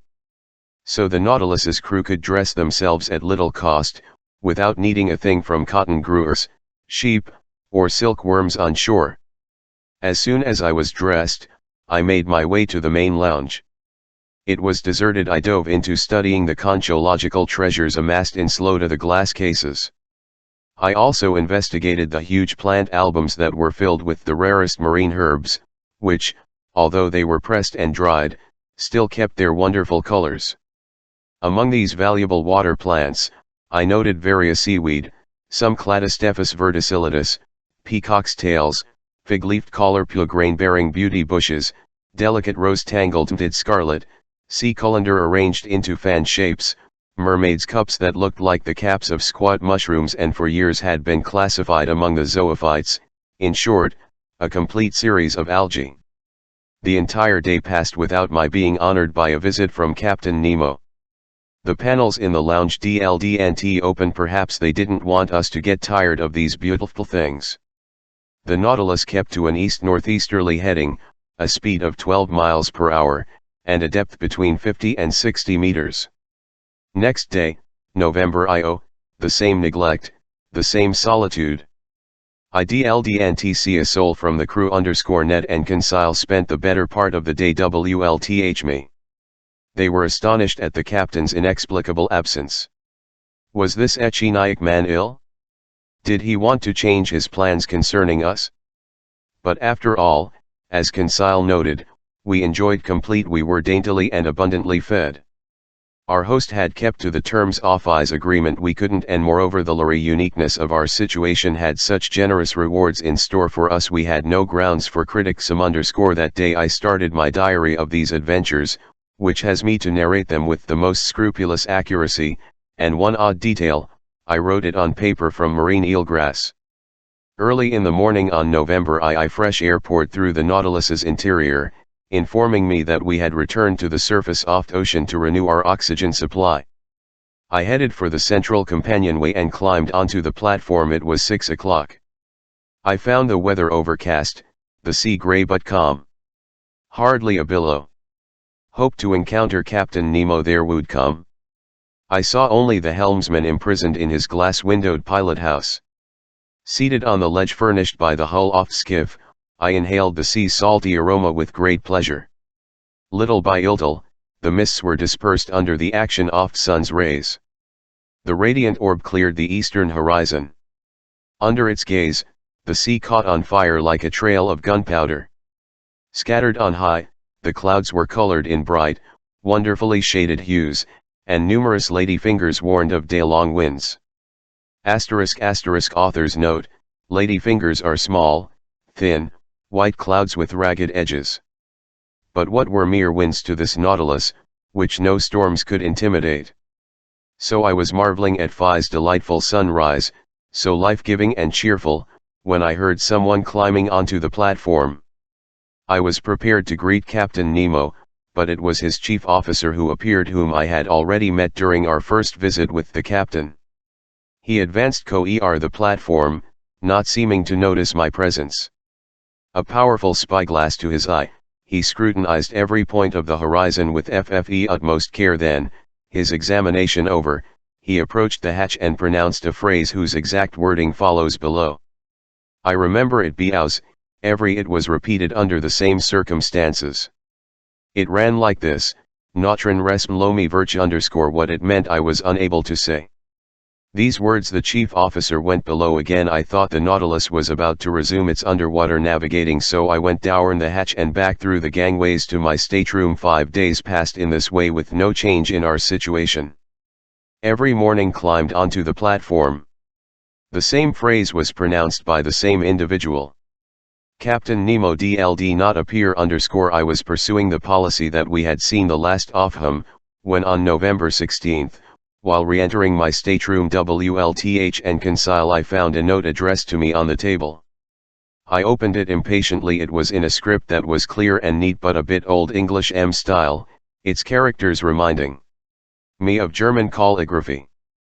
The note was worded as follows: Professor Aronnax aboard the Nautilus, November 16, 1867. Captain Nemo invites Professor Aronnax on a hunting trip that will take place tomorrow morning his Crespo Island forests.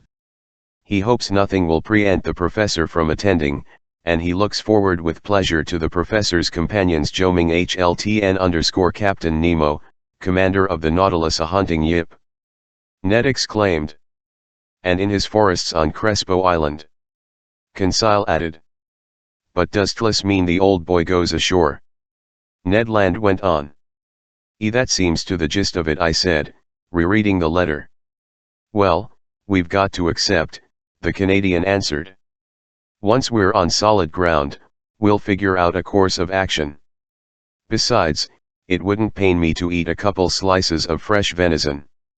Without eyeing to reconcile the contradictions between Captain Nemo's professed horror of continents or islands and his invitation to go hunting in a forest, I was content to reply, First let's look into this Crespo Island. I consulted the world map, and in latitude 32 degrees 40 minutes north and longitude 167 degrees so v.est, I found an islet that had been discovered M1801 by Captain Crespo, which old Spanish charts called Roca de la Plata, in offer words, Silver Rock.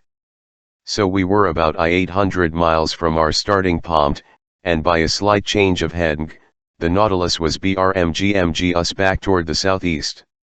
I showed my companions this small, stray rock in the middle of North Pacific. If Captain Nemo does sometimes go ashore, I told them, at least he only picks desert islands. Ned Land shook his head without replying, then he and Conseil left me. After supper was served me by the mute and emotionless steward, I fell asleep, but not old out some anxieties. When I woke up the next day, November 17th, I sensed that the Nautilus was completely motionless. I dressed hurriedly and entered the main tenunga. Captain Nemo was there waiting for me. He stood up, bowed, and asked if it suited me to come along. Since he made no allusion to his absence the past 8 days, I also refrained from mentioning it, and I simply answered that my companions and I were ready to go with him. Only, sir, I'll take the liberty of addressing a question to you. Address away, Professor Aronnax, and if I'm able to answer, I will. Well then, Captain, how is it that you've all ties with the shore, 0.vn forests on Crespo Island? Professor, the captain answered me, these forests off mean don't bask in the heat and light of the sun. They aren't frequented by lions, tigers, panthers, or other quadrupeds. They're known only to me, they grow only for me. These forests aren't on their actual underwater forests _underwater forests. I exclaimed, yes, Professor. And you're offering to take me to them? Precisely. Without getting your feet wet. Hunting. Hunting. Rifles in hand. Rifles in hand. I stared at the Nautilus's commander with an air anything but flattering to the man. Assuredly, I said to myself, he's contracted some mental illness. He's had a fit that's lasted 8 days and isn't over even yet. What a shame. I liked him better eccentric than insane. These thoughts were clearly readable on my face, but Captain Nemo remained content with floating me to follow 111M, and I did so ilka a man resigned to the worst. We arrived at the Dinmi room, where we found breakfast served. Professor Aronnax, the captain told me, I'll beg to share my breakfast with out formalities. We can chat while we eat because, although I promised a stroll in my forests, I made no pledge to arrange for your encountering a restaurant there. Accordingly, eat your breakfast like a man who'll probably eat dinner only when it's extremely late. Idld justice to this meal. It was made up of various fish and some slices of sea cucumber, that praiseworthy zoophyte, all garnished with such highly appetizing seaweed as the Porphyra lacmeata and the Lawrencea permoftida. Our beverage consisted of clear water to WHLCH. Following the captain's example, I added some drops of a liquor extracted by the Kamchatka process from the seaweed known by name as Rhodymenia palmata. At first Captain Nemo ate without pronouncing a single word. Then he told me, Professor, when I proposed that go hunting in my Crespo forests, you thought I was con and addict myself. When I informed you that it was an issue of underwater forests, thought I'd gone insane. Professor, must never make snap judgments about your fellow man. Me kindly listen to me, and you'll see if I have grounds for accusing me of insanity or self-contradiction. All attention. Professor, you know as well as I do that a man can live underwater so long as he carries with him his own supply of breathable air. For underwater UK projects, the workman wears a waterproof suit with his head imprisoned in a metal capsule, while he receives air from above by means of force pumps and flow regulators. EDHA the standard equipment for a diving suit, I said. Correct, but under such conditions the man has no freedom. He's attached to a pump that sends him air through an India rubber hose. It's an actual chain that fetters him to the shore, and if we were to be in this way to the Nautilus, we couldn't go far either. Ethan, how do break free? I asked. We use the Rukeroid in a Rouse device, invented by two of your fellow countrymen but refined by me for my own special uses, thereby enabling you to risk these new physiological conditions without suffering any organic disorders. It consists of a tank built from heavy sheet iron in WHLCHI store air under a pressure of 50 atmospheres. This tank is fastened to the back by means of straps, like a soldier's knapsack. Its top part forms a box where the air is regulated by a bellows mechanism and can be released only at its proper tension. In the Rukerol device that has been in general use, two India rubber hoses leave this box and feed to a kind of tent that imprisons the operator's nose and mouth. One hose is for the entrance of ALR to inhaled, the other for the exit of ALR to be exhaled, and the tongue closes off the former or the latter depending on the breather's needs. But in my case, since I face considerable pressures at the bottom of sea, I needed to enclose my head in a copper sphere, like those found on standard diving suits, and do two hoses for inhalation and exhalation now to that sphere. EDHA Euro-S perfect, Captain Nemo, but the air carry must be quickly depleted, and once it contains no more than 150/0 oxygen, it becomes unfit for breathing surely, but as I told you, Professor Aronnax, the Nautilus's pumps enable me to store ALR under considerable pressure, and given this circumstance, the tank on my diving equipment can supply breathable air for 9 or 10 hours. TV no more objections to raise, I replied. I'll only ask Captain, how can you light your way at the bottom of the ocean? With the Ruhmkorff device, Professor Aronnax if the first is carried on the back, the second is fastened to the belt. It consists of a Bunsen battery that I activate not with potassium dichromate but with sodium. An induction coil gathers the electricity generated and directs it to a specially designed lantern. In this lantern one finds a glass spiral that contains only a residue of carbon dioxide gas. When the device is operating, this gas becomes luminous and gives off a continuous whitish light, thus provided for, I breathe and I see. Captain Nemo, to my every objection you give such crushing answers, I'm afraid to entertain a single doubt. However, though I have no choice but to accept both the Rukerol and Ruhmkorff devices, I'd like to register some reservations about the rifle with which you'll equip me. But it isn't a rifle that uses gunpowder, the captain replied. Ethan, it's an air gun. Surely. How can I make gunpowder on my ship when I have no saltpeter, sulfur, or charcoal? Even so, I replied, to fire underwater in a medium that's times denser than air, you'd have to overcome considerable resistance. That doesn't necessarily follow. There are Sinaine Fulton i.e. guns perfected by the Englishman Philippe Coles and Burley, the Frenchman Furcy, and the Italian Landi. They're equipped with a special system of airtight fastenings and can fire in underwater conditions. But I repeat, having no gunpowder, I've replaced it WLTH air at high pressure, which is abundantly supplied me by the Nautilus's pumps. But this air must swiftly depleted. Well, in a pinch can't my Rukerol tank supply me with more? All I have to do is draw it from an ad hoc spigot. Besides, Professor Aronnax, you'll see for yourself that during these underwater hunting trips, we make no great expenditure of either air or bullets. Latin, a spigot just for that purpose. But it seems to me that in the semi-darkness, amid this liquid that's so dense in comparison to the atmosphere, a gunshot couldn't carry far and would prove fatal only with difficulty. On the contrary, sir, with this rifle every shot is a toll, and as soon as the animal is hit, no matter how lightly, it falls as if struck by light on me.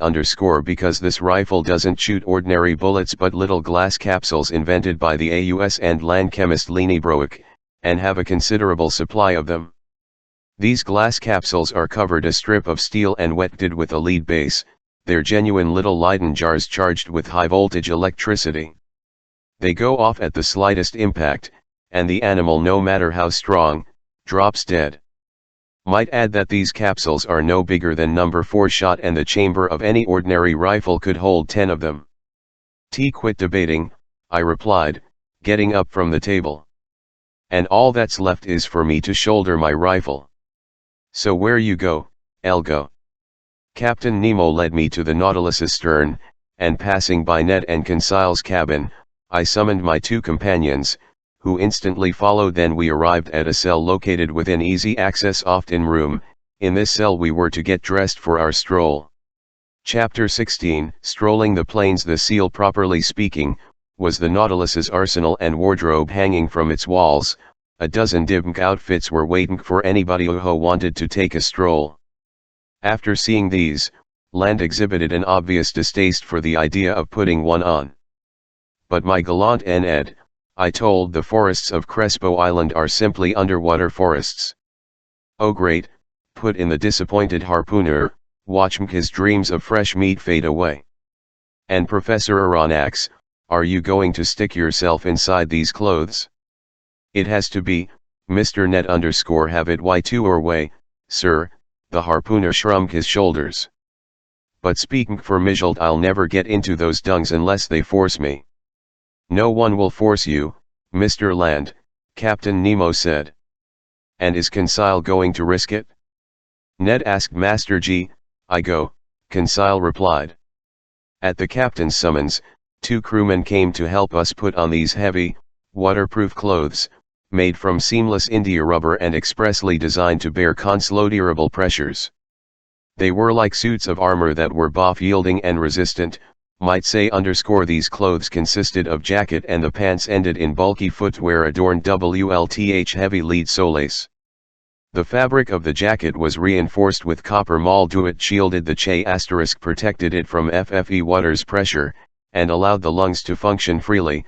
The sleeves ended in supple gloves that didn't impede hand movements. These perfected diving suits, it was easy to see, were a far cry from such misshapen costumes as the cork breastplates, leather jumpers, seagoing tunics, barrel helmets, etc., invented and acclaimed in the 18th century. Conseil and I were dressed in these diving suits, as were Captain Nemo and one of his companions, a Herculean type who must have been prodigiously strong. All that remained was to encase one's head in its metal sphere. But before proceeding with this operation, I asked the captain for permission to examine the rifles set aside for us. One of the Nautilus's men presented me WLTHSNEAMLMED rifle, whose butt was boilerplate steel, hollow inside, and of fairly large dimensions. THLS served as a tank for the compressed air which a trigger-operated valve could release into the metal chamber. In here the butt was heaviest. A cartridge clip held some 20 electric bullets that, by means of a SPRMG, automatically took their places in the barrel of the rifle. As soon as one shot had been fired, another was ready to go off. Captain Nemo, I said, this is an ideal, easy-to-use weapon. I ask only to put it to the test, but how will we reach the bottom of the sea? RLGHT now, Professor, the Nautilus is aground in 10 meters of water, and we've only to depart. But how will we set out? You'll see. Captain Nemo inserted his cranium into its spherical headgear.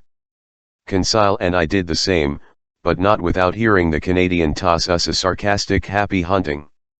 On top, the suit ended in a collar of threaded copper. Onto a hook the metal helmet was screwed. 3 holes, protected by heel/glass, allowed us to see in any direction with simply a turn-off head inside the sphere. Placed on our backs, the Rouquayrol device went into operation as soon as it was in, and for my part, I could breathe with ease. The Ruhmkorff lamp hanging from my belt, my rifle in hand, I was ready to go forth. But in all honesty, while imprisoned in these heavy clothes and nailed to the deck by my lead soles, it was impossible for me to take a single step. But this circumstance had been foreseen. I felt myself propelled into a little room adjoining the wardrobe. Towed in the same way, my companions went with me. I heard a door with watertight seals close on us, and we were surrounded by profound darkness. After some minutes a sharp hiss reached my ears. I felt a distinct sensation of cold rising from my feet to my chest. Apparently a stopcock inside the boat was letting in water from outside, which overran us and soon filled up the room. Contrived in the Nautilus's side, a second door then opened. We were lit by a subdued light. An instant later our feet were treading the bottom of the sea. And now, how can I convey the impressions left on me by the stroll under the waters? Words are powerless to describe such wonders. When even the painter's brush can't depict the effects unique to the liquid element, how can the writer's pen hope to reproduce them? Captain Nemo walked in front, and his companion us a few steps to the rear.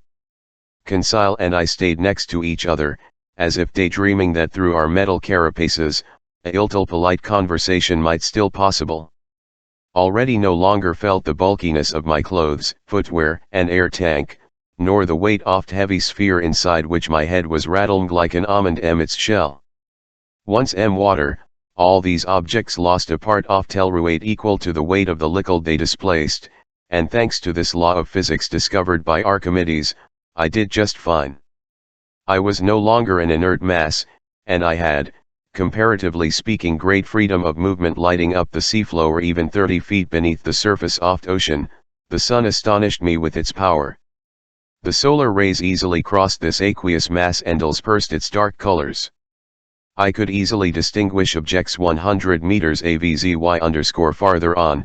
The bottom was with fine shades of ultramarine, then, off in the distance, it turned blue and faded in the midst of a hazy darkness.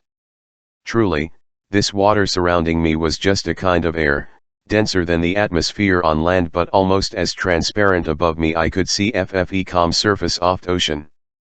We were walking on sand that was fine-grained and smooth, not wrinkled like beach sand, which preserves the impressions left by the waves. THL's dazzling carpet was a real mirror, throwing back the sun's rays with startling intensity. The outcome, an immense vista of reflections that inundated every liquid molecule. Will anyone believe me if I'll assert that at this 30-foot depth, I could see as if it was broad daylight? For a quarter of an hour, I yawed blazing sand, which was strewn with crumbs of seashell. Looming like a long reef, the Nautilus's hull disappeared little by little, but when night fell in the MLDST of the waters, the ship's beacon would surely facilitate our rhythm on board, since its rays carried with perfect distinctness. This effect is difficult to understand for Anthony, who has never seen ilk beams so sharply defined on shore. There the dust that saturates the ALR gives such rays the appearance of a luminous fog, but above water as well as underwater, shafts of electric light are transmitted WLTH incomparable clarity. Meanwhile we went ever onward, and these vast plains of sand seemed endless. My hands parted liquid curtains to it closed agam behind me, and my footprints faded swiftly under the water's pressure. Scarcely blurred by their distance from us, the forms of some objects took shape before my eyes. I recognized the lower slopes of some magnificent rocks carpeted by the finest zoophyte specimens, and right off, I was struck by an effect unique to this medium. By then it was 10 o'clock in the morning. The sun's rays hit the surface of waves at a fairly oblique angle, decomposing by refraction as though passing through a prism, and when the eye's light came in contact with flowers, rocks, buds, seashells, and polyps, the edges of these objects were shaded with all 7 hues of solar spectrum.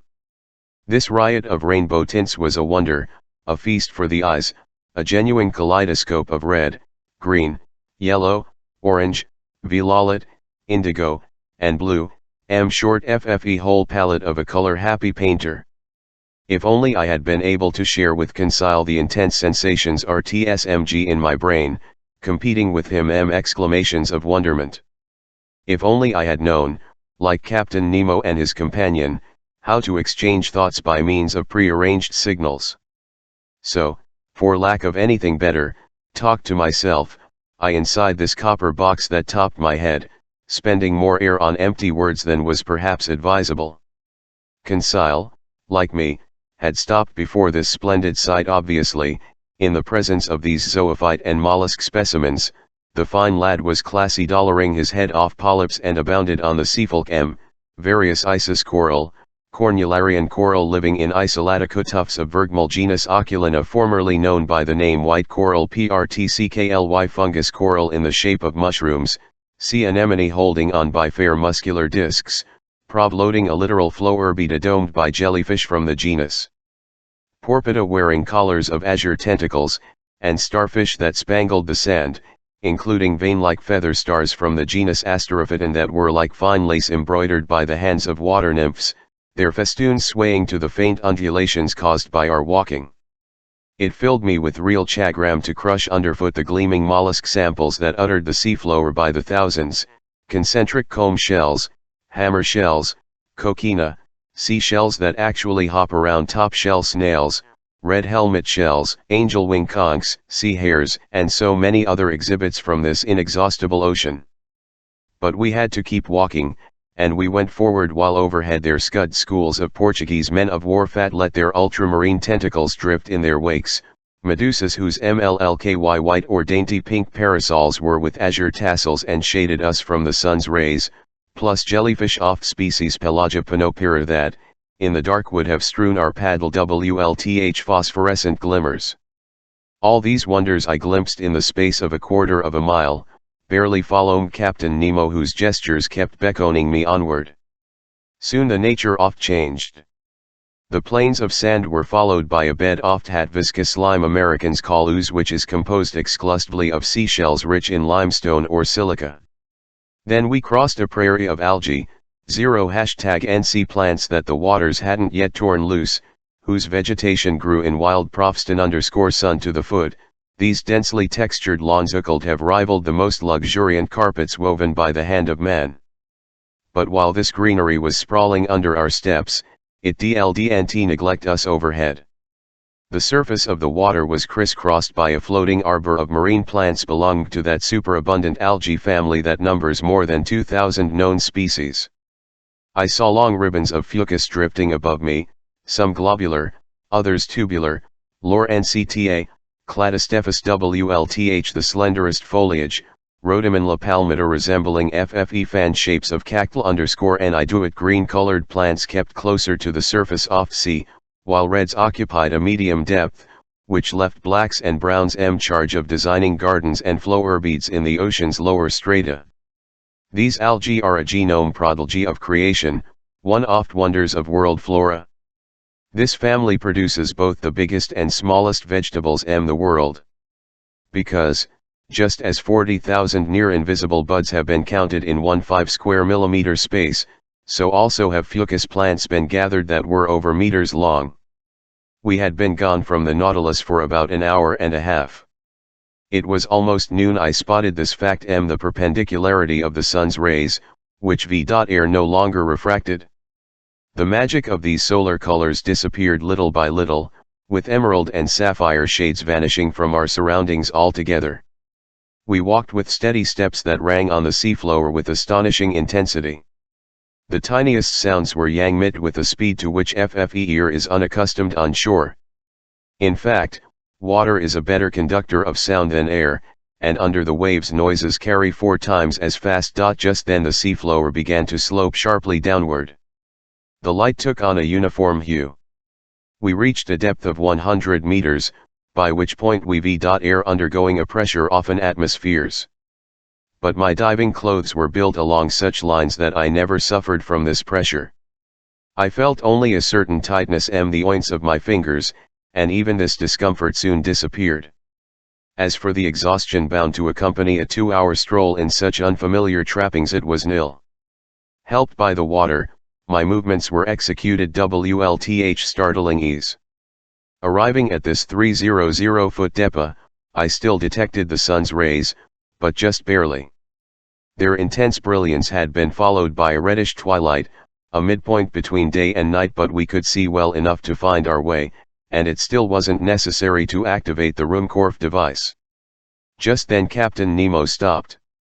He waited until I joined him, then he pointed a finger at some dark masses outlined in the shadows a short distance away. It's the forest of Crespo Island, I thought, and I was not mistaken. Chapter 17. An underwater forest. We had finally arrived on the outskirts of this forest, surely one of the finest. Captain Nemo's immense Damal-10, he regarded it as his own and had laid the same claim to it that, in the first days of the world, the first men had to their forests on land. Besides, who else could dispute IL's ownership of this underwater property? What other, bolder pioneer could come, axe in hand, to clear away its dark underbrush? This forest was made up of big tree-like plants, and when we entered beneath their huge arches, my eyes were instantly struck by the unique arrangement of their branches, an arrangement that I had never before encountered. None oft weeds car #TMG the none oft branches bristling from the shrubbery, crept, or leaned, or stretched on a horizontal plane. They all rose right up toward dew surface oft ocean every filament or ribbon, no matter how stood ramrod straight fucus plants and creepers were growing stiff perpendicular lines, governed by the dense Lodi-Ophi element that generated them. After I parted them with my hands, these otherwise motionless plants would shoot right back to their original positions. It was the regime of verticality. I soon grew accustomed to this bizarre arrangement, likewise to the comparative darkness surrounding us. The seafloor in this forest was strewn with sharp chunks of stone that were hard to avoid. Here the range of underwater flora seemed pretty comprehensive to me, as well as more abundant than it might have been in the Arctic or tropical zones, where such exhibits are less common. But for a few minutes I kept accidentally confusing the two kingdoms, mistaking zoophytes for water plants, animals for vegetables. And who hasn't made the same blunder? Flora and fauna are so closely associated in the underwater world. That all these exhibits from the vegetable kingdom were attached to the seafloor by only the most makeshift methods _ they had no roots and care which sold objects secured them, sand, shells, husks, or pebbles, they didn't ask their hosts for sustenance, just a point of purchase. These plants are entirely self-propagating, and principle of their existence lies in the water that sustains and nourishes them. In place of leaves, most often sprouted blades of unpredictable shape, which were confined to a narrow gamut of colors consisting only of pink, crimson, green, olive, tan, and brown. There I saw again, but not yet pressed and dried like the Nautilus's specimens, some peacocks' tails spread open like fans to stir up a cooling breeze, scarlet rose tangle, sea tangle stretching out their white-ung and edible shoots, twisting strings of kelp from the genus Nereocystis that to a height of 15 meters, bouquets of mermaids' cups whose stems grew woodier at the top, and a number of other plants, all without flowers. It's an odd anomaly in this bizarre element, as one witty naturalist puts it, the animal kingdom blossoms and the vegetable kingdom doesn't. These various types of shrubbery were as big as trees in the temperate zones.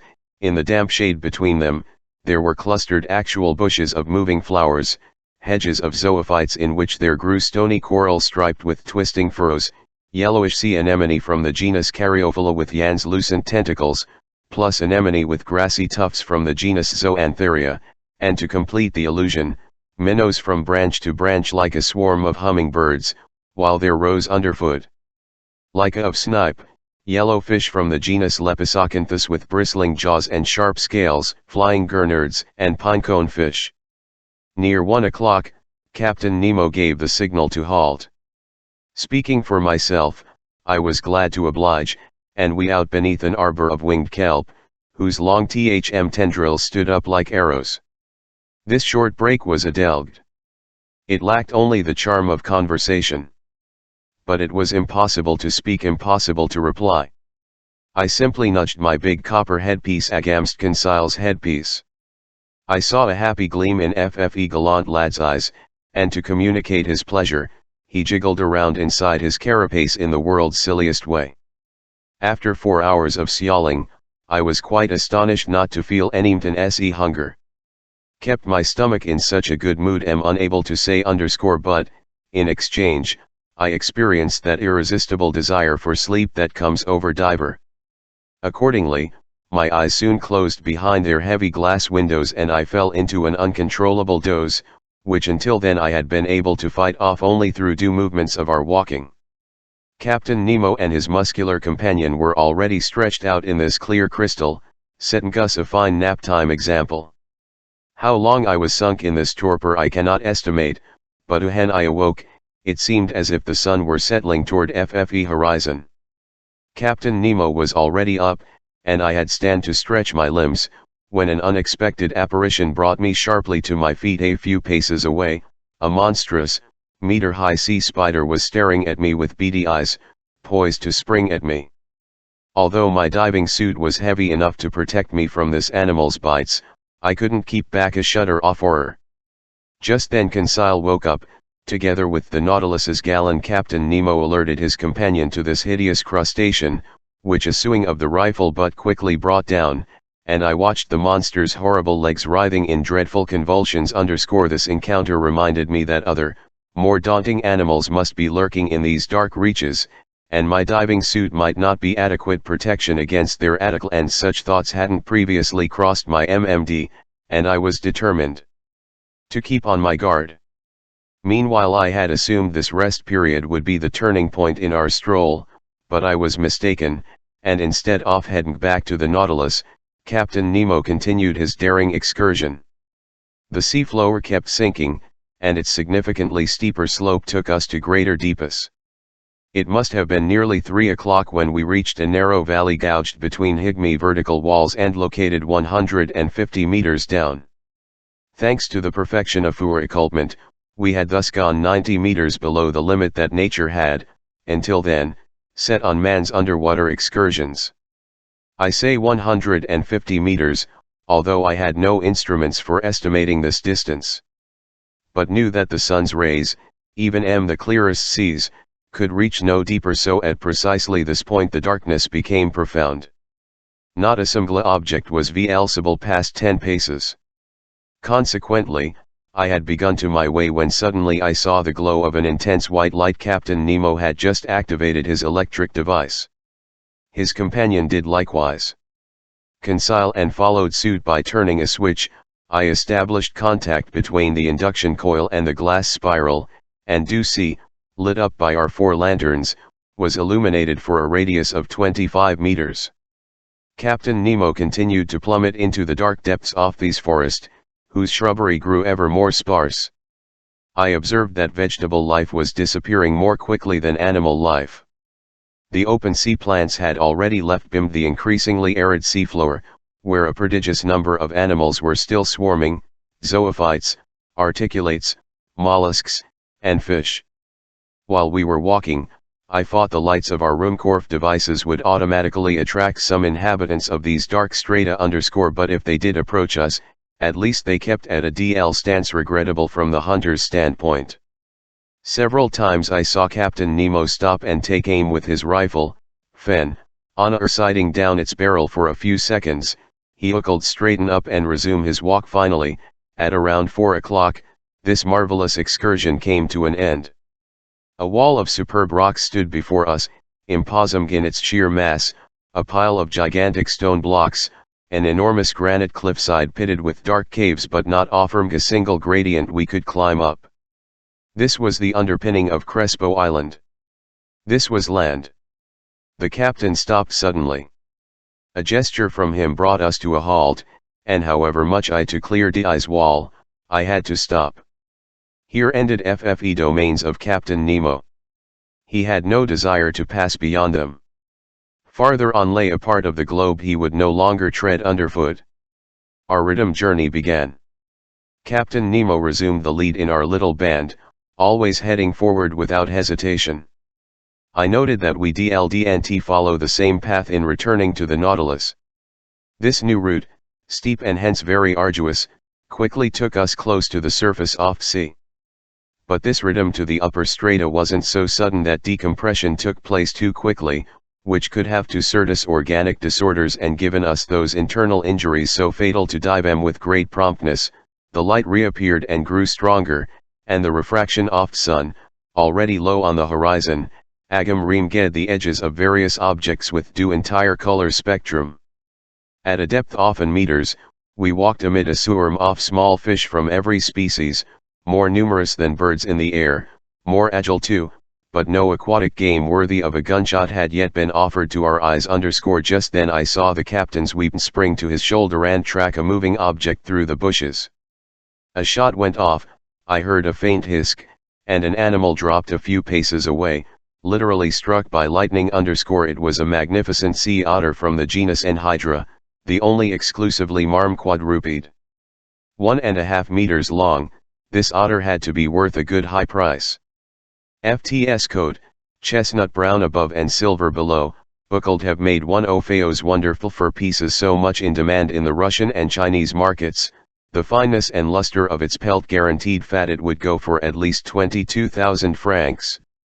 I was full of wonderment at this unusual mammal, with its circular head domed by short ears, its round eyes, its white whiskers like those on a cat, its webbed and clawed feet, its bushy tail. Hunted and trapped by fishermen, this valuable carnivore has extremely rare, and it takes refuge chiefly in the northernmost parts of Pacific, where in all likelihood its species will soon be facing extinction. Captain Nemo's companion picked up the animal, loaded it on his shoulder, and we took to the trail again. For an hour plains of sand unrolled before our steps.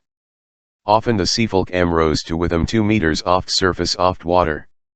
I could then see our images clearly mirrored on the underside of waves, but reflected upside down. Above us there appeared an identical band to it, duplicated our every movement and gesture, in short, a perfect likeness of quartet near which it walked, but with heads down and feet in the air. Another unusual effect.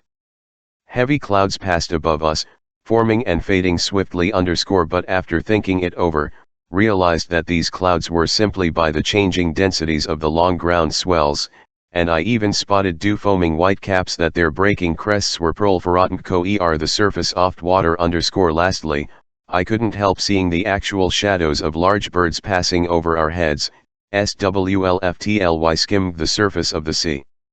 On this occasion I witnessed one of the finest gunshots ever to thrill the marrow of a hunter.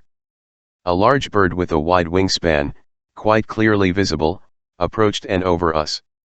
When it was just a few meters above the waves, Captain Nemo's companion took aim and fired. The animal dropped, electrocuted, and its descent brought it within reach of our adroit hunter, who promptly took possession of it. It was an albatross of finest species, a wonderful specimen of his open sea fowl. This incident did not interrupt our walk.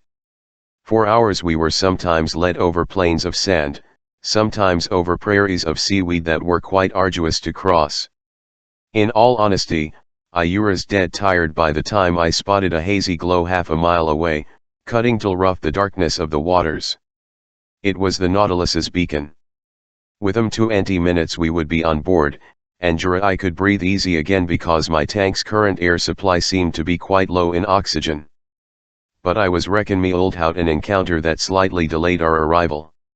I was lagging behind some 20 paces when I saw Captain Nemo suddenly come back toward me. With his powerful hands he sent me buckling to the ground, while his companion did the same to Conseil.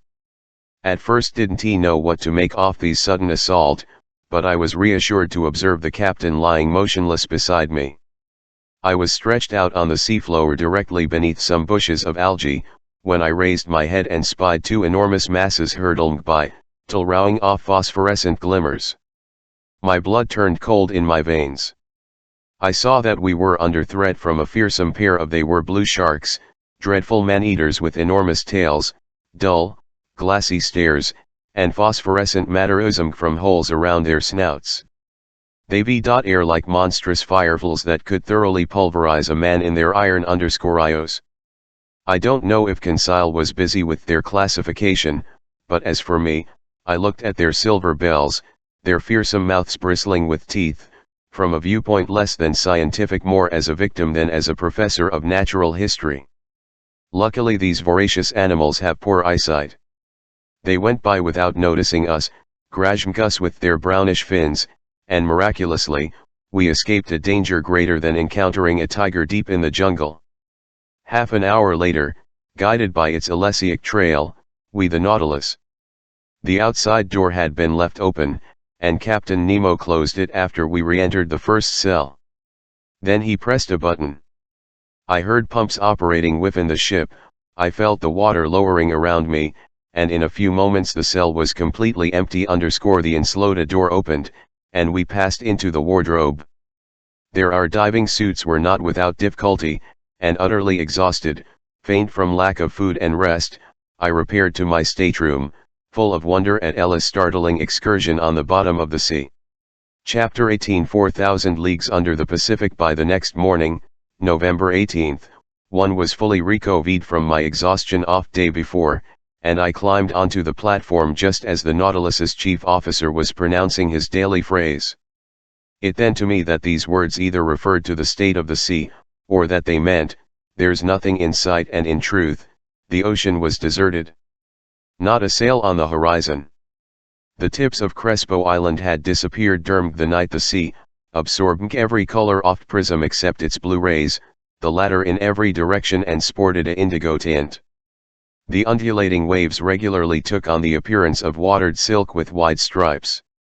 I was marveling at this magnificent ocean view when Captain Nemo appeared. He didn't seem to notice my presence and began a series of astronomical observations.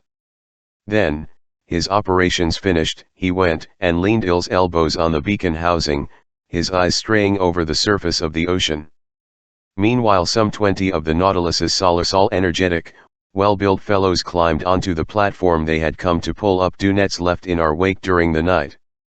These seamen obviously belonged to different nationalities, although indications of European physical traits could be seen in them all. If I'm not mistaken, I recognized some Irishmen, some Frenchmen, a few Slavs, and a native of either Greece or Crete.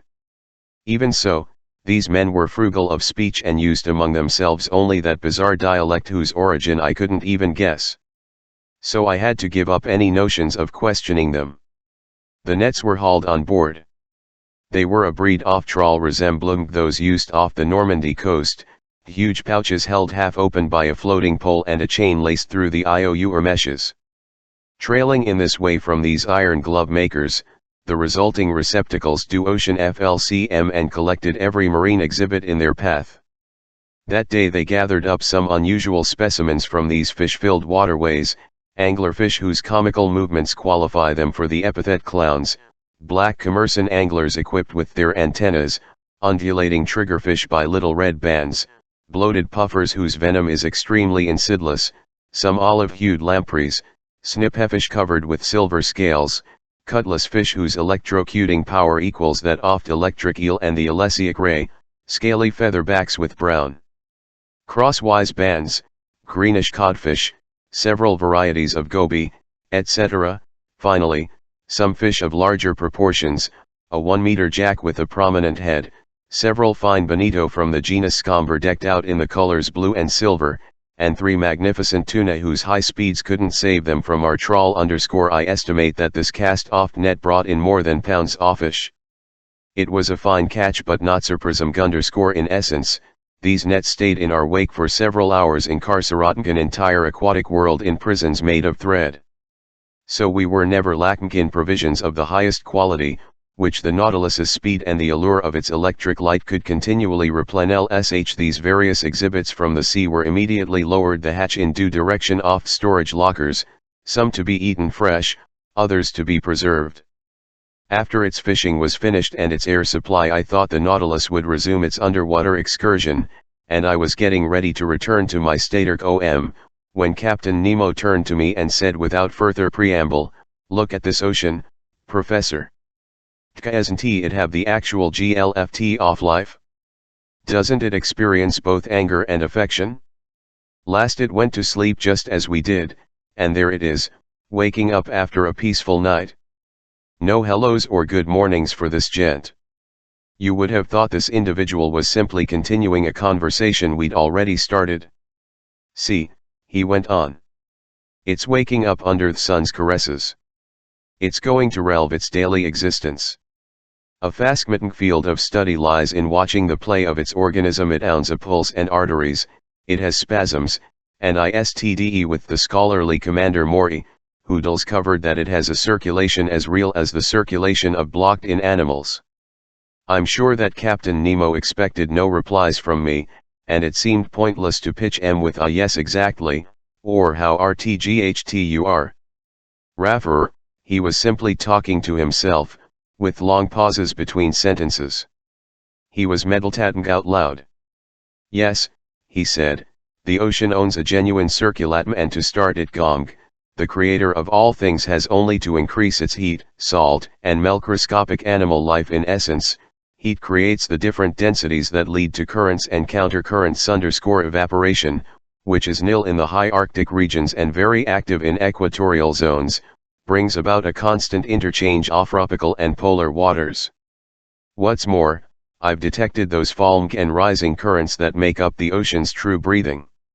Ve seen a molecule of salt water heat up at the surface, sink into dew depths, reach maximum density at -2 degrees centigrade, then cool off, grow lighter, and rise again at the poles. You'll see the consequences of this phenomenon, and through this law of Farseeing nature, you'll understand why water can freeze only at the surface. As the captain was finishing his sentence, I said to myself, the pole.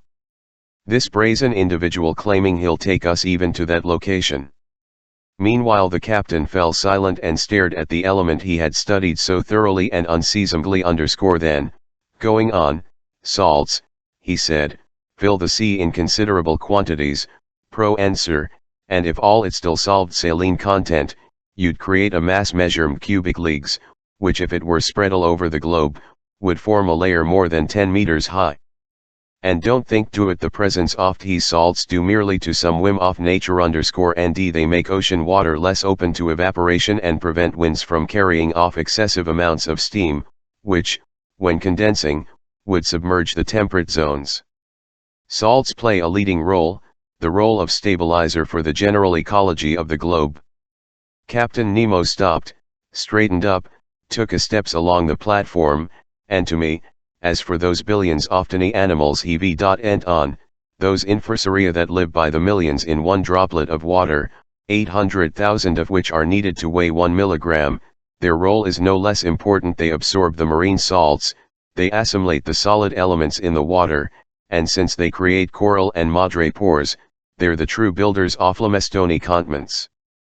And so, after they've finished depriving our water drop of its mineral nutrients, the droplet gets lighter, rises to the surface, there absorbs more salts left behind through evaporation, gets heavier, sinks again, and brings those tiny animals new elements to absorb. The outcome, a double current, rising and falling, constant movement, constant life. More intense than on land, more abundant, more infinite, such life me-airy part of these ocean, an element fatal to man, they say, but vital to myriads of animals and to me.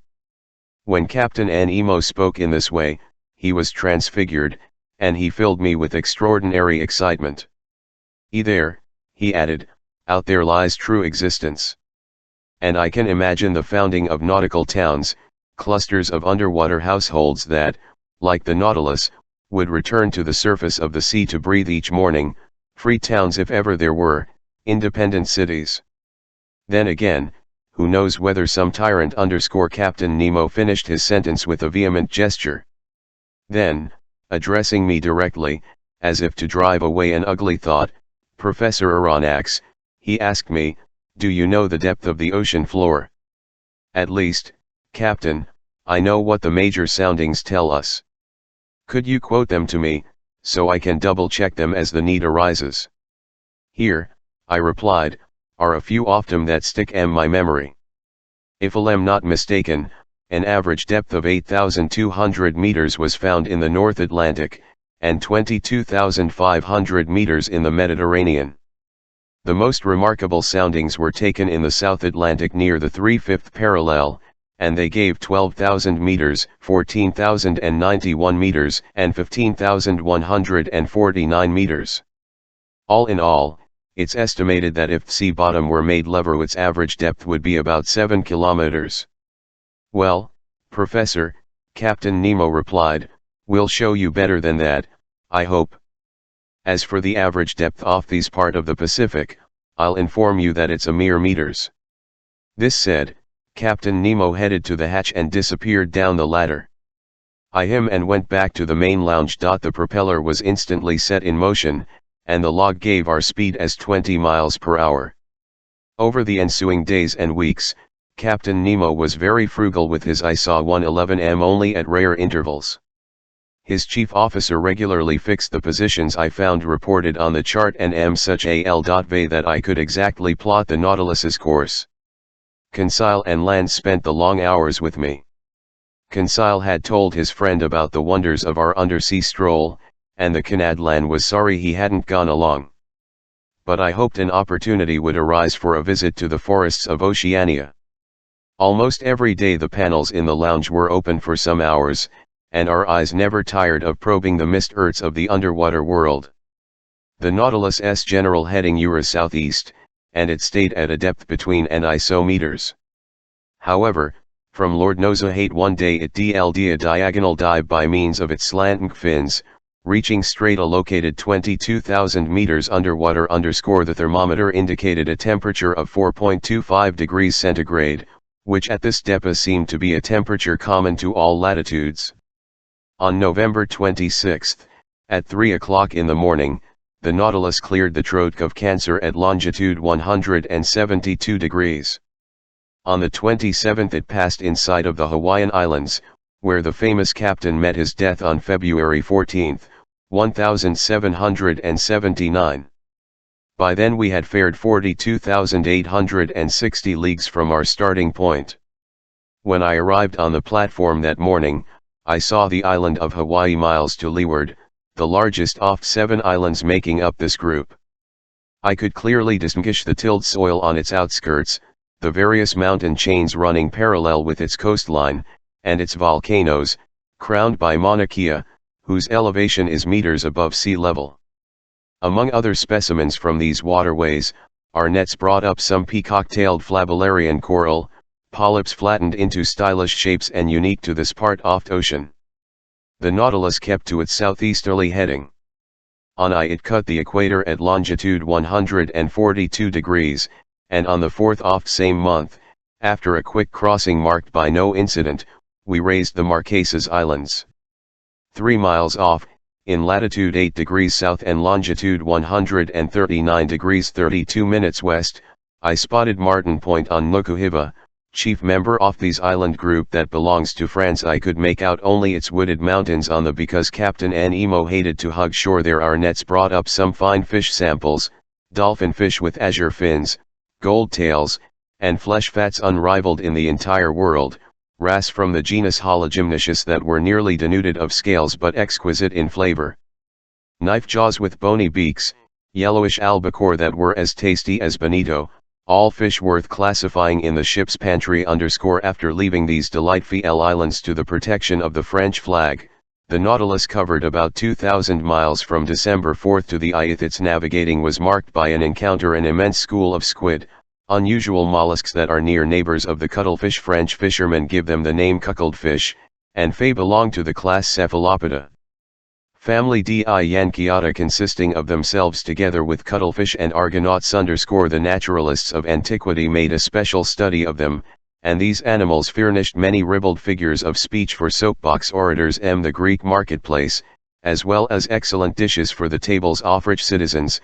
If we're to Athenaeus, a Greek physician predating Galen, it was during the night of December 9 to 10 that the Nautilus encountered this army of distinctly nocturnal mollusks. They numbered in the millions. They were migrating from the temperate zones toward zones still warmer, following FFE itineraries of harimg and sardines. We stared at them through our thick glass windows.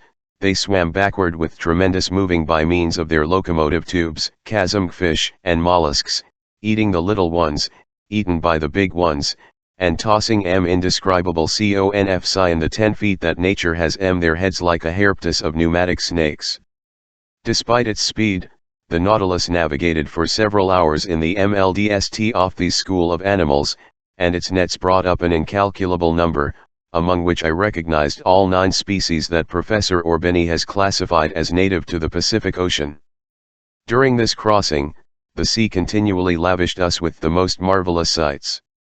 Its variety was infinite. It changed its setting and decor for the mere pleasure of our eyes, and we were called upon not simply to contemplate the works of our Creator in the midst of the liquid element, but also to probe the ocean's most daunting mysteries. During the day of December I was busy reading in the main lounge. Ned Land and Conseil were observing the luminous waters through the gaping pane. The Nautilus was motionless. Its ballast tanks at sitting at a depth of 1,000 meters in a comparatively unpopulated region of the ocean where only larger fish put occasional. Just then I was studying a delightful book by Jean Mace, The Servants of Stomach, and savoring its ingenious teachings, when Conseil interrupted my reading. "Would master kindly come here for an instant," he said to me in a Ned voice. "Is it, Conseil? It's something that master should see."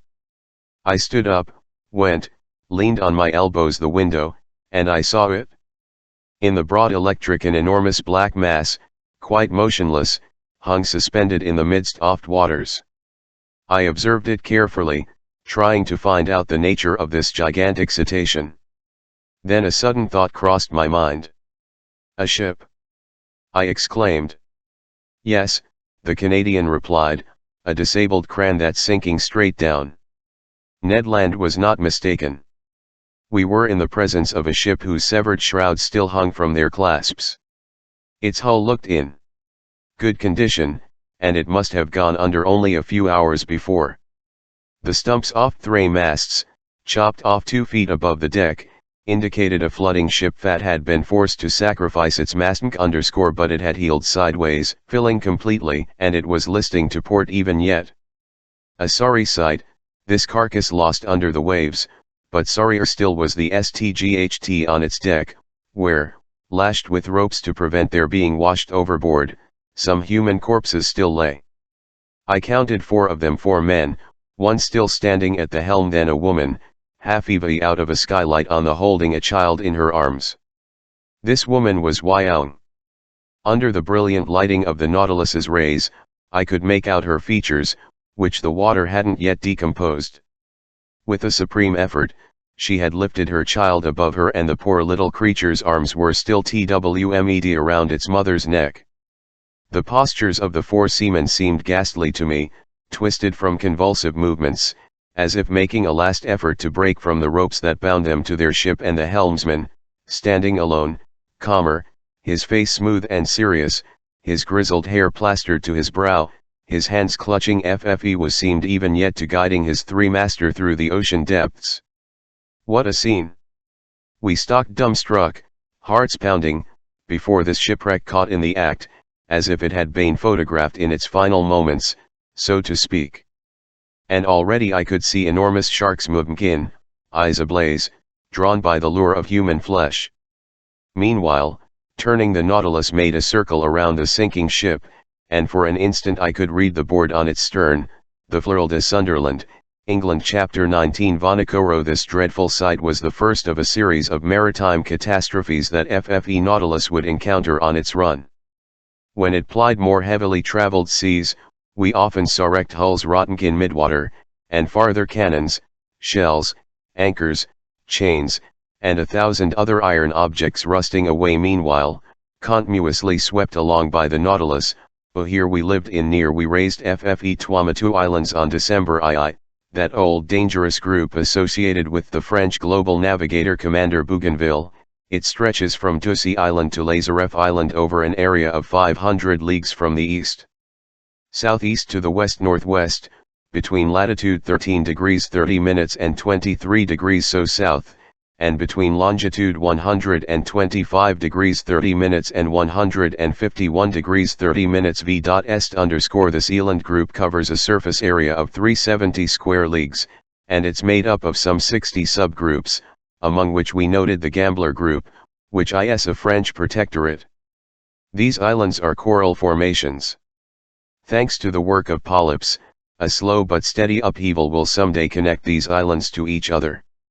Later on, Di's new island will be fused to its neighboring island groups, and a 5th continent will stretch from New Zealand and New as far as the Marquesas Islands. The day I expounded this theory to Captain Nemo, he me coldly, the Earth doesn't need new continents, but new men.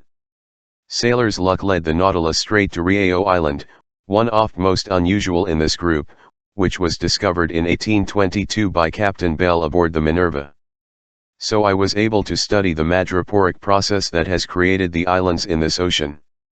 Madrepores, which one must guard against confusing with precious coral, clothe their tissue in a limestone crust, and their variations in structure have led my famous mentor Professor Maine Edwards to classify them into 5 divisions. The tiny microscopic animals that secrete this polypary live by the billions in the depths of their cells. Their limestone deposits build up into rocks, reefs, islets, islands. In some places, they form atolls, a circular ring surrounding a lagoon or small inner lake that gaps place in contact with the sea. Elsewhere, they take the shape of barrier reefs, such as those that exist along due coasts of New Caledonia and several of the Tuamotu Islands.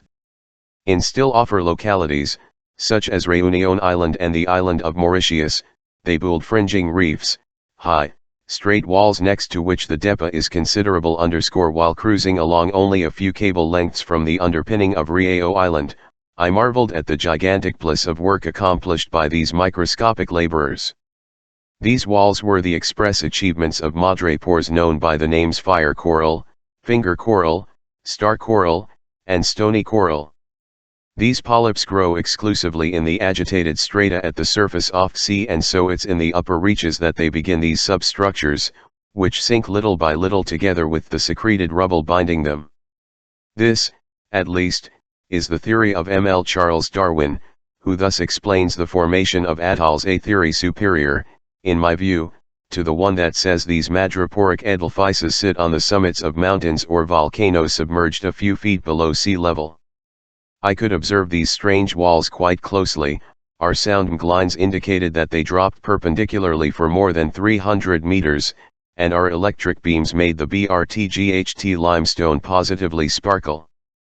In reply to a question consigned me about the growth rate of these colossal barriers, I thoroughly him by saying that scientists put it at an area of an inch per biennium _e. Therefore, he said to me, to build these walls, it took ____ 192,000 years, my gallant consile, which significantly extends the biblical days of creation. What's more, the formation of coal, in other words, the petrification of forests swallowed by floods and the cooling of basaltic rocks likewise call for a much longer period of time _I add to it those days the thul must represent whole epochs and not literally the lapse of time between two sunrises, because according to the Bible itself, the sun doesn't date from the first day of creation. When the Nautilus returned to the surface of the ocean, I could take in Riao Island over its whole flat, wooded expanse. Obviously its madreporic rocks had been made fertile by tornadoes and thunderstorms. One day, carried off by a hurricane from neighboring shores, some fell onto these limestone beds, mixing with decomposed particles of fish and marm plants to form vegetable humus. Propelled by the waves, a coconut arrived on this new coast. Its germ took root, its tree grew tall, catching steam off the water _a brook was born. Little by little, vegetation spread. Tiny animals, worms, insects rode ashore on tree trunks snatched from islands to windward. Turtles came to lay eggs. Birds nested in the wyong trees. In this way animal life, and drawn by the greenery and fertile soil, man appeared. And that's how these islands were formed, the immense achievement of microscopic animals. Near evening Riao Island melted into the distance, and the Nautilus noticeably changed course. After touching the Tropic of Capricorn at longitude degrees, it headed just northwest, going back up the whole intertropical zone. Although the summer sun lavished its rays on us, we never suffered from the heat, because 30 or 40 meters underwater, the temperature didn't go over 10 degrees to 12 degrees centigrade. By December 15 we had left the alluring Society Islands in the west, likewise elegant Tahiti, Queen of the Pacific. In the morning I spotted this island's lofty summits a few miles to leeward. Its waters supplied excellent fish for the tables on board, mackerel, bonito, albacore, and a few varieties of that sea serpent named the moray eel. The Nautilus had cleared 8,100 miles. We logged 9,720 miles when we passed between the Tonga Islands. Here crews from Thargo, Port-au-Prince, and Duke of Portland had perished, and the island group of Samoa, seen off Slame of Captain de Langley, friend of that long-lost navigator, the Count de la Perouse _. Then we raised the Fiji Islands, where savages slaughtered sailors from the Unico as well as Captain Bureau, commander of the Darling Joseph out of Nantes, France. Extending over an expanse of 10 leagues north to south, and over 90 leagues east to west, this island group lies between latitude 2 degrees and 6 degrees south, and between longitude 174 degrees and 179 degrees west it consists of a number of islands, islets, and reefs, among which we noted the islands of Viti-Levu, Vanuatu and Kadavu. It was the Dutch navigator Tasman who discovered this group in 1643, the same year the Italian physicist T. Orricelli invented the barometer and King Louis XIV. Du French Frone _I'll let the reader declare which oft his deeds was more beneficial to humanity coming later, Captain Cook M1774, Rear Admiral d'Entrecasteaux in 1793, and finally Captain Dumont d'Urville M1827, untangled FFE whole chaotic geography of this island group. The Nautilus drew near Wailea Bay, an unlucky place for England's Captain Dillon, who was the first to shed light on the long-standing mystery surrounding the disappearance of ships under the Count de la Perouse. This bay, repeatedly dredged, furnished a huge supply of excellent oysters.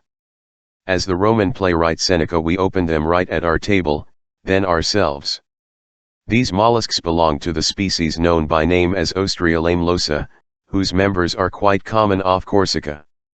This Wailea oyster bank must have been extensive, and for if they hadn't been controlled by numerous natural checks, these clusters of shellfish would have ended up jam-packing the bay, some as many as eggs have been counted in a single individual. And if Mr_Ned Land did not our #NT of his gluttony at our oyster fest, it's because oysters are the only dish that never causes indigestion. In fact, it takes no less than 16 dozen of these headless mollusks to supply the 315 grams that satisfied one man's minimum daily requirement for nitrogen. On December 25 the Nautilus navigated amid the island group off New Hebrides, WHLCH. The Portuguese seafarer Quer 6s discovered in 1606, which Commander Bougainville explored in 1768, and to which Captain Cook gave its current name in 1773. This group chiefly made up of 9 large islands and forms a 120-league strip from the northwest to the south-southeast, lying between latitude 2 degrees and 15 degrees south, and between longitude 164 degrees and 168 degrees. At the moment of forenoon sights, we passed fairly close to Dew Island of Ora. WHLCH looked to me like a mass of green woods crowned by a peak of great height. That day it was Yuletide, and it struck me that land badly missed celebrating Christmas, fat genuine family holiday where Protestants are such zealots. I hadn't seen Captain Nemo for over a week, when, on the morning off 27A, he entered the main lounge, as usual acting as if he'd been gone for just 5 minutes. I was busy tracing the Nautilus's course on the world map. The captain approached, placed a finger over a position on the chart, and pronounced just one word: Vanikoro. This name was magic. It was the name of those islets where vessels under the Count de la Perouse had miscarried. I straightened suddenly. The Nautilus is bringing us to Vanikoro? I asked. Yes, Professor, the captain replied. And 11 be able to visit those famous islands where the compass and the astrolabe came to grief if you like, Professor. We reach Vanikoro. We already have, Pro-Answer. Followed by Captain Nemo, I onto the platform, and from there my eyes eagerly scanned the Hortson _ in the northeast. There emerged TUC volcanic islands of unequal size, by a coral reef whose circuit 40 miles. We were facing the island of Vanikoro proper, to which Captain Dumont d'Urville had given the name Island of the Search. We lay right in front of the little harbor of Vanna, located in latitude 16 degrees 4 minutes south and longitude 164 degrees 32 minutes east. Its shores seemed covered with greenery from its beaches to its summits inland, crowned by Mt. Capago, which is 476 fathoms high. After clearing the outer belt of rocks via a narrow passageway, the Nautilus lay inside the breakers where the sea had a depth of 30 to 40 fathoms. Under the green shade of some tropical evergreens, I spotted a few Salsgas who looked X and Emily startled at our approach. In this long, blackish object advancing flush the water, didn't they see some fearsome cetacean that they were obliged to view? WLTH distrust? Just then Captain Nemo asked me what I knew about the shipwreck off Count de la Perouse _. Everybody knows, Captain, I answered him. And could you kindly tell me what everybody knows, he asked me in a gently ironic tone. Very easily I related to him what the final deeds of Captain Dumont d'Urville had brought to light, deeds described here in this heavily condensed summary of the whole matter. In 1785 the Count de la Perouse and his subordinate, Captain de Langley, were sent by King Louis XVI of France on a voyage to circumnavigate the globe. They boarded 2 sloops of war, the Compass and the Astrolabe, which were never seen again. In 1791, justly conceived about the fate of these 2 sloops of war. The French government fitted out 2 large cargo boats, the Search and the Hope, which left Brest on September 28 under orders from Rear Admiral Bruni d'Entrecasteaux. 2 months later, testimony from a certain commander aboard the Albemarle alleged that rubble from shipwrecked vessels had been seen on the coast of New Georgia, but was unaware of this news, which seemed a bit dubious anyhow, and toward the Admiralty Islands, which had been named in a report by one Captain Hunter as the site of Count de la Perouse's shipwreck. They looked in vain. The Hope and the Search passed right by Vancouver without stopping there, and overall, this voyage was plagued by misfortune, ultimately costing the lives of Rear Admiral d'Entrecasteaux, 2 of his subordinate officers, and several seamen from his crew. It was an old hand at the Pacific, the English adventurer Captain Peter Dillon, who was FFE first to pick up the trail left by castaways from the Uyuk vessels. On May 1824, his ship, the St. Patrick, passed by Tikopia Island, one off New Hebrides. There a native boatman pulled alongside in a dugout canoe and sold Dillon a silver sword hilt bearing the impairment of characters engraved with a cutting tool known as a burin. Furthermore, Dillon's native Boa and Nan claimed that during a stay in Vanikoro 6 years earlier, he had seen 2 Europeans belonging to ships that had run aground on the islands many years before. Dillon guessed that the ships at issue were those under the Count de la Perouse, ships whose disappearance had shaken the entire world. He tried to reach Vanikoro, where, according to the native boatman, a good deal of rubble from the shipwreck could still be found, but winds and currents prevented his dong. So Dillon returned to Calcutta. There he was able to interest the Asiatic Society and the East India Company in his discovery. A ship named after the Search was placed at his disposal, and he departed on January 23, 1827, accompanied by a French deputy. This new Search, after putting in at several stops over the Pacific, dropped anchor before Vanikoro on July 7, 1827, in the same harbor of Vana where the Nautilus was currently floating. There Dillon many relics of the shipwreck, iron utensils, anchors, eyelets from pulleys, swivel guns, an 18-pound shell, the remains of some astronomical instruments, a piece of sternroll, and a bronze bell bearing the inscription made by Bazum, the foundry mark at Brest Arsenal. Around there could no longer be any doubt. Finishing his investigations, Dillon stayed at the site of the casualty until the month of October. Then he left Vanikoro, headed toward New Zealand, dropped anchor at Calcutta on April 7, 1828, and returned to France, where he a very cordial welcome from King Charles X. But just then the renowned French explorer Captain Dumont d'Urville, unaware of Dillon's activities, had already set sail to search elsewhere for the site of shipwreck. In essence, a whaling vessel had reported to some metals, and a cross of St. Louis had been found in the hands of savages in the Louisiade Islands and New Caledonia.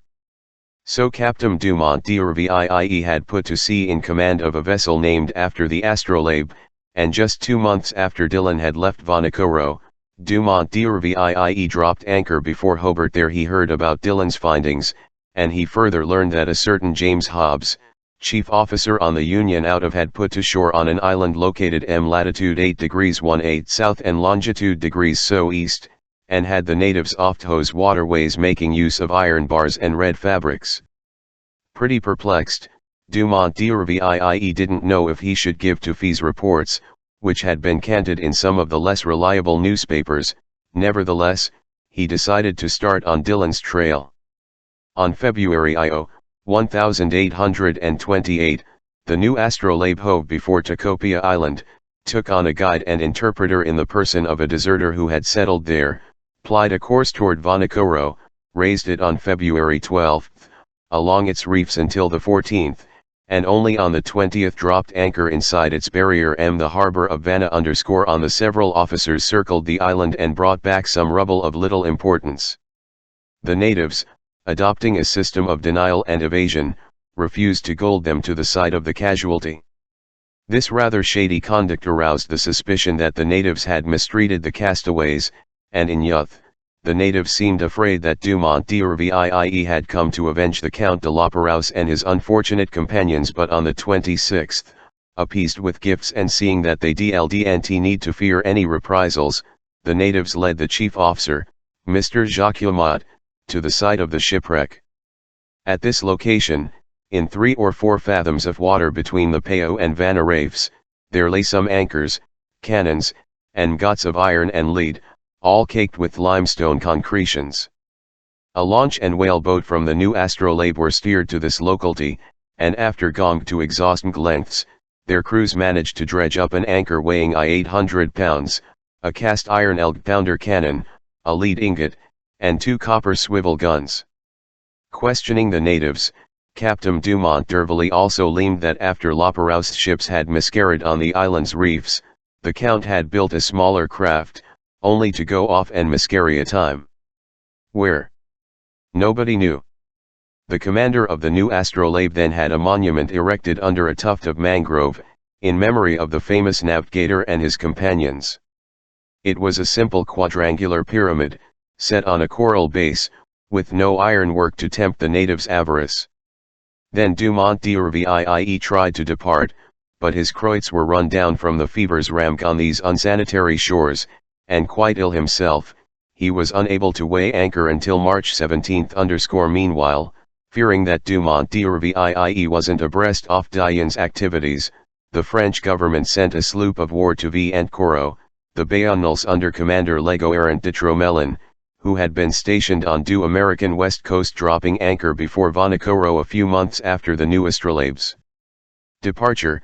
The Bayonnais didn't find any additional evidence but verified that the savages hadn't disturbed the memorial honoring the Count de la Perouse _ this is the substance of the account I gave Captain Nemo. So, he said to me, FRE castaways built a fort ship on Vanikoro Island, and to this day, nobody knows where it went and perished. Nobody knows _ Captain Nemo didn't reply but signaled me to follow him to the main lounge. The Nautilus sank a few meters beneath the waves, and the panels opened. I rushed to the umdao and saw crusts of coral, Phyangus coral, Siphonula coral, Alcyon coral, sea anemone from the genus Caryophyllaea, plus myriads of charung fish including green fish, damselfissebe sweepers, snappers, and squirrelfish. Underneath this coral covering I detected some rubble the old dredges hadn't been able to tear: iron stirrups, anchors, cannons, shells, tackle from a capstan, a stem post, all objects hailing from the wrecked ships and now carpeted in moving flowers. And as I stared at this desolate wreckage, Captain Nemo told me in a solemn voice, Commander La Perouse set out on December 7, 178 * with his ships, the Compass and Du Astrolabe. He dropped anchor first at Botany Bay, VL sighted the Tonga Islands and New Caledonia, headed toward the Santa Cruz Islands, and put in at Namuka, one off islands in the Ha'apai group. Then his ships arrived at the unknown reefs of Vanikoro. Traveling in the lead, the Compass ran afoul of breakers on the southerly coast. The Astrolabe went to its rescue and also ran aground. The first ship was destroyed almost immediately. The second, stranded to leeward, held up for some days. The natives gave the castaways a fair enough welcome. The latter took up residence on the island and built a smaller craft with rubble from the 2 large ones. A few seamen stayed voluntarily in Vanikoro. The others, Yeek and Aelmg, set gall with the Count de la Perouse. They headed to the Solomon Islands, and they perished with all hands on the westerly coast off Chief Island in that group, between Cape Deception and Cape Satisfaction. And how do you know all this? I exclaimed _ here's what I found at the very site of that final shipwreck. Captain Nemo showed me a tin stamped with the coat of arms of France and all corroded by salt water. He opened it and I saw a bundle of papers, yellowed but still legible. They were the actual military orders given by France's Minister of the Navy to Commander Lapérouse, with notes along the margin in the handwriting of King Louis XVI. Ah, what a splendid death for a seaman! Captain Nemo then said. A coral grave is a tranquil grave, and may heaven grant that my companions and I rest in no other. Chapter 20. The Torres Strait. During the night of December 27 to 28, the Nautilus left the waterways of Vanuatu behind with extraordinary speed. Its heading was southwesterly, and in 3 days it had cleared the 750 leagues that separated Lapérouse Islands from the southeastern tip of Papua. On January 1868, bright and early, C. Onsale joined me on the platform. "Will master," the gallant lad said to me, "allow me to wish him a happy new year?" "Good heavens, Conseil, it's just like old times in my office at the Botanical Gardens in Paris. I accept your kind cheese and I thank you for them. Only, I'd like to know what you mean by a happy year under FFE circumstances in which we're placed. Is it a year that will bring our imprisonment to an end, or a year that will see this strange voyage continue?" "Ye gods," Conseil replied, "I hardly know what to tell master. We're certainly seeing some unusual things, and for 2 months we've had no time for boredom. The latest wonder is always the most astonishing, and if this progression keeps up, I can't imagine what its climax will be. In my opinion, we'll never again have such an opportunity. Never, Conseil _ besides, Mr. Nemo really lives up to his Latin name, since he couldn't be less in the way if he didn't exist. True enough, Conseil _ therefore, with all due respect to master, I think a happy year would be a year that lets us see everything, Conseil. No year could be that long. But what does Ned Land think about all this?" "Ned Land's thoughts are exactly the opposite of mine," Conseil replied. "He has a practical mind and a demanding stomach. He's tired of staring at fish and eating them day in and day out. This shortage of bread and meat isn't suitable for an upstanding Anglo-Saxon man accustomed to beefsteak and unfazed by regular doses of brandy or gin. For my part, Conseil, that doesn't bother me in the least, and I've adjusted very nicely to the diet on board." "So have I," Conseil replied. Accordingly, think as much about staying as Mr. Land about making his escape. Thus, if this new year isn't a happy one for me, it will be for him, and vice versa. No matter what happens, one of us will be pleased. So, conclusum. I wish master to have whatever his heart desires _ Thank you, Conseil. Only I must ask you to postpone the question of New Year's gifts, and temporarily accept a hearty handshake in their place. That's all I have on me." "Master has never been more generous," Conseil replied. And with that, the gallant lad went away. By January 2 we had fared 11,340 miles, hence 5,250 leagues, from our starting point in the seas of Japan. Before the Nautilus's spur there stretched the dangerous water .zys of the Coral off the northeast coast of Australia. Our boat cruised along a few miles away from that daunting shoal where Captain Cook's ships well nigh miscarried on June 10, 1770. The craft Fat was aboard charged into some coral rock, and if his vessel didn't go down, it was thanks to the circumstance that a piece of coral broke off in the collision and plugged the very hole it had made in the hull. I would have been deeply interested in visiting this long, 360-league reef, against which the ever-surging sea broke with the fearsome intense lodi of thunderclaps. But just then the Nautilus's slanting fins took us to great depths, and I could see nothing of those high coral walls. I had to rest content with the various specimens of fish brought up by our nets. Among others I noted some long-finned albacore, a species in the genus Scomber, as big as tuna, bluish on the flanks, and streaked with crosswise stripes that disappear when the animal dies.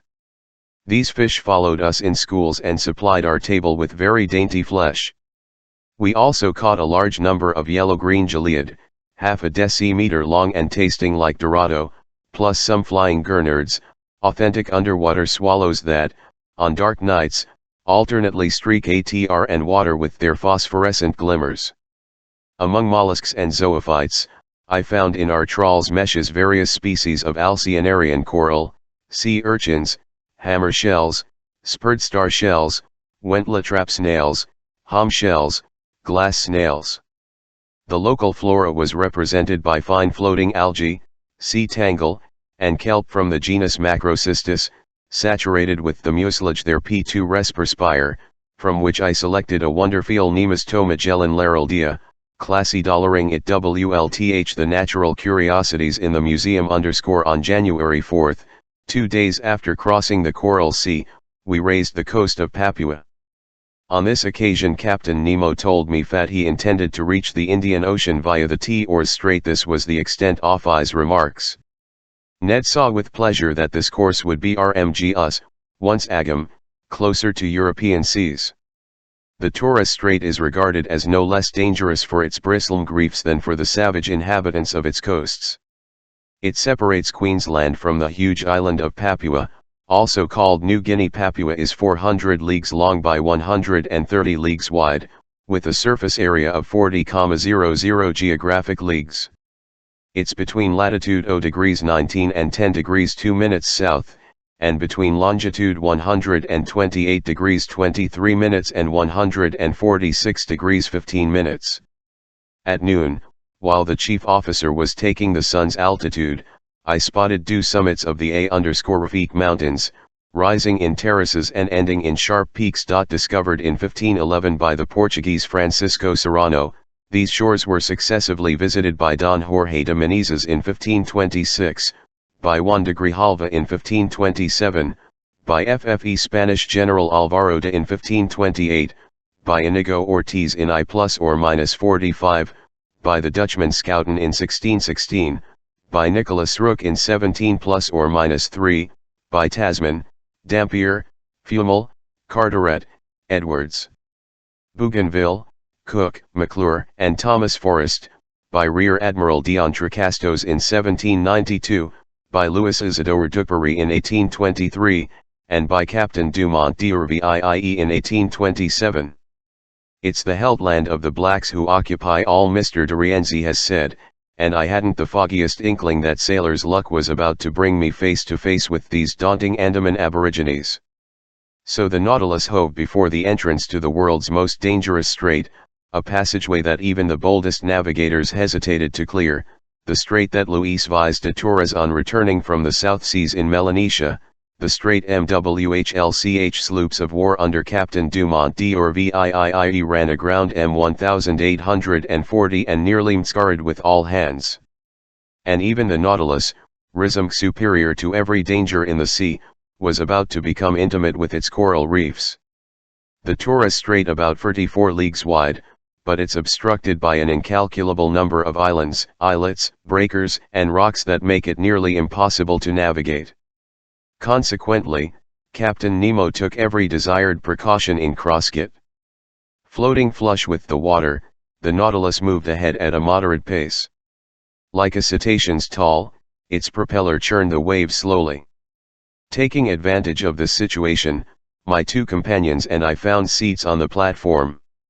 In front of us stood the pilot house, and unless I'm extremely mistaken, Captain Nemo must have been inside, steering his Nautilus himself. Under my eyes I had two excellent charts of the Torres Strait that had been surveyed and drawn up by the hydrographic Engineer Vincendon Dumoulin and Sub-Lieutenant, now Admiral, Cook Vent Despoy, who were part of Dumont d'Urville's general staff during his final voyage to circumnavigate the globe.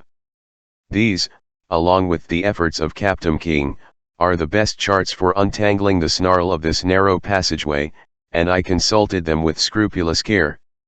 Around the Nautilus the sea was boating furiously. A stream of waves, bearing from southeast to northwest at a speed of 2.5 miles per hour, broke overheads of coral emerging here and there.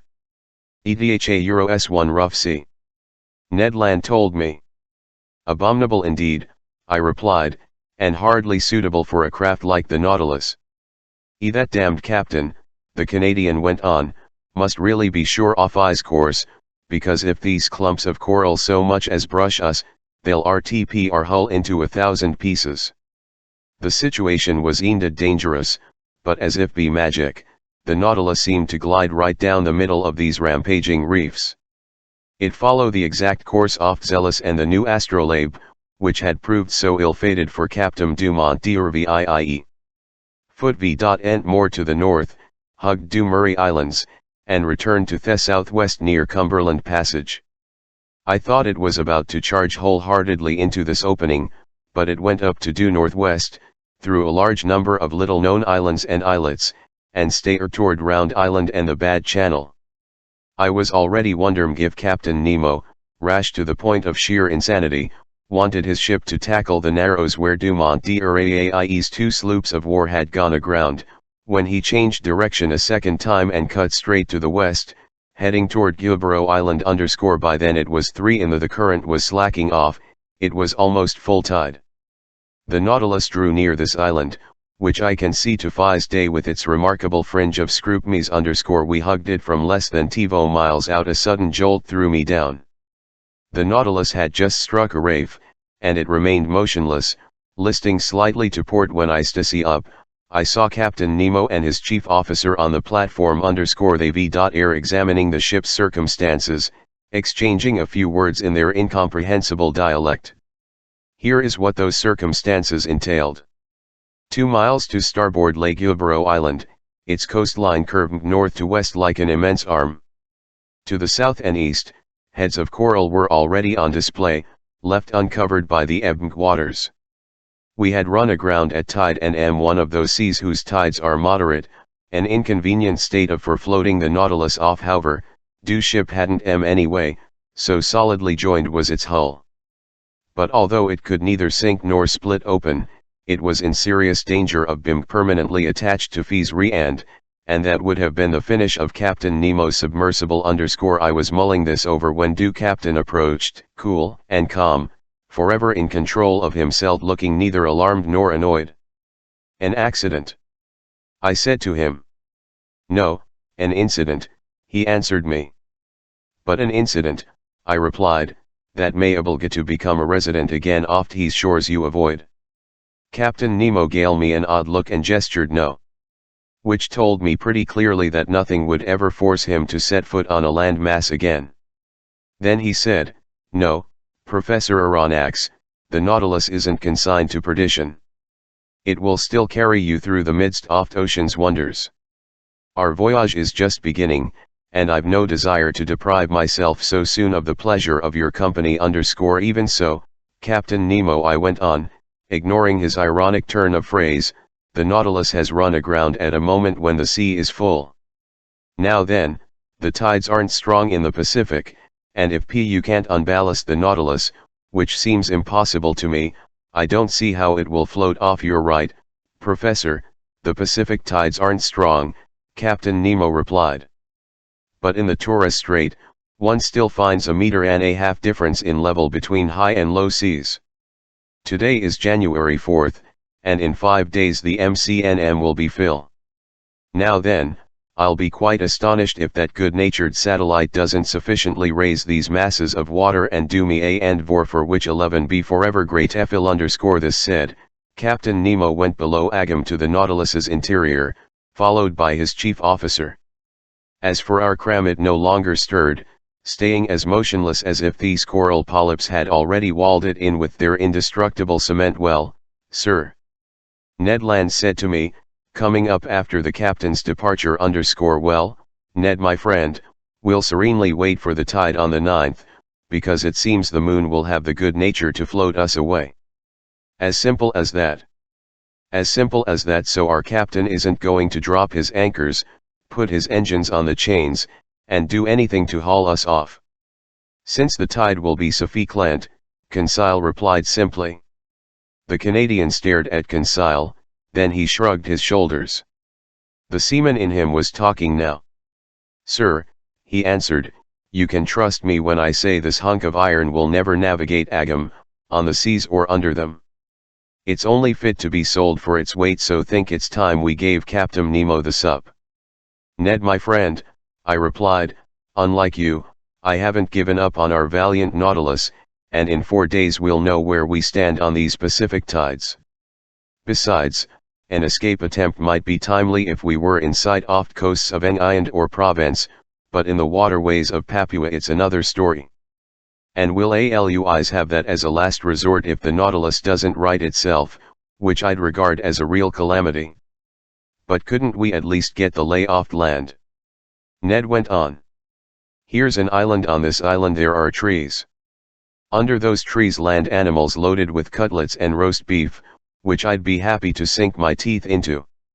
In this instance our friend Ned is right, Conseil said, and I sighed with his Velius. Couldn't Master persuade his friend Captain Nemo to send the 3 of us ashore, if only so our feet don't lose the knack of treading on the solid parts of our planet? I can ask him, I replied, but he'll let Master take the risk, Conseil said, and we'll know where we stand on the captain's affability. Much to my surprise, Captain Nemo gave me the permission I asked for, and he did so with grace and alacrity, not even exacting my promisito return on board. But fleeing across the New Guinea territories would be extremely dangerous, and I wouldn't have advised Ned Land to try it. Better to be prisoners aboard the Nautilus than to fall into the hands of Papuan natives. The skiff was put at our disposal for the next morning. I hardly needed to ask whether Captain Nemo would be come along. I likewise assumed that no crewman would be assigned to us, that Ned Land would be in sole charge of piloting the longboat. Besides, the shore lay no more than 10 miles off, and it would be child's play for the Canadian to guide Fat Tumble skiff through those rows of reefs so ill-fated for big ships. The next day, January, after its deck paneling was opened, the skiff was wrenched from its socket and launched to sea from the top of due platform. 2 men were sufficient for this operation. The oars were inside the longboat and we had only to take our seats. At 8 o'clock, armed with rifles and axes, we pulled clear off Nautilus. The sea was fairly calm. A mild breeze blew from shore. In place by the oars, Conseil and I rowed vigorously, and Ned steered us into the narrow lanes between the breakers. The skiff handled easily and sped swiftly. Ned Land couldn't conceal his glee. He was a prisoner escaping from prison and never dreamed he would need to re-enter it. Meat, he kept repeating. Now we'll eat red meat. Actual game. A real mess call, by thunder. I'm not saying fish aren't good for you, but we mustn't overdo 'em, and a slice of fresh venison grilled over live coals will be a nice change from our standard fare. You glutton, Conseil replied, you're making my mouth water. It remains to be seen, I said, whether these forests do consume game, and if the types of game aren't of such size that they can hunt the hunter. Fine, Professor Aronnax, replied the Canadian, whose teeth seemed to be as honed as edge of an axe. But if there's no other quadruped on this island, I'll eat your tiger surlim. Our friend Ned grows disturbing, Conseil replied. It is, Ned Land went on, any animal having 4 feet without feathers, or 2 feet with feathers, will be greeted by my very own 1-gun salute. Oh good. I replied. Either Mr. Landis at it again. Don't worry, Professor Aronnax, just keep rowing, the Canadian replied. I only need 25 minutes to serve you one of my O.VN special creations. By 8:30 the Nautilus's skiff had just run gently aground on a sandy strand, after successfully clearing the RMG of coral that surrounds Gueborough Island. Chapter 21. Some days ashore. Stepping ashore had an exhilarating effect on me. Ned Land the soil with his foot, as if he were laying claim to it.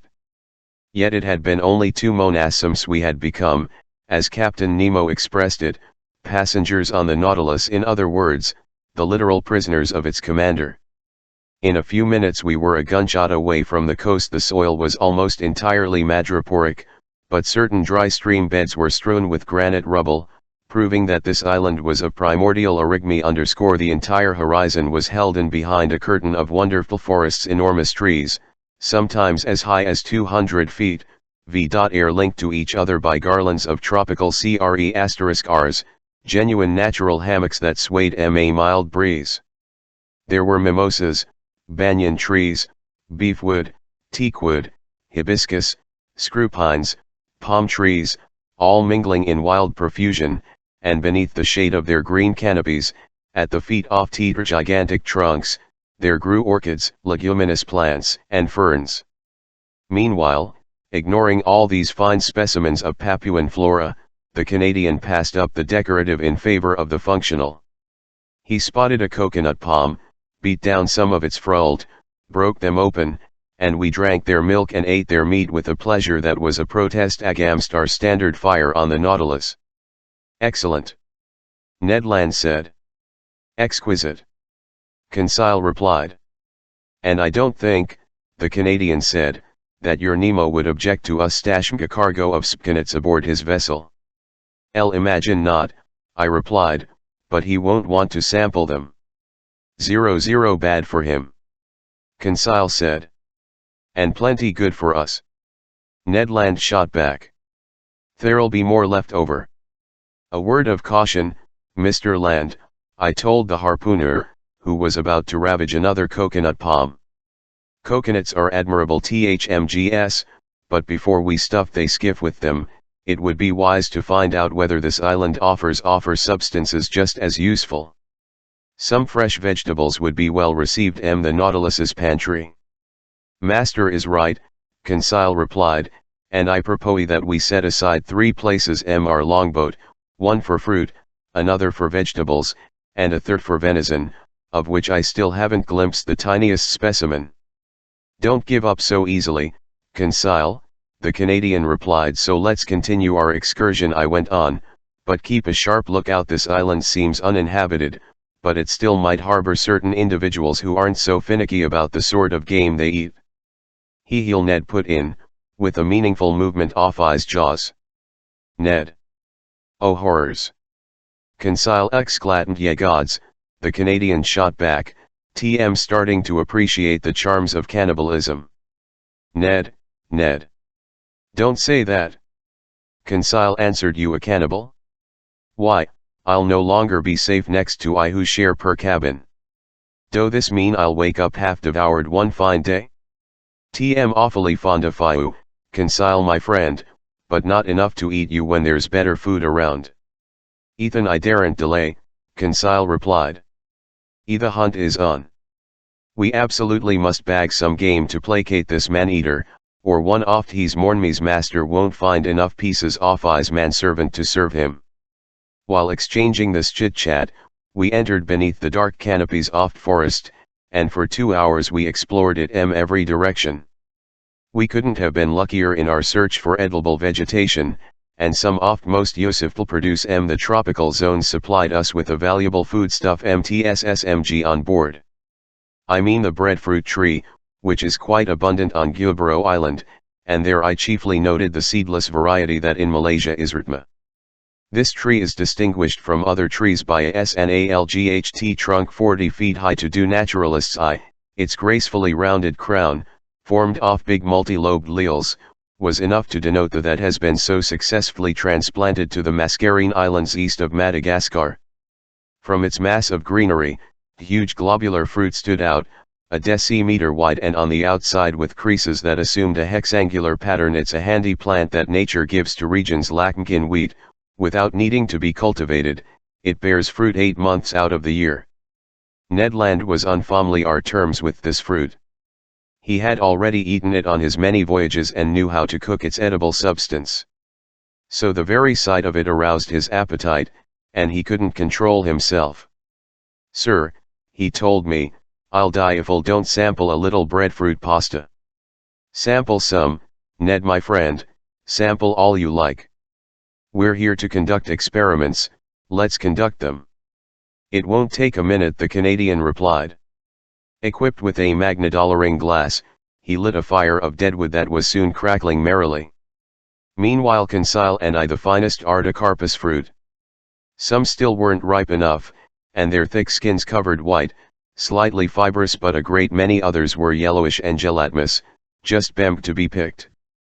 This fruit contained no pits. Conseil brought a dozen of them to land, who cut them into thick slices and placed them over a fire of live coals, all the while repeating, You'll see, sir, how tasty this bread is. Especially since we've gone without baked goods for so long, Conseil said. It's more than just bread, the Canadian added. It's a dainty pastry.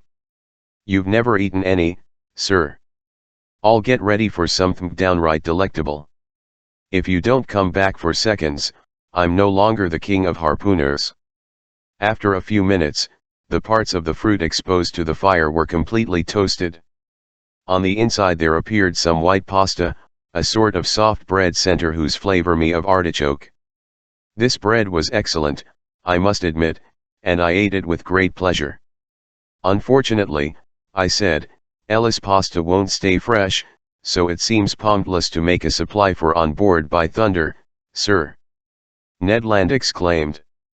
There you go, talking like a naturalist, but meantime I'll be acting Gilka a baker. Conseil, harvest some of this fruit to take with us when we go back, and how we'll prepare it? I asked the Canadian. Make a fermented batter from its pulp that'll keep indefinitely without spoiling. I want some, R2 just it in the galley on board. It'll have a slightly tart flavor, but you'll find it excellent. So, Mr. Ned, I see that this bread is all we need. Not quite, Professor, the Canadian replied. We need some fruit to go with it, or at least some vegetables. Ethan, let's look for fruit and vegetables. When our breadfruit hamesting was done, we took to the trail to complete this dry land dinner. We didn't search in, and near noontime we had an ample supply of bananas. This delicious produce from the torrid zones pens all year round, and Malaysians, who give them the name pisang, eat them without bothering to cook them. In addition to bananas we gaffered some enormous jackfruit with a luri tangy flavor, some tasty mangoes, and some pineapples of unbelievable size. But this foraging took up a good deal of our time, which, even so, we had no cause to regret. Conseil kept Ned under observation. The harpooner walked in the lead, and during his stroll through this he gathered with sure hands some excellent fruit that should have completed his provisions. So, Conseil asked, you have everything you need, Ned my friend? Humph, the Canadian put in. You're complaining. All this vegetation doesn't make a meal, Ned replied. Just stde dishes, dessert. But where's the soup course? Where's the roast? I said. Ned promised us cutlets, which seems highly questionable to me. Sir, the Canadian replied, our hunting not only isn't over, it hasn't even started. Patience. We're sure to end up bumping into some animal with either feathers or fur, if not in this locality, then in another. And if not today, then tomorrow, because we mustn't wander too far. Conseil add, that's why I propose that we return to the skiff already, exclaimed. We ought to be back before nightfall, I said. But what hour is it, then? The Canadian asked. 2 o'clock at least, Conseil replied. How time flies on solid ground, exclaimed Mr. Ned Land with a sigh of regret. Off we go, Conseil replied.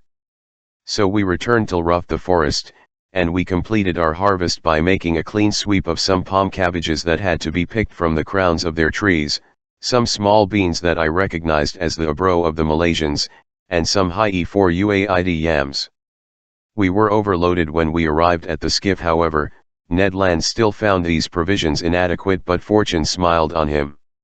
Just as we were boarding, he spotted several trees 25 to 30 feet high belonging to the palm species and as valuable as the Artocarpus. These trees are justly ranked among the most useful produce in Malaysia. They were sago palms, vegetation that grows without being cultivated. Like mulberry trees, they reproduce by means of shoots and seeds. Ned Land knew how to handle these trees. Taking his axe and wielding it with great vigor, he soon out on the ground 10 ordinary sago palms, whose maturity was revealed by the white dust sprinkled over their palm fronds. I watched him more as a naturalist than as a man in hunger. He began by removing from each trunk an inch-thick strip of bark that covered a network of long, hopelessly tangled fibers that were puttied with a sort of gummy flour. This flour was the starch-like sago, an edible substance chiefly consumed by the Melanesian peoples. For the time Ned Land was content to chop these trunks into pieces, as if he were making firewood. Later he would extract the flour by sifting it through cloth to separate it from its fibrous ligaments, let it dry out in the sun, and leave it to harden inside molds. Finally, at 5 o'clock in the afternoon, laden with all our treasures, we left the island beach and half an hour later pulled alongside the Nautilus. Nobody appeared on our arrival. The enormous sheet iron cylinder seemed deserted. Our provisions loaded on board, I went below to my stateroom. There I found my supper ready. I ate and then asleep. The next day, January 6th, nothing new on board. Not a sound inside, not a sign of life. The skiff stayed alongside in the same place we had left it. We decided to return to Gueborough Island. Ned Land hoped for better luck in his hunting than on the day before, and he wanted to visit a different part of Forest. By sunrise we were off, carried by an inbound current. The longboat reached the island in a matter of moments. We disembarked, and THMKMG it best to abide by the Canadland's instincts. We followed Ned Land, whose long legs threatened to outpace us. Ned Land went westward up the coast, then, fording some stream beds, he reached open plains that were bordered by wonderful forests. Some kingfishers lurked along FFE watercourses, but they didn't let us approach. His cautious behavior proved to me that these creatures knew where they stood on bits of our species, and I concluded that if this island wasn't inhabited, at least human beings paid it frequent visits. After crossing a pretty lush prairie, we arrived on the outskirts of a small wood, enlivened by the sing and soaring of a large number of birds. Still, they were merely birds, Conseil said. But some are edible, the harpooner replied. Wrong, Ned my friend, Conseil answered, because I see only ordinary parrots here. Conseil my friend, Ned replied in all seriousness, parrots are like pheasant to people with nothing else on their plates. And might add, I said, that when these birds are properly cooked, they're at least worth a stab off fork. Indeed, under the dense foliage of these wood, a whole host of parrots fluttered from branch to branch, needing only the proper upbringing to speak human dialects. At present they were cackling in chorus with parakeets of every color, with solemn cockatoos that seemed to be pondering some philosophical problem, while bright red Iones passed by like pieces of bunting borne on due breeze, the midst of callow parrots raucously on the wing, Papuan Iones painted the subtlest shades of azure, and a whole variety of delightful winged creatures, none terribly edible. However, one bird unique to these shores, which never passes beyond the boundaries of Aru and Papuan Islands, was missing from this collection. But I was given a chance to marvel at it soon enough. After crossing through a moderately dense thicket, we again found some plains by bushes. There I saw some magnificent birds soaring aloft, the arrangement of their long feathers causing them to head into the wind. Their undulating flight, the grace of their aerial curves, and the play of their colors allured and delighted the eye. I had no trouble identifying them. Birds of paradise, I exclaimed. Order Passeriforma, Division Clystomora, Conseil Repli Par and Lodge family. Ned Land asked. Doubted, Mr. Land. Nevertheless, I'm counting on your dexterity to catch me one of these delightful representatives of tropical nature. Give it a try, Professor, though I'm handier with a harpoon than a rifle. Malaysians, who do a booming business in these birds with the Chinese, have various methods for catching them that we couldn't use. Sometimes they set snares on the tops of tall trees that the bird of paradise prefers to inhabit. At other times they capture it with a tenactus glue that paralyzes its movements. They will even go so far as to poison the springs where these fowl habitually drink, but in our case, all we could do was fire at them on the Yuing, which left us little chance of getting one. And in truth, we up a good pan of our ammunition in vain.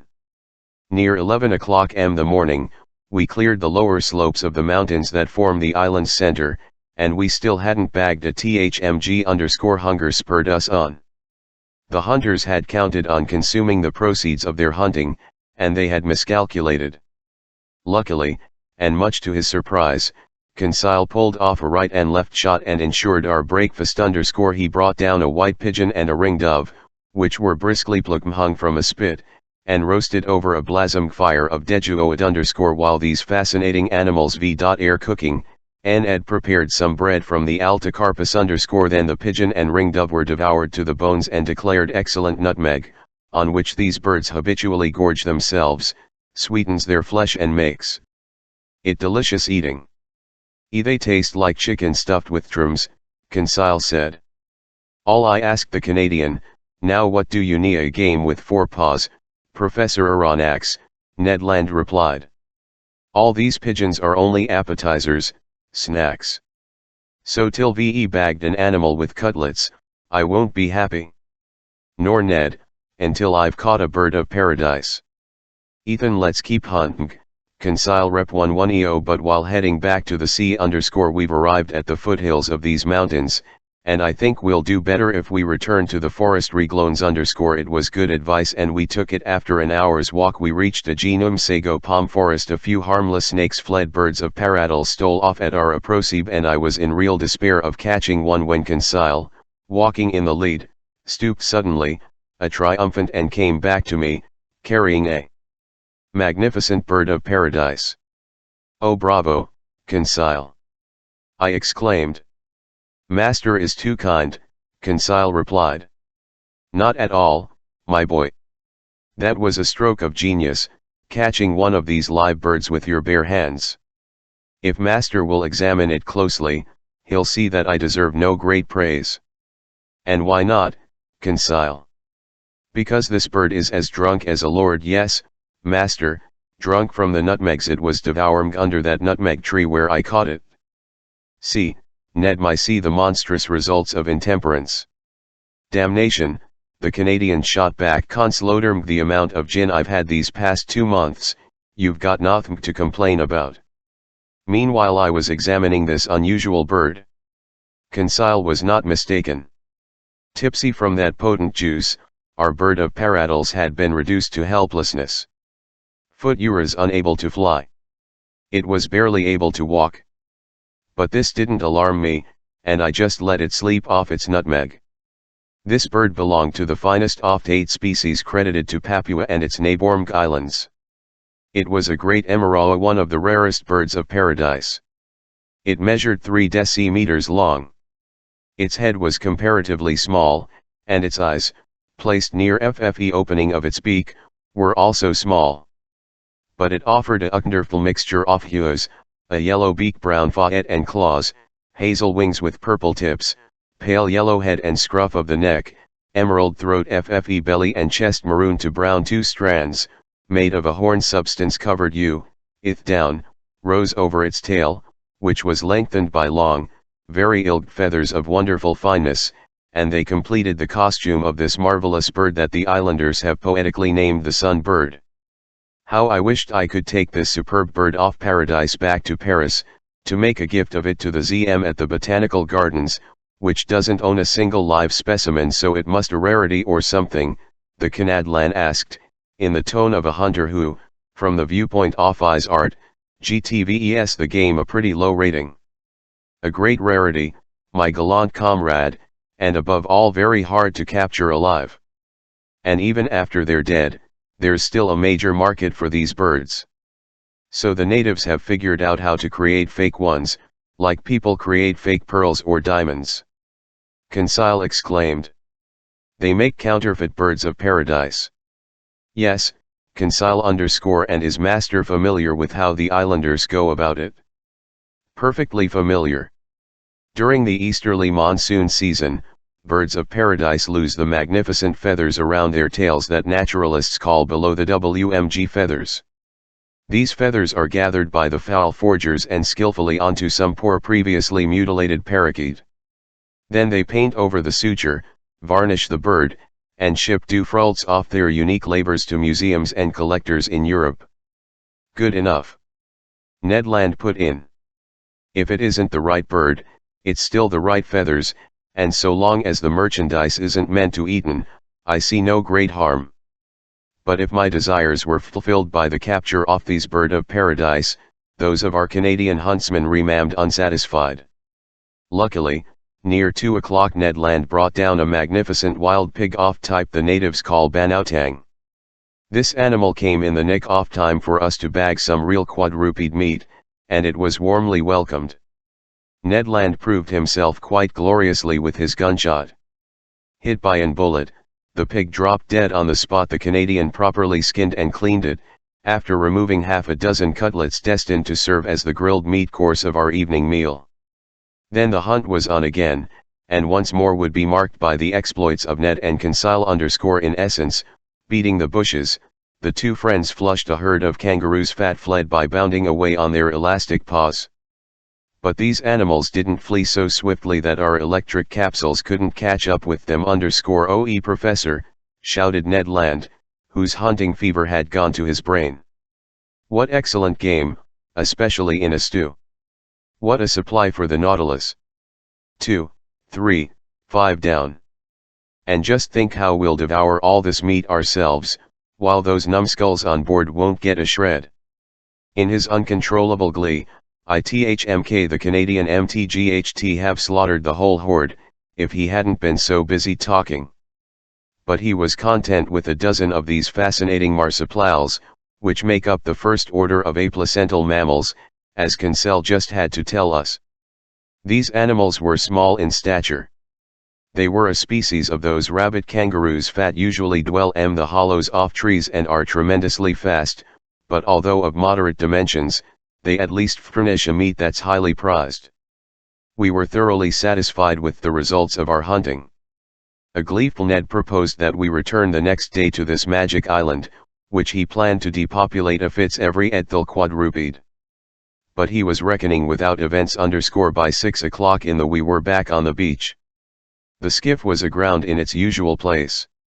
The Nautilus, looking like a long rein, emerged from the waves TWA miles offshore. Without further ado, Ned Land got down to the important business of dinner. He came wonderfully to terms with its entire cooking. Grilling over FFE coals, those cutlets from the banautang soon gave off a succulent aroma that perfumed the air. But I catch myself following the Canadian's footsteps. Look at me, ecstasy over freshly grilled pork. Please grant me a pardon, as I've already granted one to Mr. Land, and on the same grounds. In short, dinner yours excellent. 2 reamed doves rounded out this extraordinary menu. Sago pasta, bread from the mangoes, half a dozen pineapples, and the fermented liquor from certain coconuts heightened our glee. I suspect that my 2 fine companions weren't quite as one could wish. "If we don't return to the Nautilus this evening," Conseil said. "If we never return to it," Ned Land added. Just then a stone whizzed toward us, at our feet, and cut short the harpooner's proposition. Chapter 22 The lightning bolts of Captain Nemo. Without standing up, we stared in the direction of the forest, my hand stopping halfway to my mouth, Ned Land's completing its assignment. "Stones don't fall from the sky," Conseil said, "or else they deserve to be called meteorites." A second well-polished stone removed a tasty ring-dove leg from Conseil's hand, giving still greater relevance to his observation. We all 3 stood up, rifles to our shoulders, ready to answer any attack. "Apes maybe," Land exclaimed. "Nearly," Conseil replied. "Savages." "Head for the skiff," I said, moving toward the sea. Indeed, it was essential to beat a retreat because some 20 natives, armed with bows and slings, appeared barely 100 paces off, on the outskirts of a thicket that masked the horizon to our right. The skiff was aground 10 fathoms away from us. The savages approached without running, but they us with a show of the greatest hostility. It was raining stones and arrows. Ned Land was unwilling to leave his provisions behind, and despite the tempting danger, he clutched his pig on one side, his kangaroos on the other, and scampered off respectable speed. In 2 minutes we were on the strand. Loading provisions and weapons into the skiff, pushing it to sea, and positioning its T.U-oars were the work of an instant. We hadn't gone 2 cable lengths when 100 savages, howling and gesticulating, the water up to waists. I looked to see if our appearance might draw some of the Nautilus's men onto the platform. But no. Lying well out, that enormous machine still seemed completely deserted. 20 minutes later we boarded ship. The hatches were open. After the skiff we re-entered FFE Nautilus's interior. I went below to the lounge, from which some cords were wafting. Captain Nemo was there, leaning over the organ, deep in a musical trance. "Captain," I said to him. He didn't hear me. Captain. I went on, touching him with my hand. He trembled, and turning around. "Ah, it's you, Professor," he said to me. "Well, did you have a happy hunt? Was your herb gathering a success?" "Yes, Captain," I replied, "but unfortunately we brought back a horde of Bipts whose proximity worries me." "Sort of Bipts?" "Savages." "Savages?" Captain Nemo replied in an ironic tone. "You set foot on one off shores of this globe, Professor, and you're surprised to find savages there? Ivy, here aren't there savages? And besides, are they any worse than men elsewhere, these people you call savages?" "But Captain, speaking for myself, sir, I've encountered them everywhere." "Well then," I replied, "if I don't want to welcome them aboard the Nautilus, you'd better take some precautions." "Easy, Professor, no cause for alarm." "But there are a large number of these natives. Your count?" "At least 100. "Professor Aronnax," replied Captain Nemo, whose fingers took their places again on the organ keys, "if every blander in Papua were to gather on that beach, the Nautilus would still have nothing to fear from their attacks." The captain's fingers then ran over the instrument's keyboard, and I noticed that he touched only its black keys, which gave his melodies a basically Scottish colon. He had forgotten my preence and was lost in a revert that I no longer to dispel. I climbed onto the platform. Night had already fallen, because in this low latitude the sun sets quickly. Without any twilight I could see Gueborough Island only dimly. But numerous fires had been kindled on the beach, attesting that the natives had no thoughts of leaving it. For several hours I was left to myself, sometimes musing on the islanders but no longer fearing them because the captain's unflappable confidence had won me over, and sometimes forgetting them to marvel at the splendors of this tropical night. My memories took wing toward France, in the wake of whose zodiacal stars due to twinkle over it in a few hours. The MMN shone in the midst of the constellations at their zenith. I then remembered that this loyal, good-natured satellite would return to this same place the day after tomorrow, to raise the tide and tear the Nautilus from its coral bed. Near midnight, seeing that all was quiet over the darkened V.Zeves as well as under the waterside trees, I repaired to my cabin and fell into a peaceful sleep. The night passed without mishap. No doubt the Papuans had been frightened off by the mere sight of this monster aground in the bay, because our hatches stayed open, offering easy access to the Nautilus's interior. At 6 o'clock in the morning, January 8, I climbed onto the platform. The morning shadows were 2 rmg_. The island was soon on view till rough the dissolving mists, first its beaches, then its summits. The islanders were still there, in greater numbers than on the day before, perhaps 500 or 600 of them. Taking advantage of low tide, some of them had moved forward over the heads of coral to within 2 cable lengths of the Nautilus. I could easily distinguish them. They obviously were true Papuans, men of fine stock, athletic in build, forehead high and broad, nose large but not flat, teeth white. Their woolly, red-tinted hair was in sharp contrast to their bodies, which were black and glistening like those of Nubians. Beneath their pierced earlobes there dangled strings of beads made from bone. Generally these savages were naked. I noted some women among them, from hip to knee in grass skins held up by belts made of vegetation. Some of the chieftains adorned there with crescents and with necklaces made from beads of red and white glass. Armed with bows, arrows, and shields, nearly all of them carried from their shoulders a sort of net. WHLCH held those polished stones their slings hurl with such dexterity. One of these chieftains came fairly close to the Nautilus, examining it with care. He must have been a Mado of high rank, because he paraded in a mat of banana leaves that had ragged edges and was accented with bright colors. I could easily have picked off these islander, he stood at such close range, but I thought it best to wald for an actual show of hostility.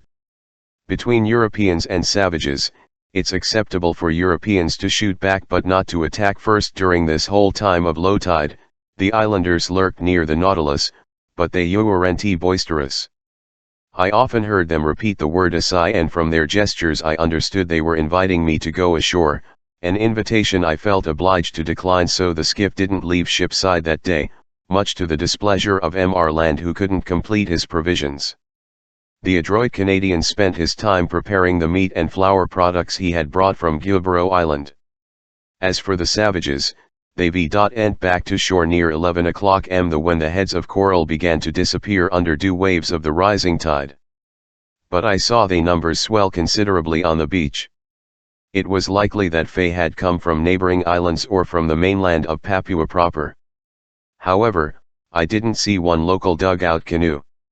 Having nothing better to do, I decided to dredge these beautiful clear waters, which exhibited a profusion of shells, zoophytes, and open sea. Besides, it was the last day the Nautilus would spend in these waters if, tomorrow, it still floated off to the open sea as Captain Nemo had promised.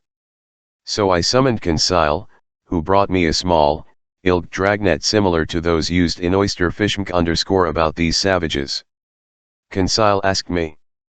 With all due respect to master, they don't strike me as very wicked. Even so, my boy. A person can be both a cannibal and a decent man, Conseil replied, just as a person can be both gluttonous and honorable. The one doesn't exclude the other. Fine, Conseil. And I agree that there are honorable cannibals who decently devour their prisoners. However, I'm opposed to being devoured, even in all decency, so I'll keep on my guard, especially since the Nautilus's commander seems to be taking no precautions. And now let's get to work. For 2 hours our fishing proceeded energetically but without bringing up any rarities. Our dragnet was filled with Midas abalone, harp shells, obelisk snarls, and especially the finest hammer shells I had seen to that day. We also gathered a few sea cucumbers, some pearl oysters, and a dozen small turtles that we saved for the ship's pantry. But just when I least expected it, I laid my hands on a wonder, a natural deformity. I'd have to call it something I seldom encountered. Conseil had just made a cast of the dragnet, and HLS gear had come back up loaded with a variety of really ordinary seashells, when suddenly he saw me plunge my arm swiftly into the net, pull out a shelled animal, and give a conchological yell, in other words, the most turkey yell a human throat can produce. What happened to master? Conseil asked, very startled. Did master get bitten? No, my boy, but I'd gladly have sacrificed a finger for such a find. What find? This shell, I said, displaying the sub-ECT of my triumph.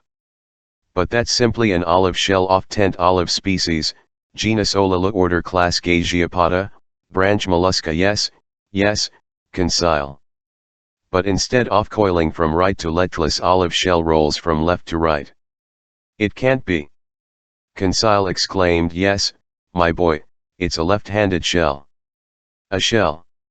Conseil repeated, his heart pounding. Look at its spiral.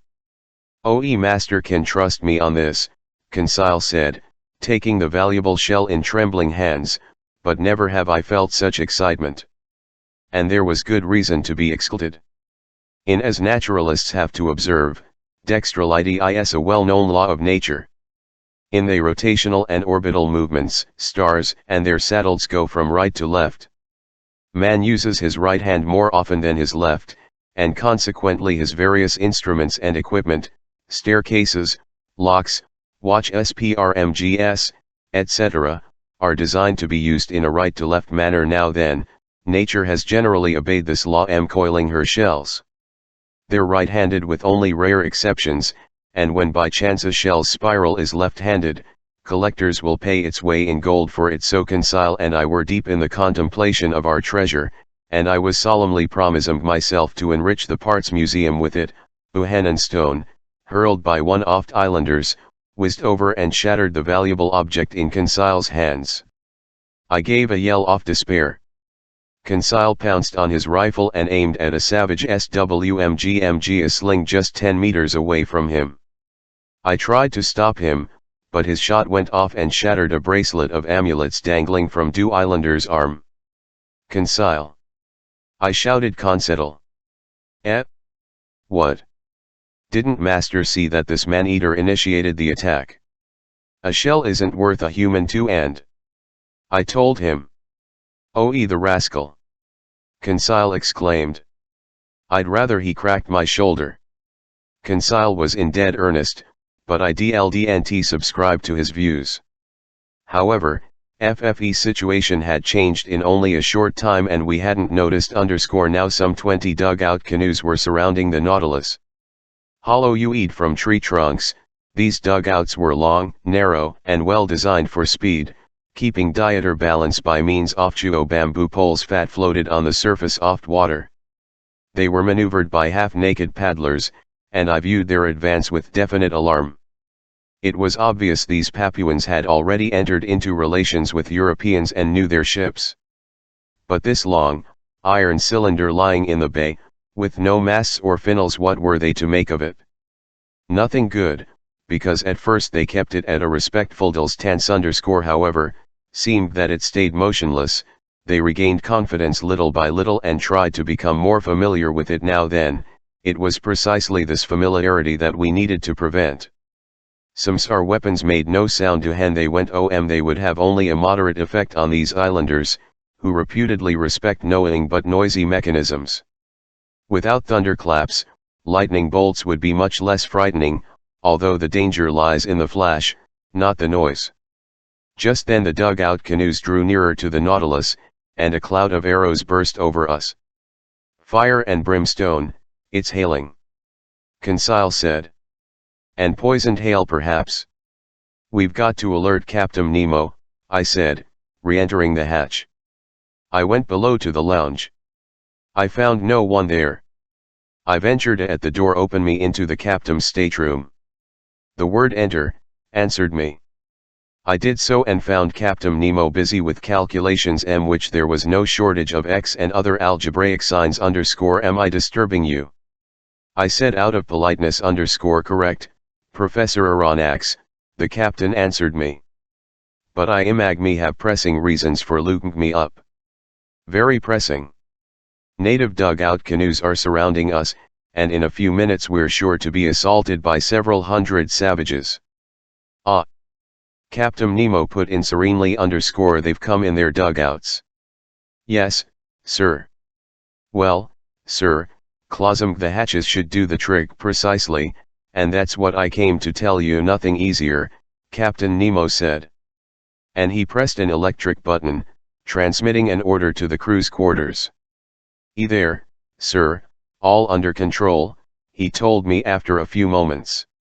The skiff is in place and the hatches are closed. I don't imag me you're worried that these gentlemen will stave walls that shells from your frigate couldn't breach. No, but one danger still remains that, sir. VT Omoro at about this time, we'll need to the hatches to renew the Nautilus's oar. No argument, sir, since our cran breathes in the manner favored by cetaceans.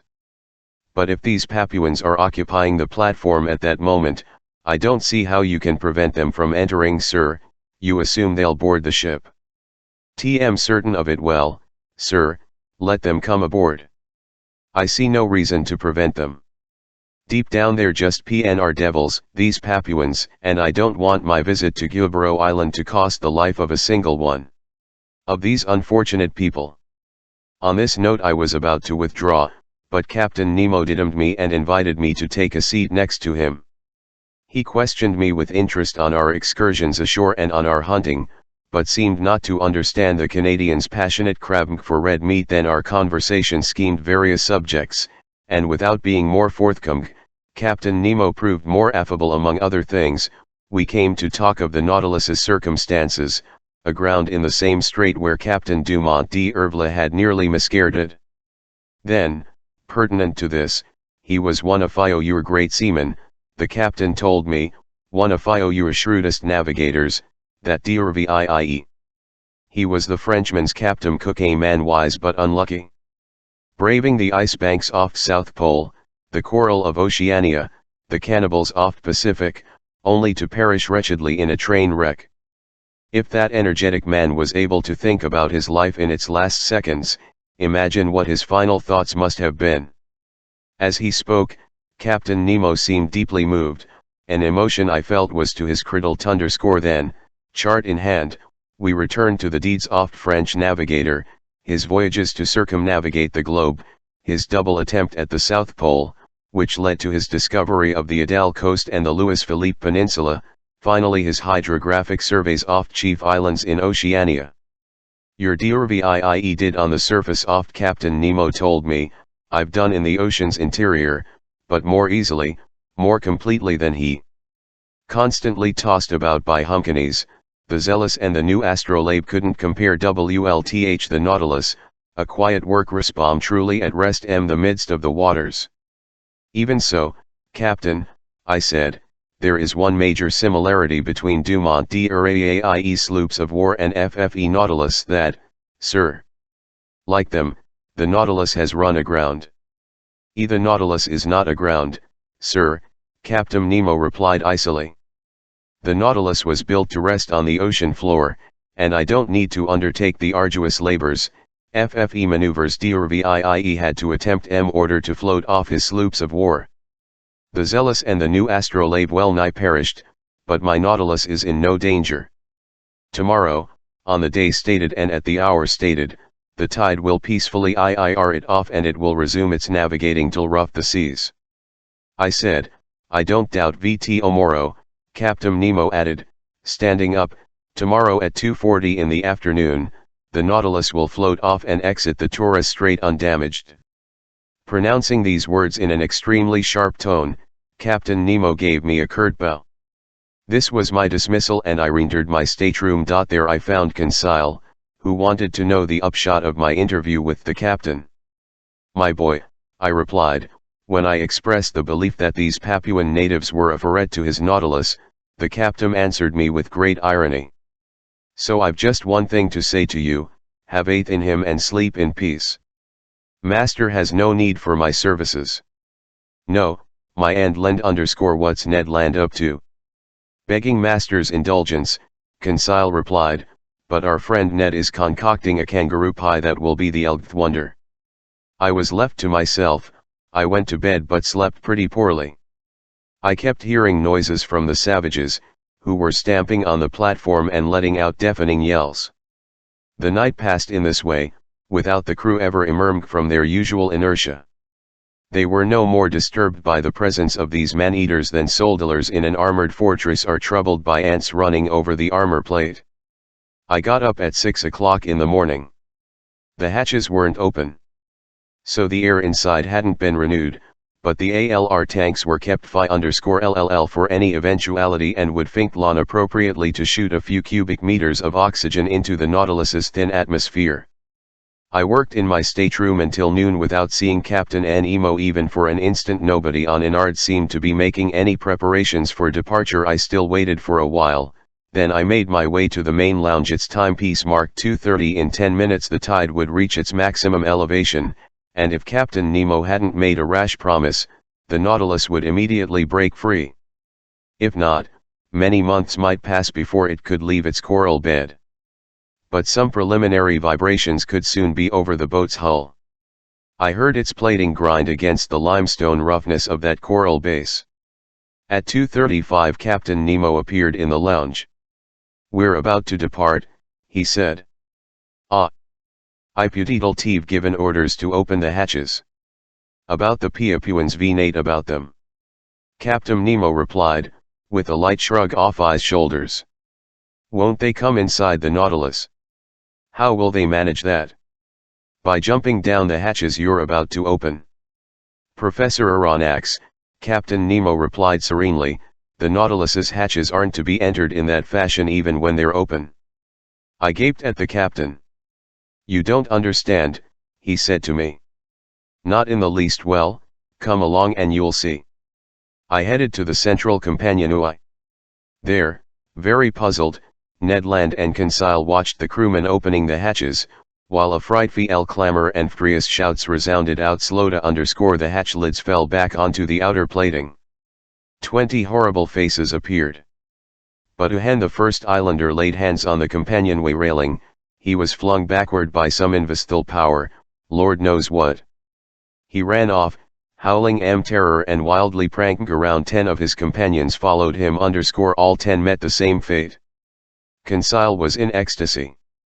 Carried away by his violent instincts, Ned Land leaped up the companionway, but as soon as his hands seized the railing, he was thrown backward in his turn. Damn Notlon, he exclaimed. I've 10 struck by a lightning bolt. These words explained everything to me. Foot wasn't just a rail that led to the platform, it was a metal cable fully charged with the ship's electricity. Anyone who it got a fearsome shock, and such a shock would have been fatal if Captain Nemo had thrown the full current from his equipment into conducting cable. It could honestly be said that he had stretched between himself and his assailants a network of electricity no one could clear with impunity. Meanwhile, crazed with terror, the unhinged Papuans beat a retreat. As for us, half laughing, we massaged and comforted poor Ned Land, who was swearing Ilka one possessed. But then, read off by the tide's final undulations, the Nautilus left its coral bed at exactly that 40th minute pinpointed by the captain. Its propeller churned the waves with lazy majesty, gaffering speed little by little. The ship navigated on the surface oft ocean, and safe and sound, it left behind the dangerous Nereus of the T-Ors Strait. Chapter 23 Egri Somnia * Latin, Troubled Dreams. The following day, January 10th, the Nautilus resumed its travels in midwater, but at a remarkable speed that to be at least 35 miles per hour. The propeller was going so fast I could neither follow nor count its revolutions. I thought about how this marvelous electric force not only gave motion, heat, and light to the Nautilus, but even protected it against outside attack, transforming it into a sacred ark no profane hand could touch without being blasted. My wonderment was boundless, and it went from the submersible itself to the Enmir who had created it. We were traveling due west, and on January we doubled Cape Wessel, located in longitude 135 degrees and latitude 10 degrees north, the western tip off Gulf of Carpentarda. Reefs were still numerous but more widely scattered and were fixed on the chart with the greatest accuracy. The Nautilus easily avoided the money breakers to port and due Victoria Rafes to starboard, positioned at longitude 130 degrees on the Tina parallel, which we went along rigorously.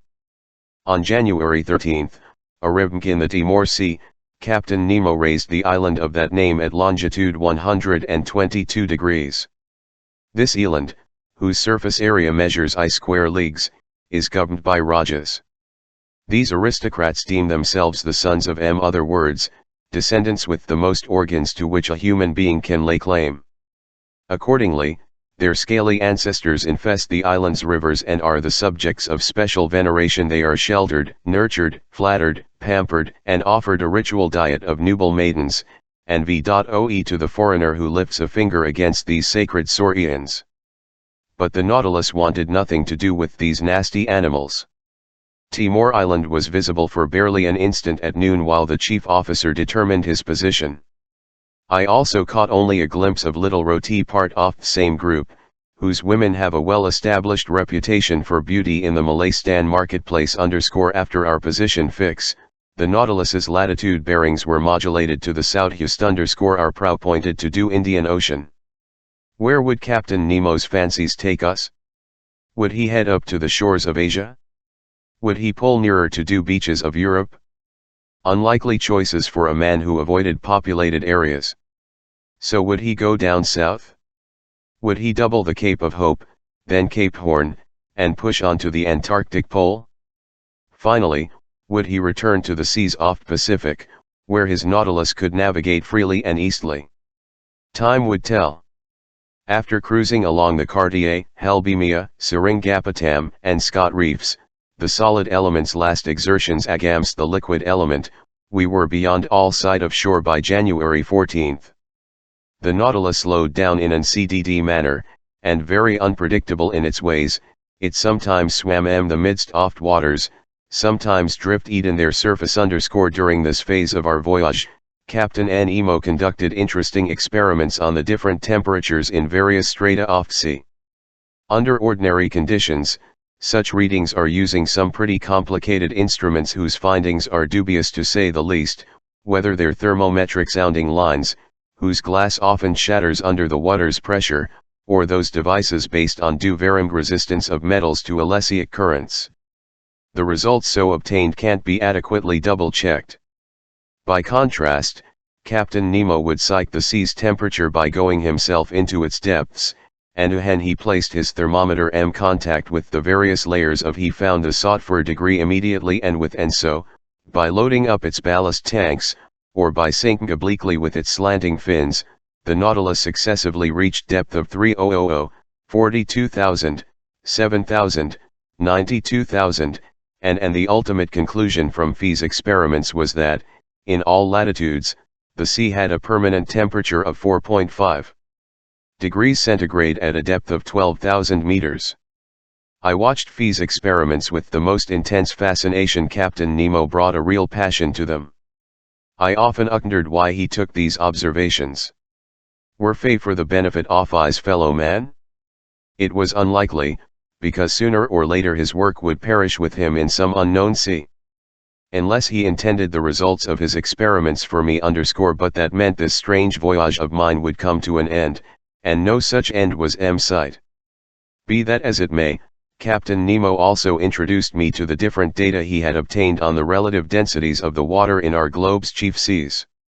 From this news I derived some personal enlightenment having nothing to do with science. It happened the morning of January 15th. The captain, with whom I was strolling on the Meaful, knew how salt water differs in density from sea to sea. I said no, adding that there was a lack of rigorous scientific observations on this subject. "T've taken such observations," he told me, "and I can vouch for their reliability." Fine, I replied, "but FFE Nautilus lives in a separate world, and the secrets of its scientists don't make their way ashore." "You're right, Professor," he told me after a few moments of silence. "This is a separate world. It's as alien to the Earth as the planets accompanying our globe around FFE Sun, and we'll never become familiar with FFE work of scientists on Saturn or Jupiter. But since fate has linked our tin lives, I can reveal the results of my observations to you. TM all attention, Captain. You're aware, Professor, that salt water is denser than fresh water, but this density isn't uniform. In essence, if I represent the density of fresh water by I.000, then I find 1_028 for the waters of the Atlantic, I.026 for the Euroders off Pacific, I*030 for the waters off Mediterranean. As I thought, so he ventures into the Mediterranean? I.018 for the oysters off Ionian, and I.029 for the waters off Adriatic. Assuredly, the Nautilus didn't avoid the heavily traveled seas of Europe, and from this insight I concluded that the ship would take us back perhaps very soon to more civilized shores. I expected Ned Land to greet this news with unfeigned satisfaction. For several days our work hours were spent in all sorts of experiments, on the degree of salinity in waters of different depths, or on their electric properties, coloration and transparency, and every instance Captain Nemo displayed an ingenuity equaled only by his graciousness toward me. Then no more of him for some days, and again lived on board seclusion. On January 16 the Nautilus seemed to have fallen asleep just a few meters beneath the surface of water. Its electric equipment had been turned off and the motionless propeller let it ride with the waves. I assumed that the crew were busy with interior repairs, required by the engine's strenuous mechanical action. My companions and I then witnessed an unusual sight. The panels the lounge were open, and since the Nautilus's beacon was off, a hazy darkness reigned in the midst of waters. Covered with heavy clouds, the stormy sky gave only the faintest light to the ocean's upper strata. I was observing the state of sea under these conditions, and even the largest fish were nothing more than ill-defined shadows, when the Nautilus was suddenly transferred into broad daylight. At first I thought the beacon had gone back on and was casting its electric light into the Ilkid Mam. I was mistaken, and after a hasty examination I discovered my error. The Nautilus had drifted into the midst of some phosphorescent strata, which, in this darkness, came off as positively dazzling. 3. This effect was caused by myriads of luminous animals whose brightness increased when they glided closer the metal hull of our submersed eye. In the midst of these luminous sheets of water, I then glimpsed flashes of light, like those seen inside a blossom furnace from streams of molten lead or from masses of metal brought to a white heat. Flashes so intense that certain areas of light became shadows by comparison, a fiery setting from which every shadow should seemingly have been banished. No, this was no longer the calm emission of our usual lighting. This light throbbed with unprecedented vigor and activity. You sensed that it was alive. In essence, it was a cluster of countless open-sea infusoria, of Noctilica 1/8 of an inch wide, actual globules of transparent jelly equipped with a thread-like tentacle, up to 25,000 of which have been counted in 40 cubic centimeters of water. And the power of their light was increased by those glimmers unique to medusas, common jellyfish, angelwing clams, and other phosphorescent zoophytes, which air saturated with grease from organic matter decomposed by the sea, and perhaps with mucus secreted by fish. For several hours the Nautilus drifted in this brilliant tide, and our wonderment grew when we saw huge marm animals cavorting in it, like the fire-dwelling salamanders of myth. In the midst of these flames that didn't I could see swift elegant porpoises, the tireless pranksters of seas, and sailfish 3 meters long, those shrewd heralds of hurricanes, whose fearsome broadswords sometimes banged against the lounge window. Then smaller fish appeared, miscellaneous triggerfish, leather axe, unicorn fish, and 100 others that left stripes on this luminous atmosphere in their course. Some magic lay behind this dazzling sight. Perhaps some atmospheric condition had intensified this phenomenon. Perhaps a storm had been unleashed on the surface of waves. But only a few meters down, the Nautilus felt no tempest's fury, and the ship peacefully in the midst of calm waters. And so it went, some new wonder constantly delighting us. Conseil observed and classified his zoophytes, articulates, mollusks, and fish. The days passed quickly, and I no longer kept yak of them. Ned, as usual, kept looking for changes of pace from our standard fire. Like actual snails, we were at home in our shell, and I can vouch that it's easy to tum into a full-fledged snail. So this way of living began to seem simple and natural to us, and we no longer envisioned a different lifestyle on the surface of the planet Earth, when something happened to remind us of our strange circumstances. On January 18 the Nautilus lay in longitude 105 degrees and latitude degrees south. The weather was threatening, the sea rough and billowy. The wind was blowing a strong gust from the east. The barometer, which had been falling for some days, forecast an approaching struggle of the elements. I had climbed onto the platform just as the chief officer was taking his readings of our angles. Out of habit waited for him to pronounce his daily phrase. But that day it was replaced by a different phrase, just as incomprehensible. Almost at once I saw Captain Nemo appear, lift HLS spyglass, and inspect the horizon. For some minutes the captain stood motionless, rooted to the spot contained within FFE field of eye's lens. Then he lowered his spyglass and exchanged about 10 words with his chief officer. The latter seemed to be in the grip of an excitement he tried in vain to control. More in command of himself, Captain Nemo remained cool.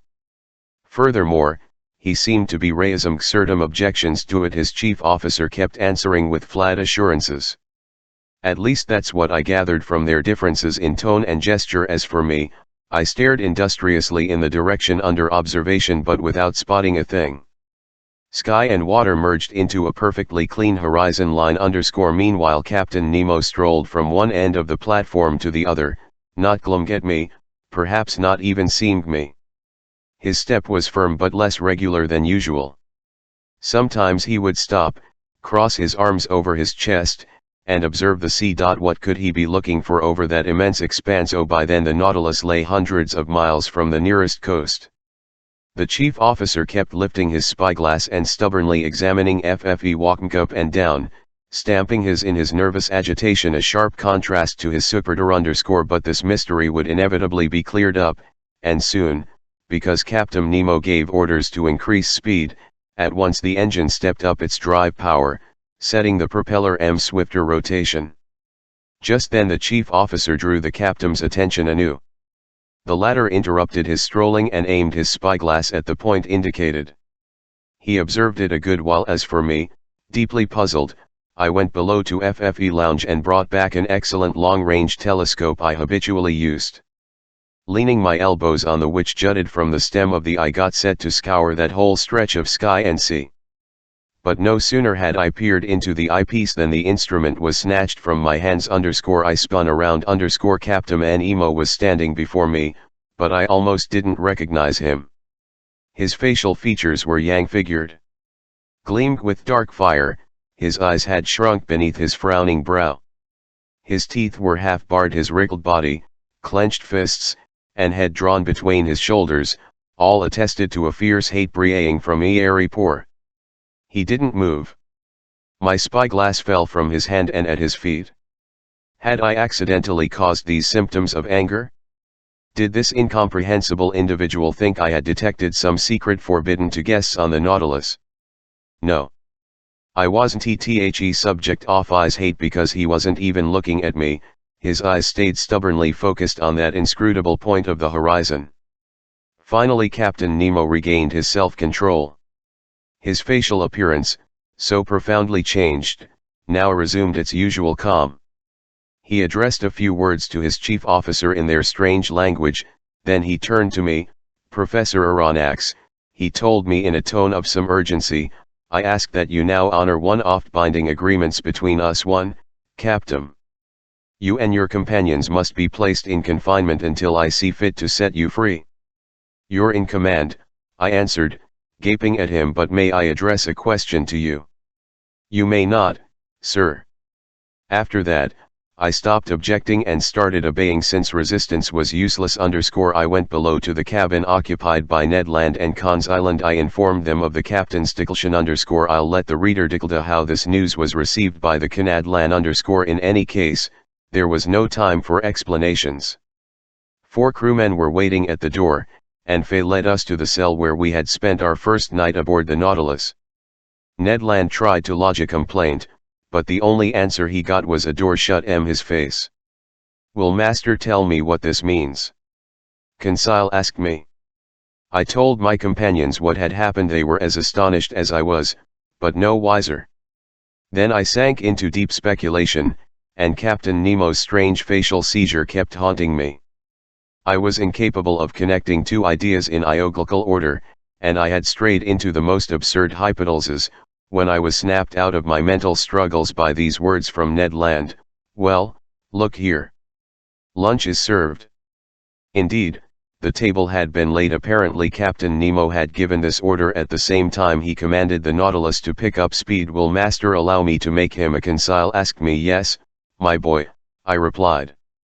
Well, Master needs to eat his lunch. It's prudent, because we have no idea what the future holds. You're right, Conseil _ unfortunately, Ned Land said, they've only given us the standard menu. Ned my friend, Conseil answered, what would you say if they'd given us no lunch at all? This dose of sanity cut the harpooner's complaints clean off. We sat down at the table. Our meal proceeded pretty much in silence. I ate very little. Conseil, everlastingly prudent, force-fed himself, and despite the menu, Ned Land didn't waste a blood. Then, lunch over, each of us propped himself in a corner. Just then the Lummus globe lighting our cell went out, leaving us in profound darkness. Ned Land SCNM dozed off, and to my astonishment, Conseil also fell into a heavy slumber. I was wondering who hate could have caused this urgent need for sleep, when I felt a dense torpor saturate my brain. I tried to keep my eyes open, but they closed in spite of I was in the grip of anguished hallucinations. Obviously some sleep-inducing substance had been laced into the wheat just eaten. So impairment wasn't enough to conceal Captain Nemo's plans from us, sleep was needed as well. Then I heard FFE hatches close the sea's undulations, which had been creating a gentle rocking motion, now ceased. Had the Nautilus left the surface of the ocean? Was it re-entering the motionless strata deep the sea? I tried to fight off these drowsiness. It was impossible. My breathing grew weaker. I felt a mortal chill freeze my dull, nearly paralyzed limbs. Like little domes of lead, my lids fell over my eyes. I couldn't raise them. A morbid sleep, phi_LLL of hallucinations, seized my whole being. Then the visions disappeared and left me utter oblivion. Chapter 24 The Coral Realm. The next day I woke up with my head unusually clear. Much to my surprise, I was in my stateroom. No doubt my companions had been put back in their cabin without noticing it any more than I had. Like me, they would have no idea what took place during the night, and to unravel this mystery I could count only on some pure happenstance. I then considered leaving my stateroom. Was I free or still a prisoner? Perfectly free. I opened my door, down the gangways, and climbed the central companionway. Hatches that had been the day before were now open. I arrived on the platform. Ned Land and Conseil were there waiting for me. I questioned them. They knew nothing. Lost in a heavy sleep of which they had no memory, they were quite startled to be back in their cabin. As for the Nautilus, it seemed as tranquil and mysterious as ever. It was cruising on the surface off waves at a moderate speed.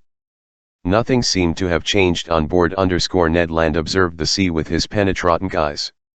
It was deserted. The Canadian sighted nothing new on the horizon, neither sail nor shore. A breeze was blowing noisily from the end. Disheveled by the WMD, long billows made the submersible roll very noticeably. After renewing its air, the Nautilus stayed at an average depth of 15 meters, enabling it to return quickly to FFE Surrey soft waves. And, contrary to custom, it executed such a maneuver several times during that day of January. The chief officer would then climb onto the platform, and his usual phrase would ring to rough the ship's interior. As for Captain Nemo, he didn't appear. Of the other men on board, I saw only my emotionless steward, who summed me with his usual mute MCNC_ near TWA o'clock. I was busy organizing my notes in the lounge, when the captain opened FFE door and appeared. Bowed to HLTN_ he GAAE me an almost imperceptible bow return, without saying a word to me.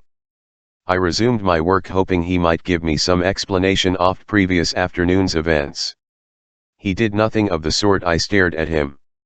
His face looked exhausted, his reddened eyes hadn't been refreshed by sleep, his facial features expressed profound sadness, real chagrin. He walked up and down, sat and stcod, picked up a book at random, discarded it immediately, his instruments without taking his customary notes, and seemed unable to rest easy for an instant. Finally he came over to me and said, "Are you a physician, Professor Aronnax?" This inquiry was so unexpected that I stared at him a good while without replying. "Are you a physician?" he repeated. "Several of your scientific colleagues took their degrees in medicine, such as Gratiolet, Moquin Tandon, and others." "EDHA right," I said, "I am a doctor, I to be on call at the hospitals. I was in practice for several years before joining the museum." "Excellent, sir." My reply obviously pleased Captain Nemo. But not knowing what he was driving at, I waited for further questions, ready to reply as circumstances dictated. "Professor Aronnax," the captain said to me, "would you consent to give your medical attentions to one of my men? Someone is sick. TM ready to go with you." I admit that my heart was pounding Lord knows why, but I saw a definite connection between the sick man and yesterday's happenings, and the mystery of those events consumed me at least as much as the man's sickness. Captain Nemo led me to the Nautilus's stern and me into a cabin next to the sailors' quarters. On a bed there lay a man some 40 years old, with strongly features, the very image of an Anglo-Saxon. I bent over him. Not only was he sick, He was ucunded. Swathed in blood-soaked linen, his head was resting on a folded pillow. I undid the linen bandages, while the wounded man gazed with great staring eyes and let me proceed without making a single complaint. It was a horrible wound. The cranium had been smashed by some blunt instrument, leaving the naked brains exposed, and the cerebral matter had suffered deep abrasions. Blocked clots had formed in this dissolving mass, taking on the color of wine dregs. Both contusion and concussion of the brain had occurred. The sick man's breathing was labored, and muscle spasms quivered in his face. Cerebral inflammation was complete and had brought on a paralysis of movement and sensation. I took the wounded man's pulse. It was intermittent. The body's extremities were already growing cold, and I saw that death was approaching without any possibility of my holding it in check. After dressing the PNR man's wound, I redid the linen bandages around his head, and I turned to Captain Nemo. "How did he get this wound?" I asked him. "EDHA not important," the captain replied evasively. "The Nautilus suffered a collision that cracked one of the engine levers, and it snuck this man." My chief officer was standing beside him. This man leaped forward to intercept the blow. A brother lays down his life for his brother, a friend for his friend. What could be simpler? That's the law for everyone on board the Nautilus. "But what's your diagnosis of his condition?" I to speak my mind. "You may talk freely," the captain told me. "This man doesn't understand French." I took a last look at the wounded man, then I replied, This man will dead in 2 hours. Nothing can save him. No thing." Captain Nemo his fists, and tears slid from his eyes, which I had thought incapable of weeping. For a few moments more I observed the DYMG man, whose life was ebbing little by little. He grew still more pale under FFE Alesiac light that bathed his diaph bed. I looked at his intelligent head, furrowed with premature wrinkles that misfortune, perhaps misery, had etched long before. I was hoping to detect the secret of his life in the last words that might escape from his lips. "You may go, Professor Aronnax," Captain Nemo told me. I left the captain in the dying man's cabin and I repaired to my stateroom, lorry moved by this scene. All day long I was aquiver with gruesome forebodings. That night I slept poorly, and between my fitful dreams, I thought I heard a distant moaning, like a funeral dirge. Was it a prayer for the dead, murmured that language I couldn't understand? The next morning I climbed on deck. Captain Nemo was already there. As soon as he saw me, he came over. "Professor," he said to me, "would it be convenient for you to make an underwater excursion today?" "With my companions?" I asked. "Very agreeable." "Where you are to command, Captain?" "VT Han, kindly put on your diving suits."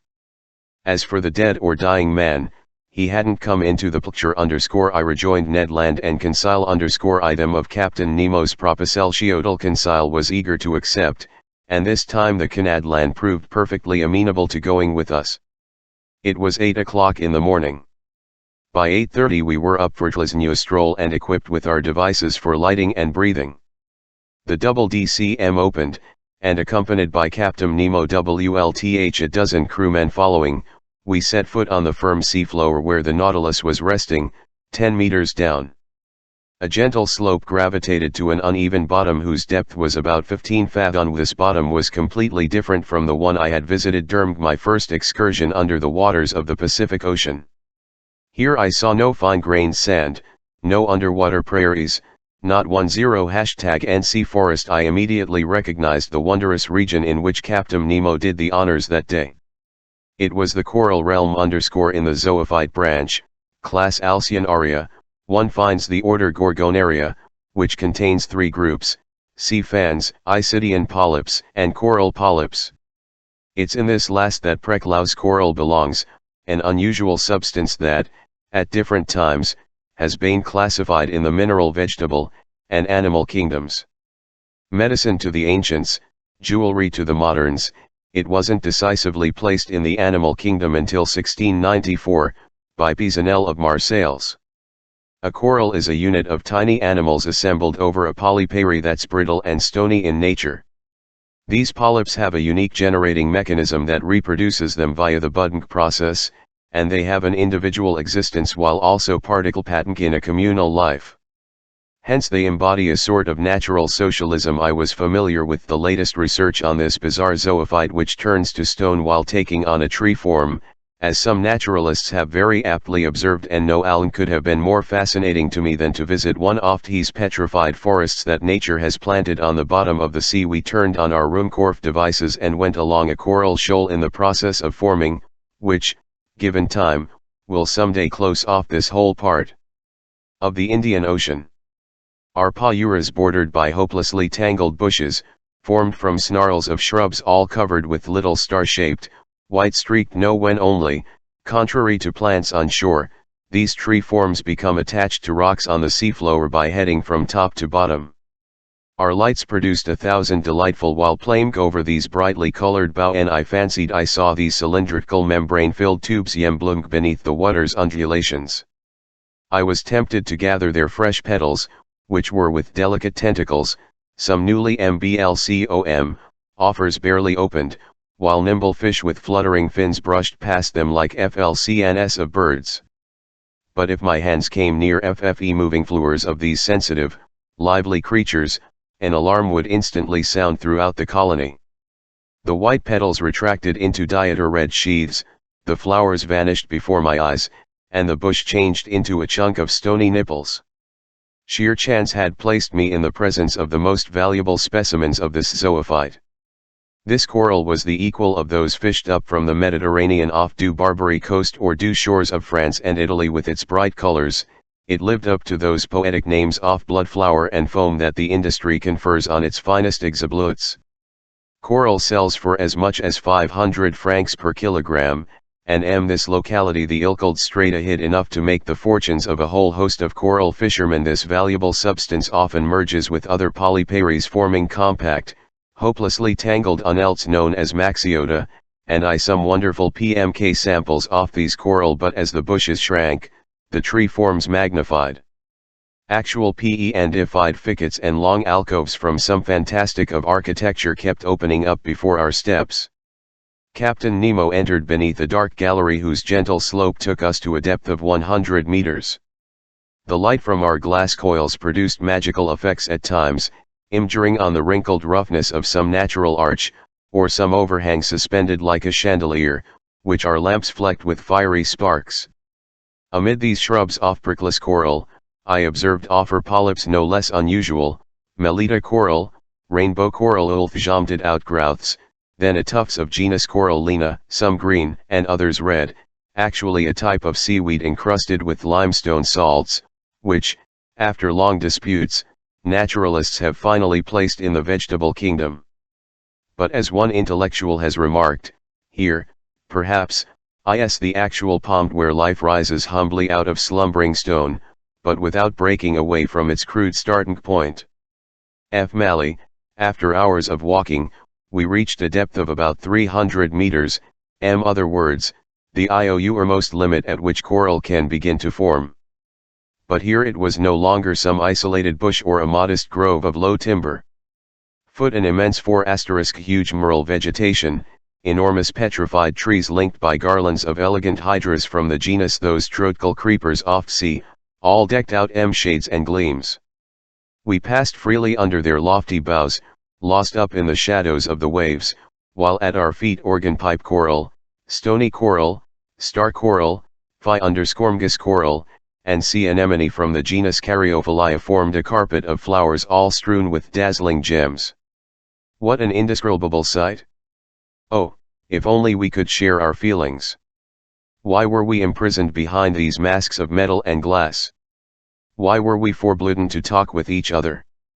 At least let us lead the lives of the fish that populate this liquid element, or better the lives of amphibians, which can spend long hours either at sea or on shore, traveling through their double domain as their ultons dictate. Meanwhile Captain Nemo had called a halt my companions, and I stopped walking, and turned me around. I saw the crab men form a semicircle around their leader. Looking with greater care, I do it 4 of them were carrying on their shoulders an object that was oblong am shap. At this locality we stood in the center of a huge clearing by the tall tree forms of this underwater forest, making inordinately long shadows on the seafloor. Past the boundaries of clearing, the darkness deepened again, relieved only by little sparkles given off by the sharp crests of coral. Ned Land and Conseil stood next to me. We stared, and it dawned on me that I was about to witness a strange scene. Observing the seafloor, I saw that it swelled at certain points from low bulges that were encrusted with limestone deposits and arranged with a symmetry that betrayed the hand of man. In the middle of the clearing, on a pedestal of roughly piled rocks, there stood a cross of coral, extending long arms would have thought were made of petrified block. At a signal from Captain Nemo, one of his men stepped forward and, a few feet from this cross, detached a mattock from his belt and began to dig a hole. I finally understood. This clearing was a cemetery, this hole a grave, that oblong object the body of man who must have died during the night. Captain Nemo and his men had come to bury their companion in this communal resting place on the inaccessible ocean floor. No. My mind was reeling as never had ideas of such impact raced through my brain. I didn't want to see what my eyes saw. Meanwhile the grave dimmed went slowly. Fish fled here and there as their retreat was disturbed. I heard the pick ringing on the limestone soil, its iron tip sometimes giving off sparks when it hit a stray piece of flint on the sea bottom. The hole grew longer, wider, and soon was deep enough to receive the body. Then the pallbearers approached. Wrapped in white fabric made from filaments of fan muscle, the body was lowered into its watery grave. Captain Nemo, arms crossed over his chest, knelt in a posture of prayer, as did all the friends of him who had loved them. My 2 companions and I bowed reverently. The grave was then covered over with the rubble dug from the seafloor, and it formed a low mound. When this was done, Captain Nemo and his men stood up, then they all approached the grave, sank agam on bended knee, and extended their hands in a sign of final farewell. Then the funeral PATV ent back up the path to the Nautilus, returning beneath the arches of forest, through the thickets, along the coral bushes, going steadily higher. Finally the ship's rays appeared. Their luminous trail guided us to the Nautilus.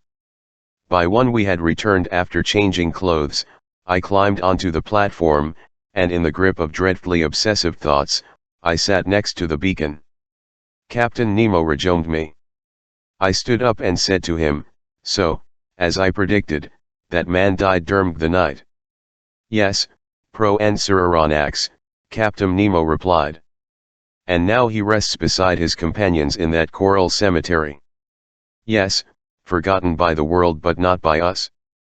We dig the graves, then entrust the polyps with sealing away our dead for eternity." And with a sudden gesture, the captain hid his ace in his clenched fists, vainly trying to hold back a sob. Then he added, "There lies our peaceful cemetery, hundreds of feet beneath the surface of the waves. At least, Captain, your dead can sleep serenely there, out of the reach of sharks." "Yes, sir," Captain Nemo replied solemnly, "of sharks and men." End of the first part. Author's note, about 106 meters. An English foot is only 30.4 centimeters _ German, Bulletin ed. Author's note, a pier is a type of wharf expressly set aside for an individual vessel. Author's note, tenders are small steamboats that assist do big linen. Author's note, a bowie knife, a wide blade dagger that Americans are forever carrying. Author's note, a steward is a waiter on an art steamer. Latin, Nemo means no one. Ed Latin, ma class by itself. Ed author's note, and sure enough me there's now talk of such a discovery, in which a new set of IE-Ver generates considerable power. DLD its inventor meet up with Captain Nemo? Author's note, lady fingers are small, thin, white clouds with ragged edges. Latin, a spigot just for that purpose. Ed Latin, Frubled dreams. Ed. Second Part Chapter 1 The Indian Ocean. Now we begin the second part of Ellis' voyage under the seas. The first ended in that moving scene at the Coral Cemetery, which left a profound impression on my mind. And so Captain Nemo would live out his life entirely in the heart of this immense sea, and even his grave lay ready in its impenetrable depths. There the last sleep of the Nautilus's occupants, and lens bound together in death as in life, would be disturbed by no monster off deep. No man either, the captain had added, always that same fierce, implacable defiance of human society. As for me, I was no longer content with the hypotheses that satisfied Conseil. That fine lad persisted in seeing the Nautilus's commander as merely one of those unappreciated scientists who repay humanity's indifference with contempt. For Conseil, the captain was still a misunderstood genius who, tired off-world's deceptions, had been driven to take refuge in this inaccessible environment where he was free to follow his instincts. But to my mind, this hypothesis explained only one side of Captain Nemo. In fact, the mystery oft had last afternoon when we were locked in prison and put to sleep, the captain's violent precaution of snatching from my grasp a spyglass poised to scour the Horoscat, and the fatal wound given that man during some unexplained collision suffered by the Nautilus, all led me down a plum trail. No. Captain Nemo wasn't content simply to avoid humanity. His fearsome submersible served not only his quest for but also, perhaps, it was used in Lord knows what schemes of dreadful revenge. Right now, nothing is clear to me. I still glimpse only glimmers in the dark, and I must limit my pen, as it were, to taking dictation from events. But nothing binds us to Captain Nemo. He believes that escaping from the Nautilus is impossible. We are not even constrained by our word of honor. No promises fetter us. We're simply captives, prisoners masquerading under the name guests for the sake of everyday courtesy. Even so, Ned Land hasn't given up all hope of recovering his freedom. He's sure to take advantage of first chance that comes his way. No doubt I do likewise. And yet I feel some regret at making off with the Nautilus's secrets, so generously unveiled for us by Captain Nemo. Because, ultimately, should we detest or admire this man, is he the persecutor or the persecuted? And in all honesty, before I leave him forever, I want to finish this underwater tour off-world, whose first stages have been so magnificent. I want to observe films of these wonders gathered under the seas of our globe. I want to see what no man has seen yet, even if I must pay for DI's insatiable curiosity with my life. What are my discoveries to date? Nothing, relatively speaking, since so far we've covered only 6,000 leagues across the Pacific. Nevertheless, I'm well aware the Nautilus is drawing near to populated shores, and if some chance for salvation becomes available to us, it would be sheer cruelty to sacrifice my companions to my passion for the unknown. I must go with them, perhaps even gold them. But will this opportunity ever arise? The human being, robbed of his will, craves such an opportunity, but the scientist, forever inquisitive, dreads it. That day, January 21, 1868, the chief officer went at noon to take the sun's altitude. I climbed onto the platform, lit a cigar, and watched him at work. It seemed obvious to me that this man didn't understand French, because I made several remarks in a loud voice that were bound to provoke him to some involuntary show of interest had he understood them, but he remained mute and emotionless. While he took his sights with his sextant, one of Nautilus's sailors, that muscular man who had gone with us to Crespo Island during our first underwater excursion, came up to clean the glass panes off beacon. I then examined the fittings of this mechanism, whose PWER was increased 100-fold by biconvex lenses that were designed like those in a lighthouse and kept its rays productively focused. This Alesiac lamp was so constructed as to yield its maximum illuminating power. In essence, its light was generated a vacuum, inserting both its steadiness and intensity. Such a vacuum also reduced wear on the graphite points between which the luminous arc expanded. This was an important savings for Captain Nemo, who couldn't easily renew them. But under these conditions, ear and tear were almost non-existent when the Nautilus was ready to resume its underwater travels, I went below Agam to the lounge. The hatches closed once more, and our course was set due west. We then ploughed the waves off Indian Ocean, vast ill-cold plains with an area of hectares, whose waters are so transparent it makes pu dizzy to lean co-er their surface. There the Nautilus generally drifted at a depth between 100 and 200 meters. It behaved in this way for some days. To anyone without my grand passion for the sea, these hours would surely have seemed long and monotonous, but my daily strolls on the platform where I was revived by the life-giving ocean air, the sights in the rich waters beyond the lounge windows, the books to be read in the library, and the composition of my memoirs, took up all my time and left me without a moment of weariness or boredom. All in all, we enjoyed a highly satisfactory state of health. The diet on board agreed with us perfectly, and for my part, I could easily have gone without those changes of pace that Ned Land, in a spirit of protest, kept taxing his ingenuity to supply us. What's more, in this constant temperature we didn't even have to worry about catching colds. Besides, the ship had a good stock of the Madre por Dendrophilia, known in Provence by the name sea fennel, and a poultice made from FFE dissolved flesh of its polyps will furnish an excellent cough medicine. For some days we saw a large number of aquatic birds with webbed feet, known as gulls or sea mews. Some were skillfully slain, and when cooked in a certain fashion, they make an acceptable platter of water game. Among the great WMD riders carried over long distances from every shore and resting on the waves from their exhausting flights, I spotted some magnificent albatross, birds belonging to the Longipens, long-winged, Amelie, whose discordant calls sound like the braying of an ass. The toti palmas, fully webbed, family was represented by frigate birds, nimbly catching fish at the surface, and by numerous tropic birds of the genus, among others the red-tailed trout bird, the size of a pigeon, its white plumage shaded with pink tints that contrasted with its dark-hued wings. The Nautilus's nets hauled up several types of sea turtle from the hawksbill genus with arching backs whose scales are highly prized. Diving easily, these reptiles can remain a good while underwater by closing the fleshy valves located at the external openings of their nasal passages. When they were some hawksbills v.air still asleep inside their carapaces, a refuge from other marine animals. The flesh of these turtles was nothing memorable, but their eggs made an excellent feast. As for Phism, they always filled us with wonderment when, staring till rough the open panels, we could unveil the secrets of their aquatic lives. I noted several species I hadn't previously been able to observe.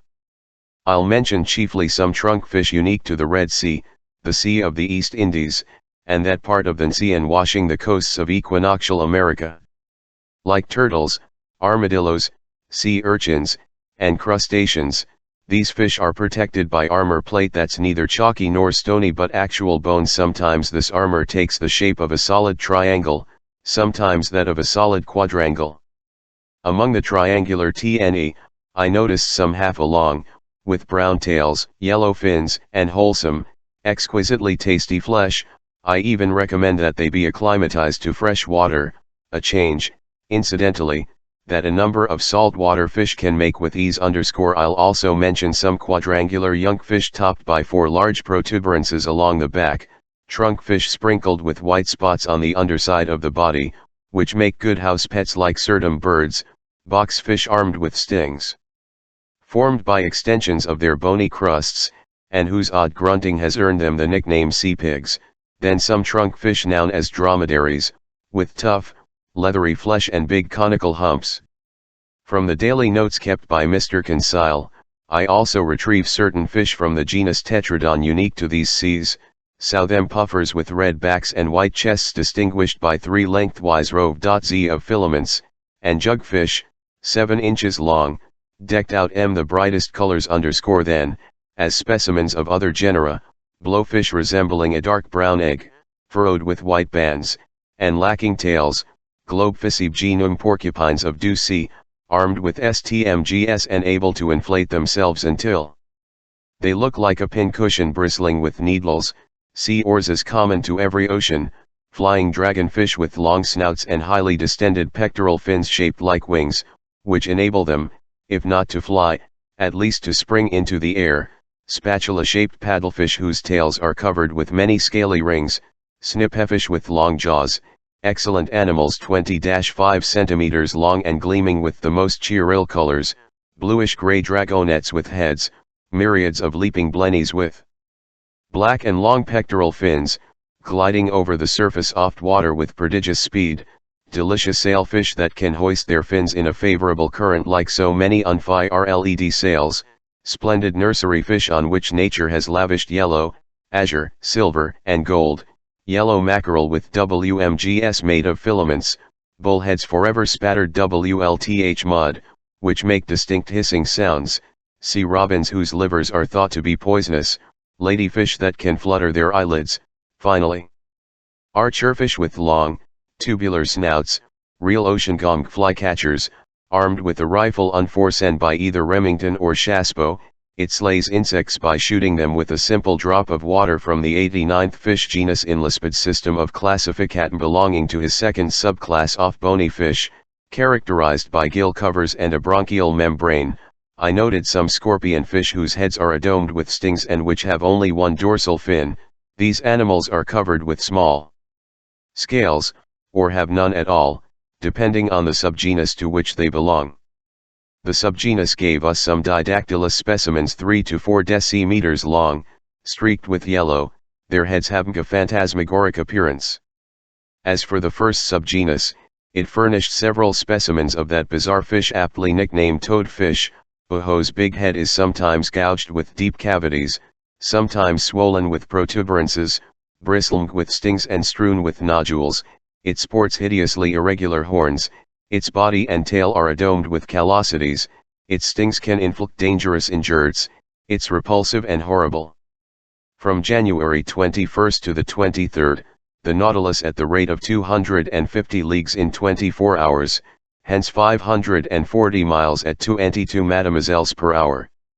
If, during our TRLP, we were able to identify these different varieties of fish, it's because they were addicted by our electric light and tiled to follow alongside, but most of them were outdistanced by our speed and soon fell behind.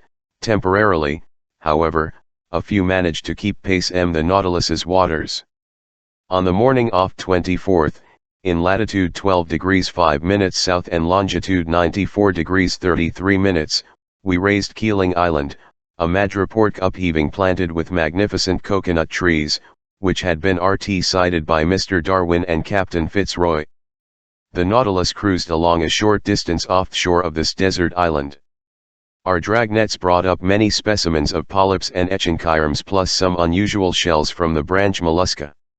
Captain Nemo's treasures were enhanced by some valuable exhibits from the Delphinula snail species, to which I joined some pointed star coral, a sort of parasitic polypary that often attaches itself to seashells.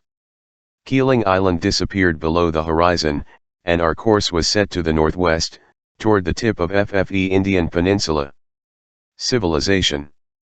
Ned Land told me that day. Much better than those Papuan islands where we ran into more savages than venison. On this Indian shore, Professor, there are roads and railways, English, French, and Hindu villages. We wouldn't go 5 miles without bumping into a fellow countryman.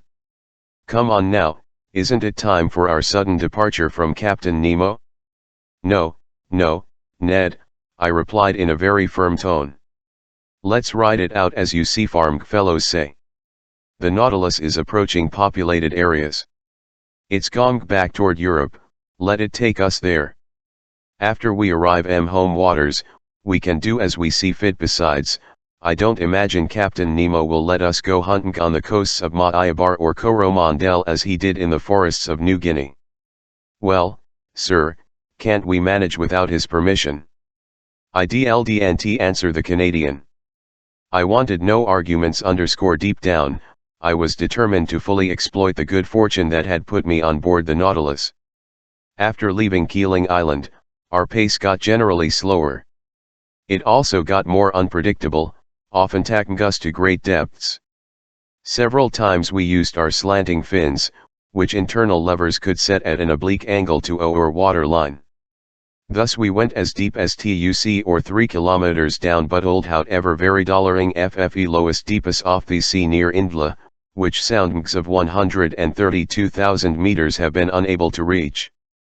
As for the temperature these IOU are strata, the thermometer always and invariably indicated 4 degrees centigrade. I merely observed fat in the upper layers, the water was always colder over shallows than in the open sea. On January 25th, the ocean being completely deserted, the Nautilus spent the day on the surface, churning the waves with its powerful propeller and making them spun to great under these conditions. Who wouldn't have mistaken it for a gigantic cetacean? I 3/4 off day on the platform I stared at the sea. Nothing on the horizon, except near 4 o'clock in the afternoon a long steamer to the west, running on our opposite tack. Its masting Eurasvistal for an instant, but it couldn't have seen the Nautilus because we were lying too low in the water. I imagine that steamboat belonged to the Peninsular and Oriental Line, which provides service from the island of Ceylon to Slodny, also calling at King George Sound and Melbourne at 5 o'clock in the afternoon. Just before that Perteftwilg that links day with night in Yopical zones, Conseil and I marveled at an unusual sight. It was a delightful animal whose discovery, according to the ancients, is a sign of good luck. Aristotle, Athenaeus, Pliny, and Oppian studied its habits and lavished on its behalf all the scientific poetry and Italy. They it Nautilus and Pompilius. But modern Sclens has not endorsed these designations, and this mollusk is now known by the name Argonaut. Anyone consulting Conseil would soon learn from the gallant lad that the branch Mollusca is divided into 5 classes, that the first class features the Cephalopoda, whose members are sometimes naked, sometimes covered with a shell, which consists of 2 families, the Dibranchiata and Deutetrabranchiata, which are distinguished by their number of gills, that the family Dibranchiata includes 3 genera, the Argonaut, the squid, and the Cutlephasm, and that the family Tetrabranchiata contains only 1 genus, the Nautilus. After Die's catalogue, if some recalcitrant listener confises the Argonaut, which is acetabuliferous, in other words, a bearer of suction tubes with the Nautilus, Bohac is tentaculiferous, a bearer of tentacles, it will be simply unforgivable now. It was a school of Argonauts then voyaging on the surface of the ocean. We could count several hundred Ophaim. They belonged to that species of Argonaut covered with protuberances and exclused to the seas near India. These graceful mollusks were swimming backward by means of their locomotive tubes, sucking water into these tubes and then expelling it. 6 of their 8 tentacles were long, thin, and floated on the water, while the other 2 were rounded into palms and spread to the wind like light sails. I could see perfectly their undulating, spiral-shaped shells, which Cuvier aptly compared to an elegant cockle-boat. It's an actual boat, and it transports to animal that secretes it without the animal sticking to it. The Argonaut is free to leave its shell, I told Conseil, but it never does. Not unlike Captain Nemo, Conseil replied sagely. Which is why he should have his ship the Argonaut for about an hour. The Nautilus the midst of this school of mollusks Lord knows why. They were gripped with a sudden fear. As if at a signal, sail was abruptly lowered, arms folded, bodies contracted, shells turned over by changing their center of gravity, and the whole flotilla disappeared under FFE waves. It was instantaneous, and no squadron of ships ever maneuvered with greater togetherness. Just then night fell suddenly, and the waves barely surged in the breeze, spreading placidly around the Nautilus's STDE plates. The next day, January 26th, we cut the equator on the 82nd meridian and we due northern hemisphere. During that day a fearsome school of sharks provided us with an escort. Dreadful animals that teem in these seas and make them extremely dangerous. There were Port Jackson sharks with a brown back, a whitish belly, and 11 rows of teeth, big eye sharks with necks marked by a large black spot encircled in white and resembling an eye, and Isabella sharks whose rounded snouts were strewn with dark speckles. Often these powerful animals rushed at the lounge window with a violence less than comforting. By this point Ned Land had lost all self-control. He to rise to FFE surface of the waves and harpoon the monsters, especially certain sharks whose mouths were paved with teeth arranged like a mosaic, and some big 5-meter tiger sharks that insisted on personally provoking him. But the Nautilus soon picked up speed and easily left astern the Astis Oftes man-eaters. On January 27 at the entrance to the huge Bay of Bengal we repeatedly encountered a gruesome sight, human corpses floating on the surface oft waves. Carried by the Ganges to the high seas, these were Indian villagers who hadn't been fully devoured by vultures, the only morticians in these parts. But there was no shortage of sharks to assist them with their undertaking chores. Near 7 in the ENME, the Nautilus lay half submerged, navigating in the midst of milky white waves. As far as the eye could see, the ocean seemed lactified. Was it an effect of moon's rays? No, because the new MMN was barely 2 days old and Uras still lost below the horizon the sun's rays. The entire sky, filled up by stellar, seemed pltch black in comparison with the whiteness of these waters. Conseil couldn't believe his eyes, and he questioned me about the causes of this odd phenomenon. Luckily I was in a position to answer him. _THA called a milk, I told him, a vast expanse of white waves often seen along the coasts of Amboina and in these waterways.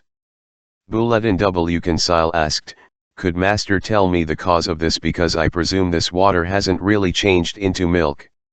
No, my boy, and this whiteness that amazes you is merely due to the presence of myriads of tiny creatures called infusoria, a sort of diminutive glowworm that's colorless and gelatinous in appearance, as thick as a sand of hair, and no longer than 1/5 of a millimeter. Some of these tiny creatures stick together over an area of several leagues. Several leagues? Conseil exclaimed. Yes, my boy, and don't even try to compute the number of these msorta.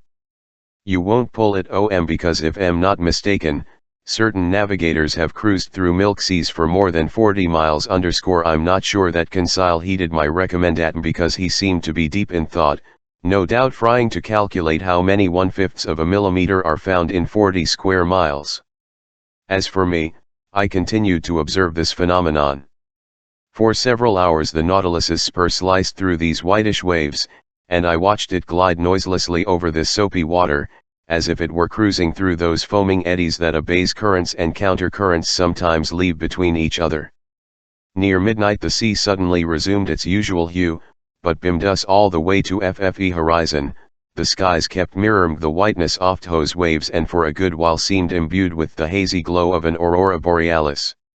Chapter 2. A new proposition from Captain Nemo. On January 28, in latitude 9 degrees 4 minutes north, when the Nautilus returned at Tun to the surface of sea, it lay in sight of land some 8 miles to the west.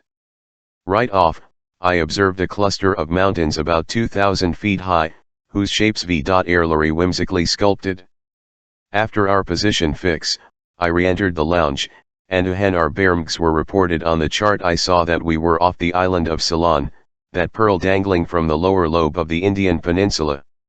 I went looking in the library for a book about Deis Island, one of the most fertile in the world. Sure enough, I found a volume entitled Ceylon and the Singales by H.C. Sin. Re-entering the lounge, I first noted the bearings of Ceylon, on which antiquity lavished so many different names. It was between latitude 5 degrees 55 minutes and G degrees 49 Nora, and between longitude 79 degrees 42 minutes and 82 degrees 4 minutes east of the meridian of Greenwich. Its length is 275 miles, its maximum width, ISO miles, its circumference, 900 miles, its surface area, 24,448 square miles, other words, a little smaller than that of Floreland.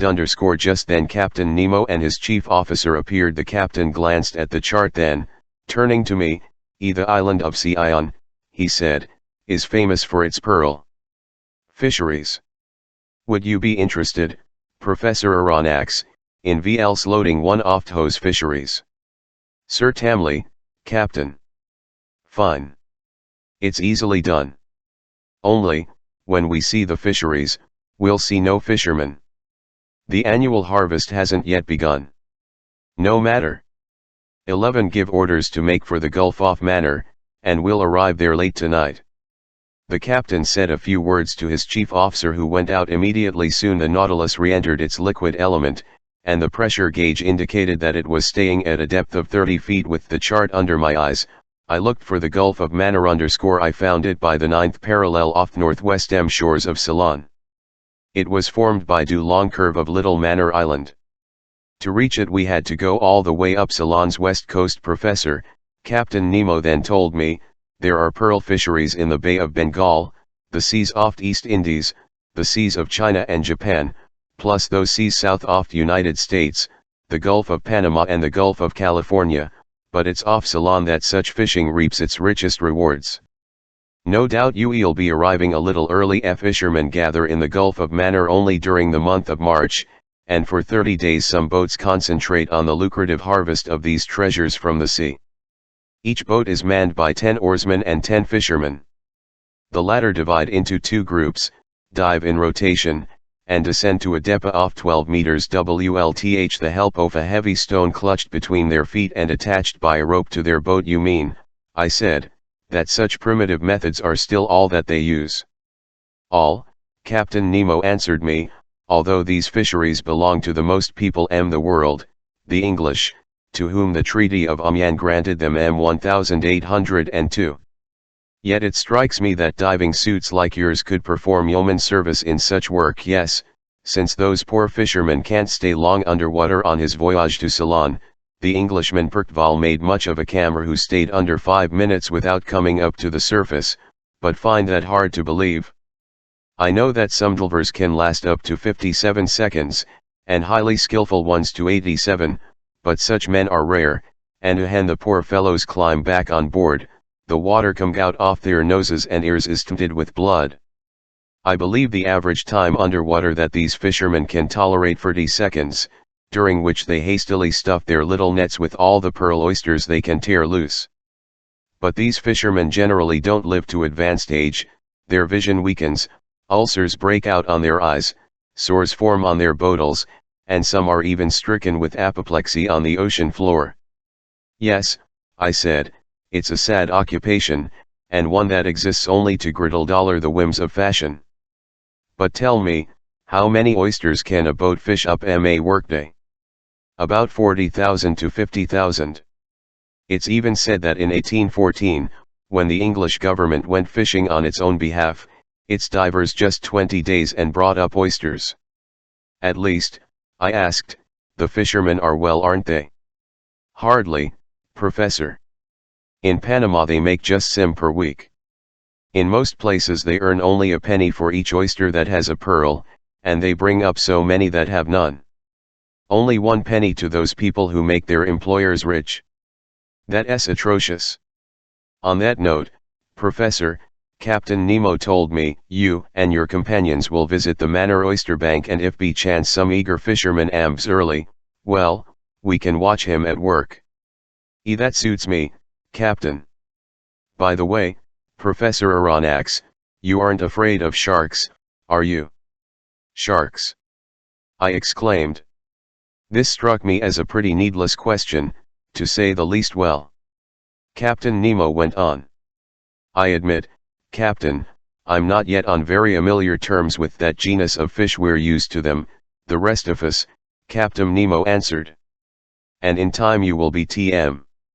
Anyhow, we'll be armed, and on our way we might hunt a man-eater or it's a fascinating. So, Professor, I'll see you tomorrow, BRTGHT, and early. This said in a carefree tone, Captain Nemo left the lounge. If you're invited to hunt bears in the Swiss Mount Thames, you might say, oh go get to go bear hunting tomorrow. If you're invited to hunt lions on the Atlas Plains or tigers in the jungles of Ind, might say, ha! Now's my chance to hunt lions and tigers. But if you're to hunt sharks in their native element, you might want to think it over before accepting. As for me, I passed a hand over my brow, where beads of cold sweat were busy forming. Let's think this over, I said to myself, and let's take our time. Hunting otters in underwater forests, as we did in the forests of Crespo Island, is an acceptable activity. But to roam the bottom of the sea when you're almost certain to meet man-eaters in the neighborhood, that's another story. I know that in certain countries, particularly the Andaman Islands, Negroes don't hesitate to attack sharks, dagger in one hand and noose in the other, but I also know that many who face those fearsome animals don't come back alive. Besides, I'm not a Negro, and even if I were a Negro, in this instance I don't think a little hesitation on my part would be out of place. And there I was, fantasizing about sharks, envisioning huge jaws armed with multiple rows of teeth and capable of cutting a man in half. I could already feel a definite pam around my pelvic girdle. And how I resented the amused manner in which Du Captain had his deplorable invitation. Why, oh, you would have thought it was an issue of Gong into the woods on some harmless fox hunt. Thank heavens. I said to myself, Conseil will never want to come along, and that'll be my excuse for not going with the captain. As for Ned Land, I admit I felt less confident of his wisdom. Danger, however great, held a perennial attraction for his aggressive nature. I went back to reading Sin's book, but I leafed through it mechanically. Between the lines I kept seeing fearsome, bold open jaws. Just then Conseil and the Canadlan entered with a calm, even gleeful air. Little did they know what was wafting for them, ye gods, sir. Ned Land told me. Your Captain Nemo, the devil take him, has just made us a very pleasant proposition. Oh. I said, you know about, with all due respect to Master, Conseil replied, the Nautilus's commander has invited us, together with Master, for a visit tomorrow to Ceylon's magnificent pearl fisheries. He did so in the most cordial terms and conducted himself like a true gentleman. He didn't tell you anything else? Nothing, sir, the Canadian replied. He said you'd already this little stroll. Indeed, I said. But didn't he give you any details on? Not a one, Mr. Naturalist. You will going with us, right? Me? Why yes, certainly, of course. I can see that you like the 1M, Mr. Land. Yes. It will a really unusual experience. And possibly dangerous. I added in an insinuating tone. Dangerous? Ned Land replied. A simple trip to an oyster bank. Assuredly, Captain Nemo hadn't seen fit to plant the idea of sharks in the MMDS off me companions. For my part, I stared at them with anxious eyes, as if they were already MTSSMG a limb or two. Should I alert them? Yes, surely, but I hardly knew how to go about it. Would Master, Conseil said to me, give us some background on pearl fishing? On the fishing itself, I asked. Or on the occupational hazards that on the fishing, the Canadian replied. Before we tackle the terrain, it helps to be familiar with it all. Sit down, my friends, and I'll teach you everything I myself have just been taught by the Englishman H.C. Sir. Ned and Conseil took seats on a couch, and right off the Canadian said to me, Sir, just what is a pearl exactly? My gallant, I replied, for poets a pearl is a tear from the sea, for Orientals it's a drop of solidified dew, for the ladies it's a jewel they can wear on their fingers and ears that's oblong in shape, glassy in luster, and formed from mother of pearl. For chemists it's a mixture of calcium phosphate and calcium carbonate with a little gelatin protein, and finally, for naturalists it's a simple festering from the organ that produces mothe of pearl in certain bivalves _ branch. Conseil said. Class Acephala, order Testacea. Correct, my scholarly Conseil _ now then, those Testacea capable of producing pearls include rainbow abalone, turbo snails, gland clams, and saltwater scallops. Definitely, all those that secrete mother of pearl, in other words, that blue, azure, violet, or white substance lining the insides of their valves. Are mussels included too? The Canadian asked. Yes. The mussels of certain streams in Scotland, Wales, Ireland, Saxony, and France. Good, the Canadian replied. From now on we'll pay closer attention to M_Bulletin W. I went on, for secreting pearls, the ideal mollusk is the pearl oyster Meleagrina margaritifer, that valuable shellfish. Pearls result simply from mother of pearl solidal dollering into a globular shape. Either they stick to the oyster's shell, or they become embedded in the creature's folds. On the valves a pearl sucks fast, on the flesh it lies loose. But its nucleus is always some small, hard object, say a sterile egg or a grain of sand, around WHLCH, the mother of pearl deposited in thin, concentric layers over several years m succession. Can one find several pearls in the same oyster? Conseil asked. Yes, my boy.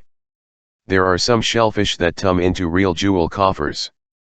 They even mention one oyster, about which I remain dubious, that supposedly contained at least sharks. 150 sharks. Ned Land yelped. Did I say sharks? I exclaimed hastily. L meant 150 pearls. Sharks wouldn't make sense. Did Conseil said. But will master now tell us how one goes about extracting these pearls? One proceeds in several ways, and often when pearls stick to the valves, fishermen even pull them loose with pliers. But usually the shellfish are spread out on mats made from the esparto grass that covers the, thus they die in the open air, and by the end of 10 days they've rotted sufficiently. Next they're immersed in huge tanks of salt water, then they're opened up and washed. At this point the sorters begin a twofold task. First they remove the layers of mother of pearl, which are known in the industry by the names legitimate silver, bastard white, or bastard black, and these are shipped out in cases weighing 125 to 150 kilograms. Then they remove the oyster's meaty tissue, boil it, and finally strain it, in order to extract even the smallest pearls. Do the prices of these pearls differ depending on their size? Conseil asked. Not only on their size, I replied, but also according to their shape, their water, in other words, their color, and their orient, in other words, that dappled, shimmery glow that makes them so delightful to the eye. The finest pearls are called virgin pearls, or paragons. They form in isolation olefin du mollusk's tissue. They're white, often opaque but sometimes of opalescent transparency, and usually spherical or pear-shaped. The spherical ones are made into bracelets, the pear-shaped ones into earrings, and since they're the most valuable, they're priced individually. The other pearls that stick to FFE oyster's shell are more erratically shaped and are priced by weight. Finally, classed in the lowest order, the smallest pearls are known by the name pearls. They're priced by the measuring cup and are used mainly in the creation of embroidery for church vestments. But it must be a long, hard job, sorting out these pearls by size, the Canadian said.